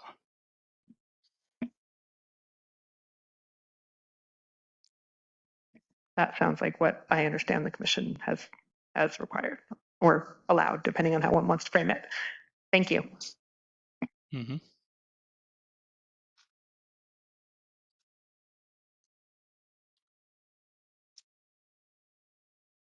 So I think we're definitely going to have a follow-up item on this to get to the bottom of this. This has been a long history of many orders instructing San Diego to not over-redact, and it seems like the issue is resurfacing again. So we'll get to the bottom of it. I would just encourage San Diego to not over-redact, and but we will be looking at this and determining what's going on, and if action is necessary, taking that action. Could I ask if, Gabe, if you could ask or make clear whether the commission believes that San Diego should, in their letter, or if this isn't resolved before then, at least quantify exactly what we're talking about in terms of what is being redacted.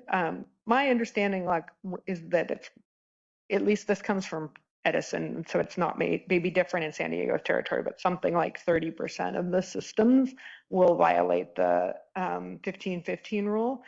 I have no idea if that's true in San Diego, but I think it's helpful for everybody to have an understanding of how much of the ICA data disappears if you over-redact here.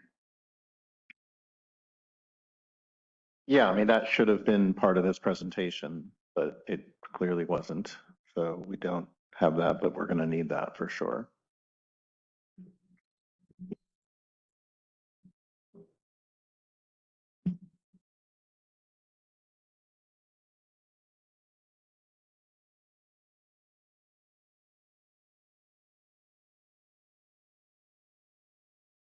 Do we have any other questions for San Diego?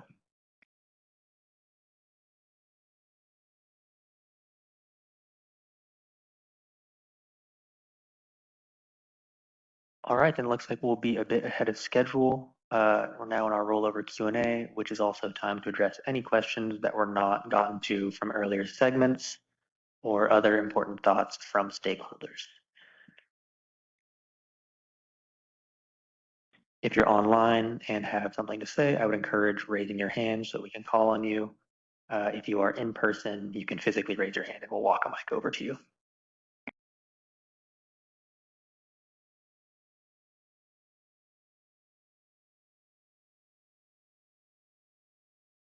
All right, I see a raised hand from Brian.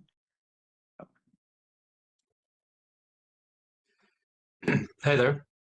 This is directed at SCE, so I was just thinking more about the exchange we had regarding the low steady state voltage for load, and that there were some improvements between the previous quarterly review and now, and it was it stated that it could potentially be those improvements could potentially be related to unlocking of the capacitor banks and voltage regulators.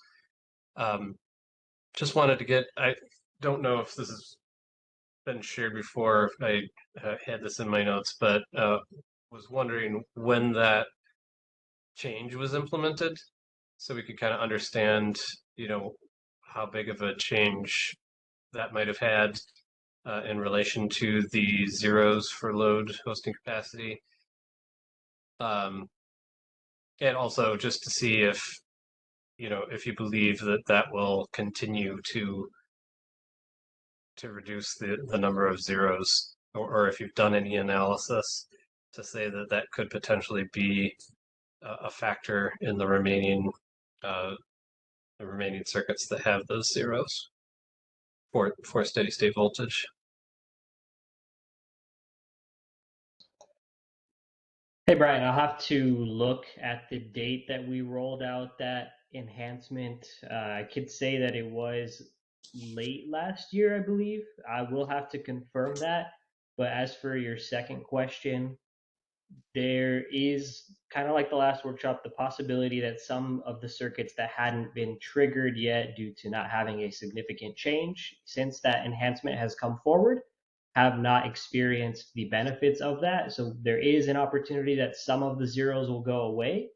I will say I don't anticipate a significant number of improvements from that enhancement at this point, just considering that most circuits will have been refreshed since then at this point.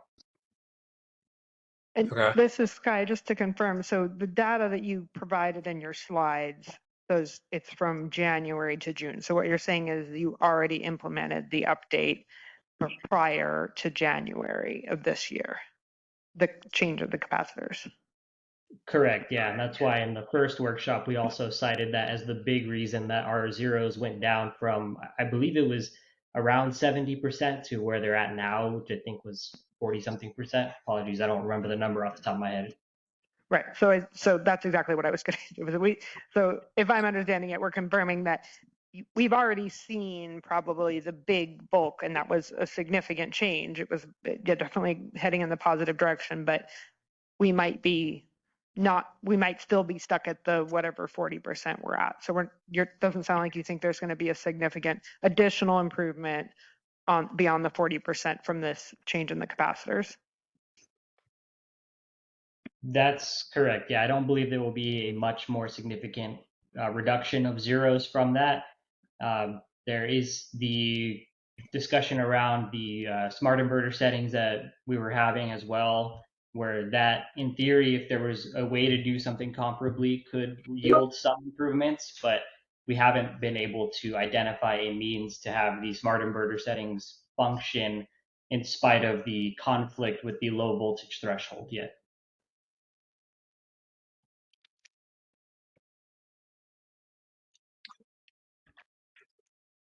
So I guess what would be great is to, try to move towards pinpointing the rest of those 40%.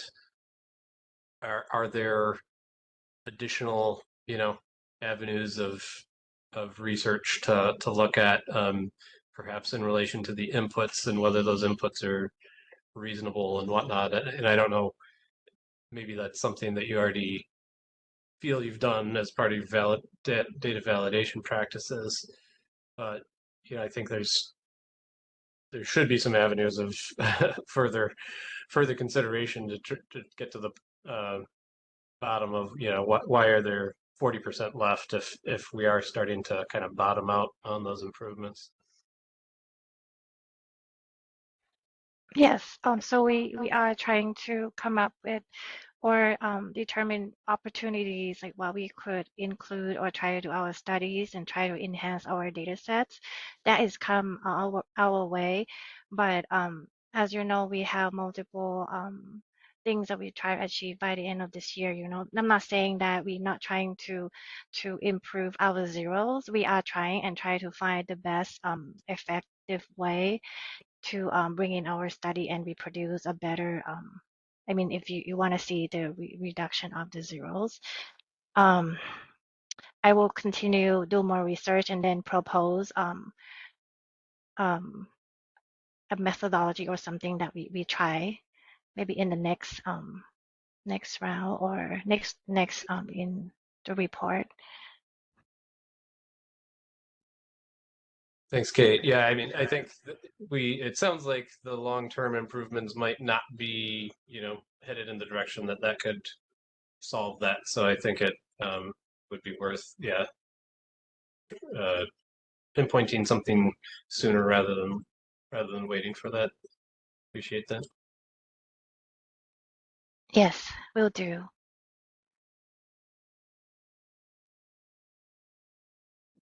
We have a question from the in-person attendees. Yeah, thanks. So building on Brian's request for further investigation, I think I have a question for Edison and then a comment for the commission. So the question for Edison is, when we spoke back in April, and again, we appreciate you guys taking the time to talk to Brian and the rest of the IREC team about this issue, we had asked what investigation you had done and whether you'd conferred with peer utilities and other experts like EPRI and the national labs who are doing a lot of work on hosting capacity.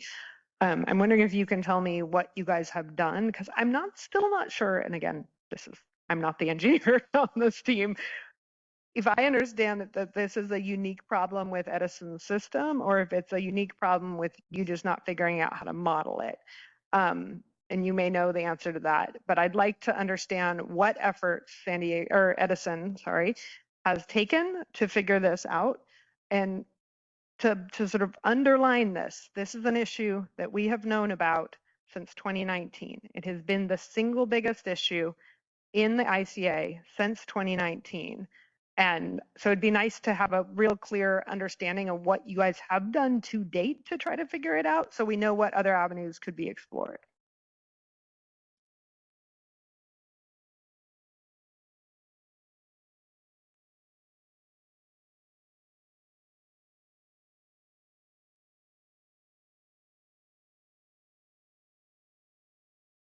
So hi Sky, this is Kate. So we have done a few things. We did look into the voltage because right now our lower bound for load is 118. We try to see if it's feasible to lower or not, and based on how we study and try to align with our standard, it's still put back to like 118 is still gonna be what we're gonna Sorry, I be want to using. interrupt just for your sake. I don't need you to go through the stuff you already highlighted. Let me make my question a little more specific. Have you spoken with other utilities? Have you reached out to EPRI, who designs hosting capacity models, SIME or Synergy? And have you done exploration outside of Edison to figure out how other utilities and experts are handling this issue? Or have you identified that this is a unique issue to Edison? But even then, I want to understand, are you talking to anybody else in the world about how to solve this problem and how others might have solved the problem? We work we do talk with other utilities like with PG&E and SDG&E. I think one of the differences in how we run our voltage is we don't have right now we don't rely on the LTC method, and we use our time series. That is one thing that we are different. So as of now, that is one thing that we learned that we are different than others. Okay, I'll just say one more time. Have you specifically explored this issue with San Diego and PG&E And have you reached out to the many researchers and software providers who design hosting capacity models about your specific problem with the steady state voltage violation? I have not reached out to others. Yeah, Kate, I also want to jump in here and just say that with the inputs that we have available, which most often, as far as source voltage and source loading is concerned, with the few exceptions of the flat voltage at sources for really old substations, we have the actual time series information that we are utilizing in our models. And the result or the cause of these steady state voltage zeros, we can't say without having more perfect AMI everywhere on the circuit and without having true telemetry on DERs where they're not using representative profiles and whatever instance, from clean power research, wherever we can't have any sort of telemetry, which is most DERs at this point. With all those assumptions in there, the response or the results of the simulations that are being run do seem to be valid. There is a valid voltage drop occurring from the source downstream on the radial branches. And the reason we have so many zeros is not that the voltage is bad everywhere. It's that if your very last node on a circuit gets below that 118 threshold, now the entire circuit cannot have more load added to it because that would exacerbate the issue. Per the simulation, thresholds for the inputs, these zeros are indeed valid. The issue that I think we're talking about here, we're talking about it as if it is completely false and there's something going wrong with the calculation. I think that really it's the threshold is being met. We're getting zeros, but because if it happens anywhere on the circuit, the whole circuit is zero, we're seeing that to be a more widespread issue. Yeah, I understand that. And I also understand that you guys find a way to work around that when a customer applies to interconnect a new load system. So I'm trying to reconcile those two. And since it does seem like a problem where that requires creative modeling, that's why I was interested in finding out whether you had spoken with any experts outside of your organization who might be able to help you think through that. Okay, so that's my question for Edison. To the commission, I think it's obvious at this point. This means that Edison's system has 30% of its feeders that don't exist on the map because they are inactive and have been inactive for multiple years now. 40% of their feeders show zero hosting capacity for new load. Some of those are right. Some of those, no one's saying it should be zero. Basically, if you want to interconnect an EV in Edison's territory, there's no rational results available in most places. So it's a fundamental issue. It's not one Edison's taking seriously or has ever taken seriously. If it takes them this long to figure it out or identify it to the commission and the stakeholders, I think that it really comes back to the commission. I don't mean this in a patronizing way, to direct them to find a solution to this. And there's probably lots of different ways a solution could be derived, but right now they're not proposing one. So I hope that in the filings coming up that there's an expectation per the order that they have a resolution and that they have a deadline for that resolution that is hopefully reasonable and not 5 years out. That's where we are with this. IREC's done everything we can to try to help here, and we're always available to have more conversations and talk around different solutions. If it's not just, when we're fixing the capacitor settings or whatever, there's ways to get rational results, or we'd believe that. But I don't think that Edison is saying that they have a plan or really committing to getting one. So I'd appreciate if the commission could help us engage on this, because right now they're spending millions of dollars doing this. They're doing all the load refinements and stuff, and there's going to be nothing. There's going to be nothing useful for customers, but ratepayers are paying a lot of money to get nothing at this point. Thank you.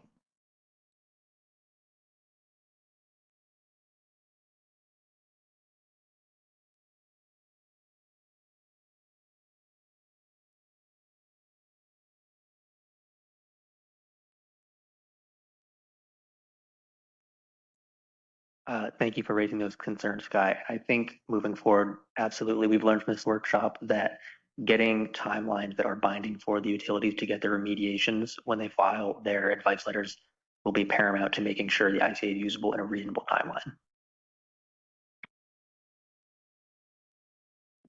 With that, I also see a raised hand from the audience from Alex. Alex, you should have a request to unmute. Hi, this is Alex from CalStart.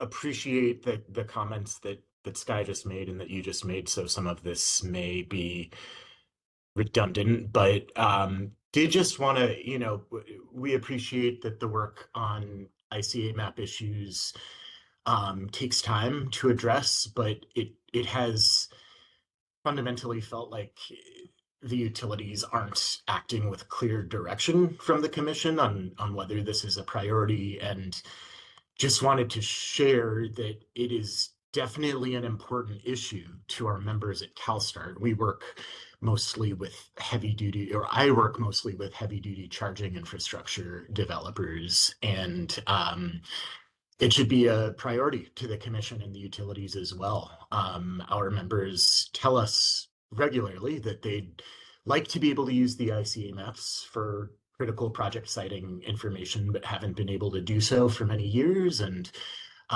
we were initially encouraged by the high DER order, and know that it takes time to address these issues and that they're complicated, but it's more the feeling like there's still a lack of clarity on the extent that the issues are going to be addressed at all that is feeling concerning. And though I recognize that it takes time for the commission to clarify guidance on expectations, and I'm not asking for an answer right this minute, I do think it would be helpful to have clearer direction and expectations before our next meeting.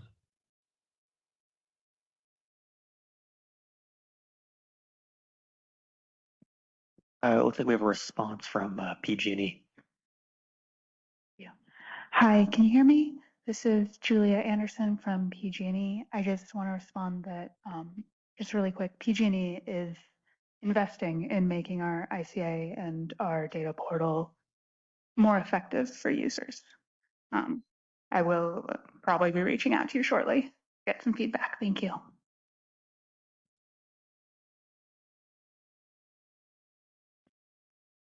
I also see a question from Anthony. Anthony should have a request to unmute. Thank you, Raymond. I will say I don't really have a question, but I just wanted to kind of wrap up for now. I mean, reiterate, if anything, our view, and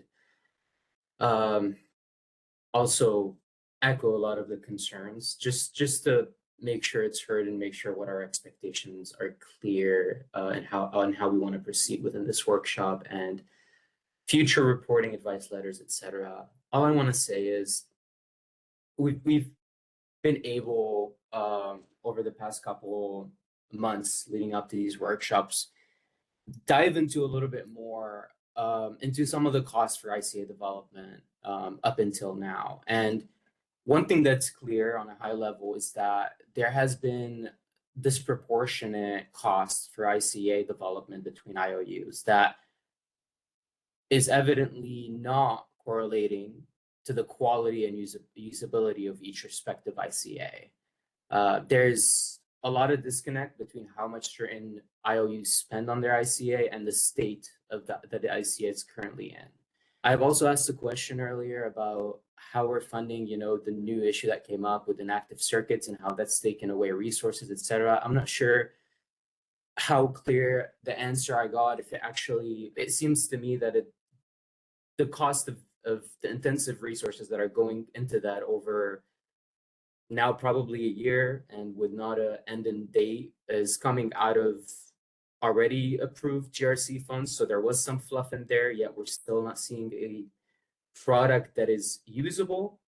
And I think we're at a point where we want to be able to justify spend on ICA by seeing results. And we're not seeing that. We're seeing refresh rate requirements that are being misinterpreted and not met. We're seeing data that is incomplete. We're seeing 41% zero capacity, which, you know, might as well be how it's modeled currently, but it shouldn't be this way going. I mean, we need a way forward to see how it would be more representative of actual capacity. That's the only way we make the maps useful and make EV developers and other project developers actually use it. And that's, if they don't use it, no one's benefiting. And that's something we've said before. So what we want is that we consider some sort of progress or accuracy milestones in the future, maybe in these advice letters that clearly describe what it's going to take in terms of cost, timelines, etc., to address these issues, and that we utilize these clear set expectations and milestones that are set in these advice letter approved by the commission to justify what kind of costs we're willing to spend on the ICA to get it where it needs to be. Because at this point, it's like we're throwing a lot of money at something and it does not seem to get to a point where parties are confident with it yet. And it's been a long time, and it's going to be harder to justify more of that if the expectations aren't clear and the timelines and the milestones for accuracy and for making it useful are not clear. So our hope is that in whatever next step in this, whether next workshop or an advice letter, we actually hear from the utilities clear step-by-step description, including costs and efforts that they're going to do to get the ICA to where it's useful. Thank you. Thank you for comment. It looks like we have another question from Sky. Sky, would you like me to read it aloud? Sky asks, when FCE publishes the most limiting hour percentages, do those values exclude inactive circuits?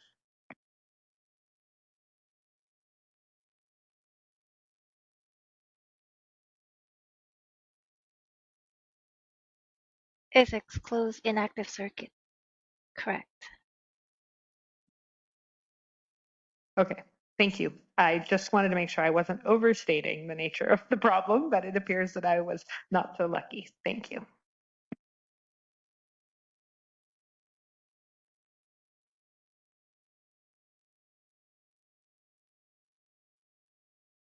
Are there any further questions for anybody in?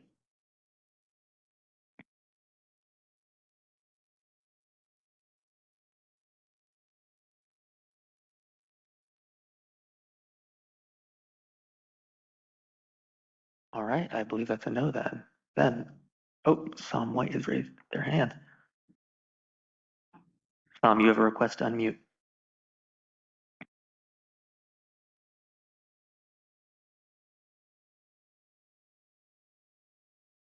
There we go. Sorry, that took a moment. Just following up with a comment in the that I put in the chat. Going back some years, we had looked at evaluating each IU's models against a standard set of circuits so that we could compare the results and accuracy between them. I don't think that's been done in quite a while. It seems like that would be an obvious sort of quality assurance check between models. It wouldn't tell you which one is right, but it would let you know whether they are consistent. And if we are seeing inconsistencies, then we know that at least one of them is wrong. If they're consistent, then we know they're the same, not whether they're right.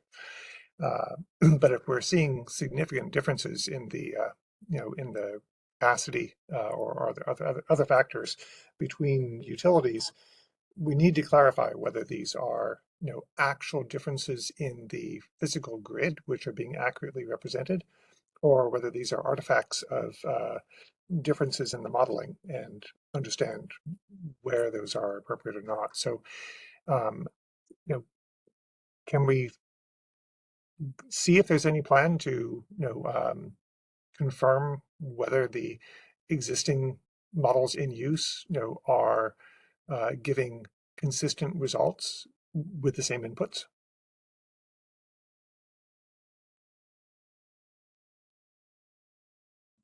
Tom, could you clarify who your question is directed towards?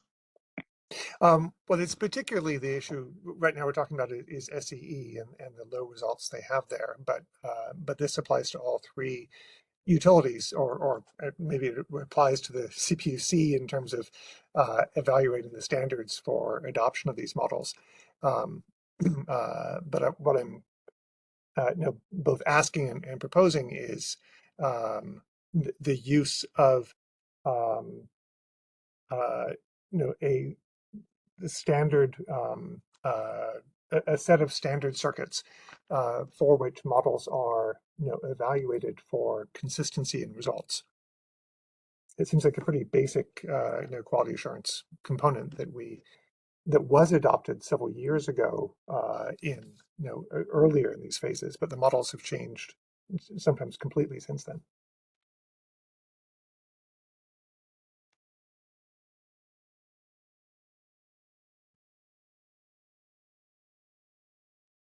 So I'd be happy to get a response from the utilities as to why or why not they think of that, or likewise from the commission as to whether they think that would be an appropriate response.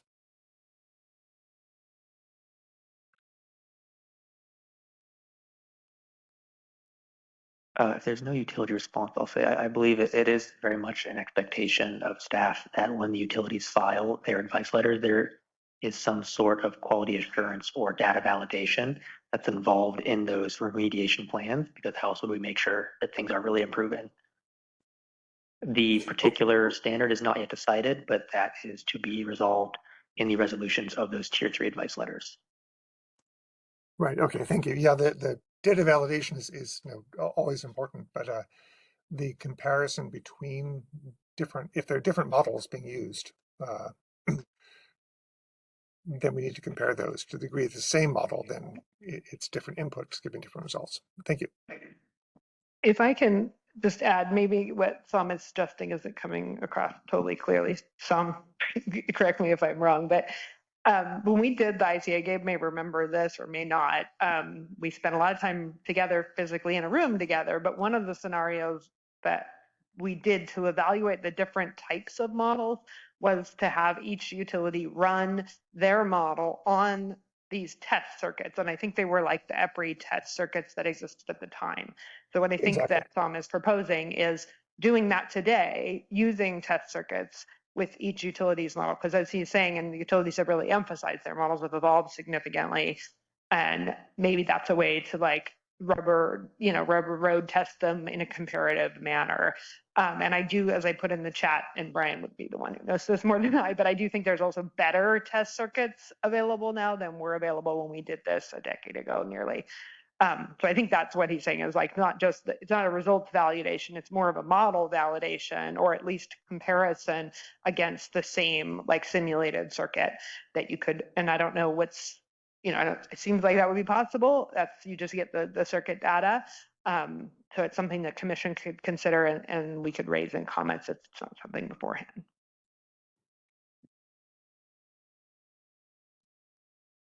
Right, and it should be a fairly low cost and consistent, activity. We're just talking a few circuits. Would the utilities like to give their preliminary response to that suggestion for testing?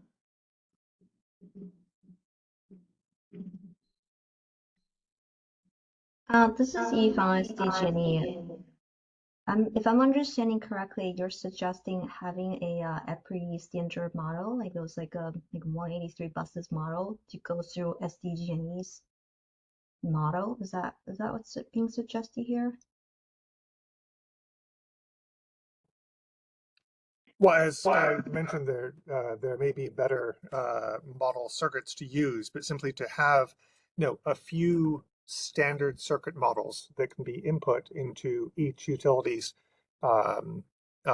software to confirm that each utility is getting virtually identical results when tested on the same data inputs and the same circuit design and structure or architecture. Okay. It's I just a guess simple cross check. yeah, I guess my initial reaction is that I don't know if that really gets to like the fundamental differences in modeling itself and helps resolve the accuracy issue that's being explored here. But we can, I mean, I can follow up the team to see if that's something that we can do. I'm sure it's possible, right? It seems like it's just creating a model, but I don't know, particularly for us, what value does that create Well, to do that. it helps clarify whether the differences are because of different architecture in, between the utilities, different real grid conditions, or whether the differences are due to differences in the way they're being studied, through different methodologies.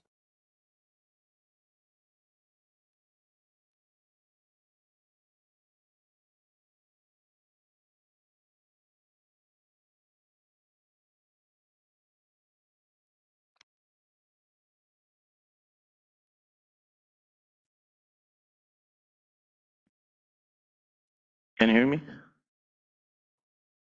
We can hear you now. Awesome.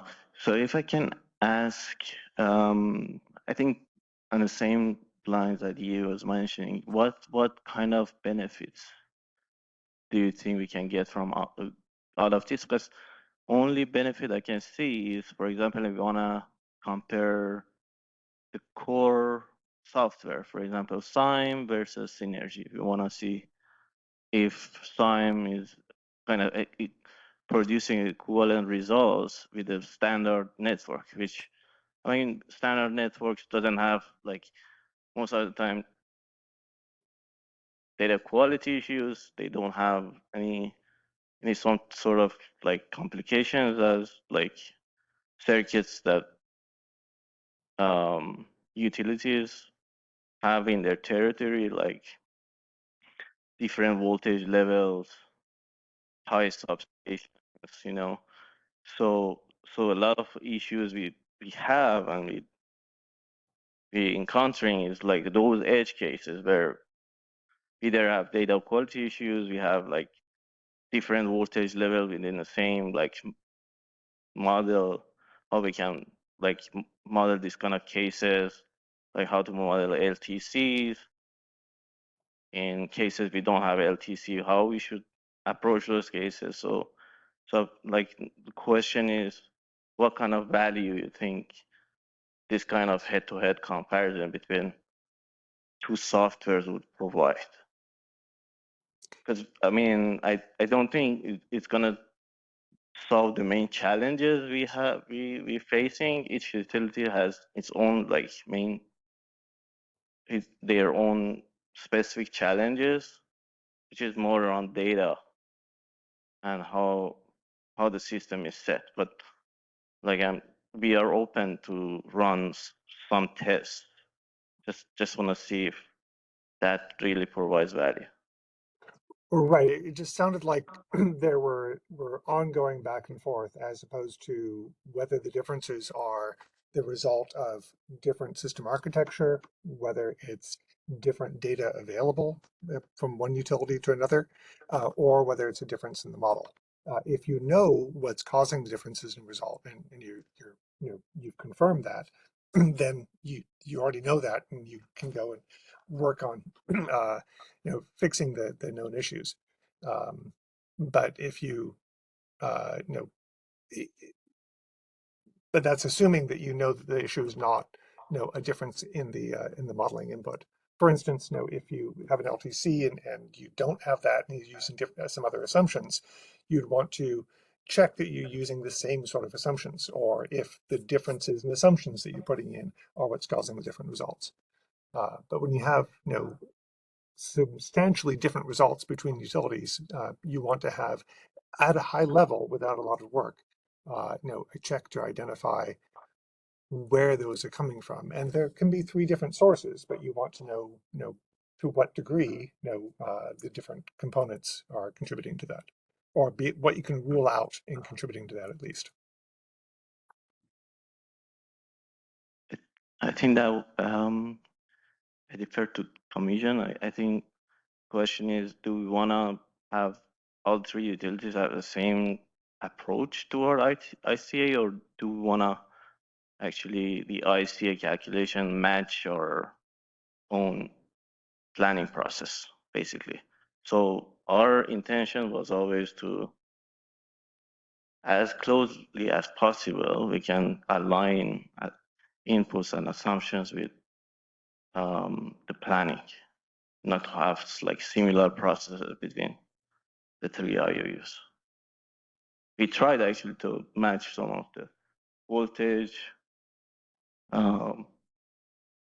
voltage assumptions like voltage variation, things like that.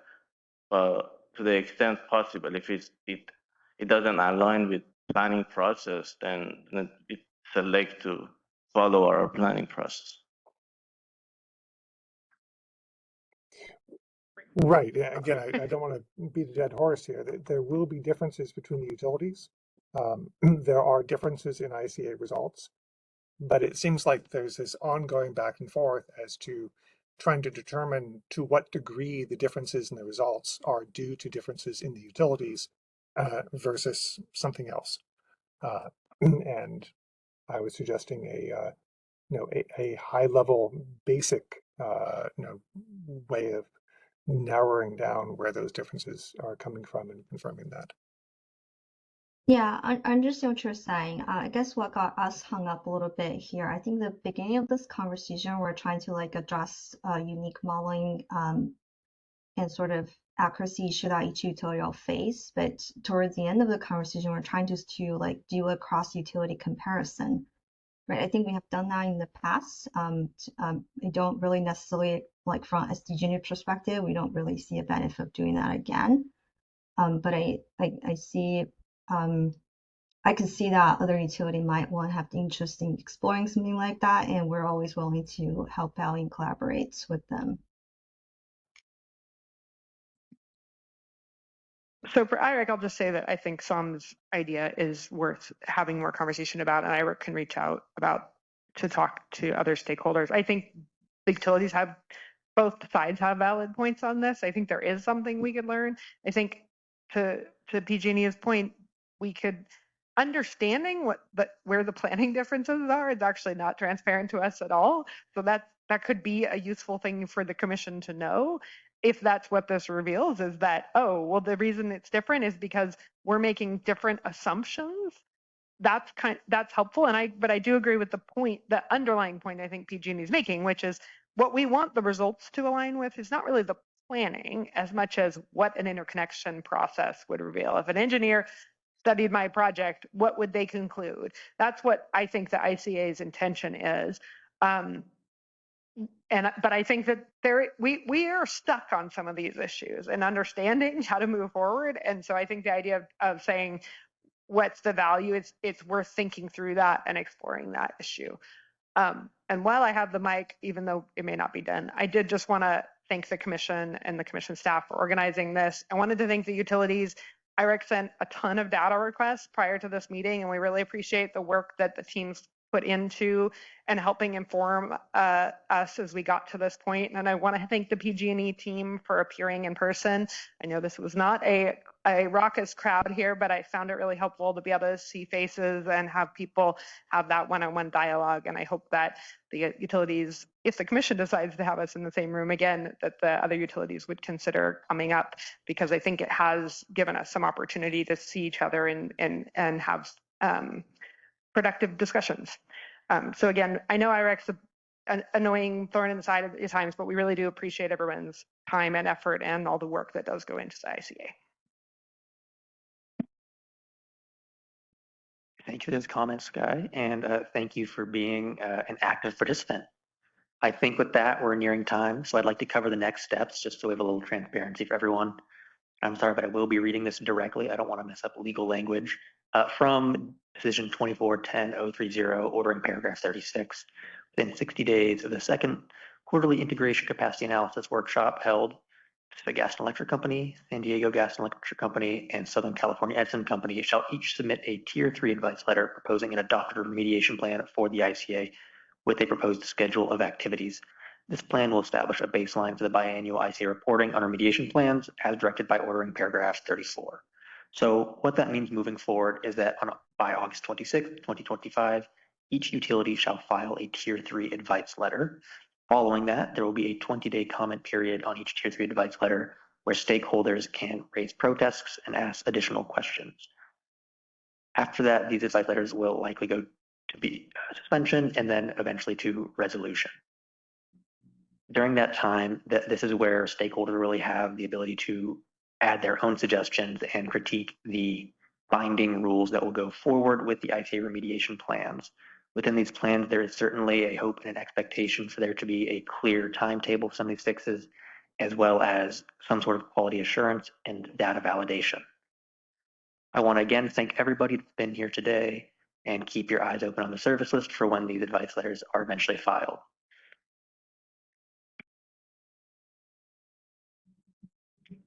Thanks, Raymond, for summarizing the next steps. I know we're getting really close to close, but does anyone from any organization have any questions about the next steps and anything that, clarification?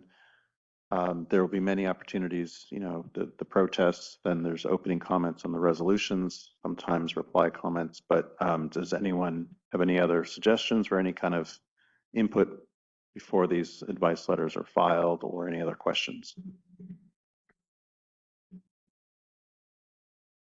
I have one just process observation, two process observations. One is I am concerned that 20 days may be really tight if these reports are really good, but we will see when we get there and seek assistance from the commission if needed, because this is different than just complying with a quick commission order as would normally be for an advice letter. And the other thing I'm just going to observe is that it is unfortunate that advice letter filings aren't in the record and filed on the docket. They're on the record, but not accessible to the public. As you know, we've spent a lot of time chasing what was decided, who argued what before, where are we? And this, I don't know that there's a way to solve this, but I'm fine with this process framework, but I do think advice letters have a way of going into a black hole and parties' comments on them because they don't get filed in the docket. Again, that's just an observation. They do get served to the service list, but you're right, they're not on the they're not in the record of the proceeding, but they are on the docket card. No, they're not on the docket card. Okay, they're not on the docket card, but they are served on the service list. So if anyone who subscribes to the service list would receive them, and typically they're sort of cross-served, like we would expect this one to be not just the high DR, but probably go to Rule 21 and probably energization, since those are really affected proceedings. A lot of those people are probably cross-registered with the high DR, but you never know, so it's good to overserve. But party comments are not required to be served on the service list or on all those other service lists.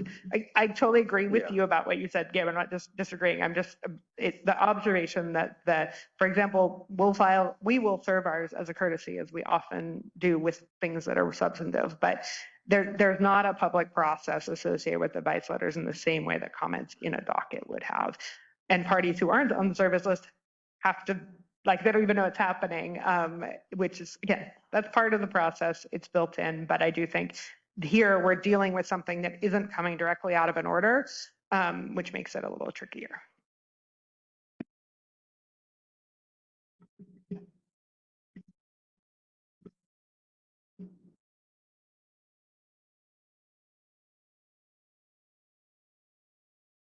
All right, well, thank you for those last comments, guys. They're appreciated. And with that, I believe we can conclude this workshop. Thank you again for everyone that attended, and especially big thanks to those that participated and raised meaningful questions. And that's all. Yeah, and thanks for being here in person. And we'd love to see more of you join us in person in the future. So hopefully, come on down.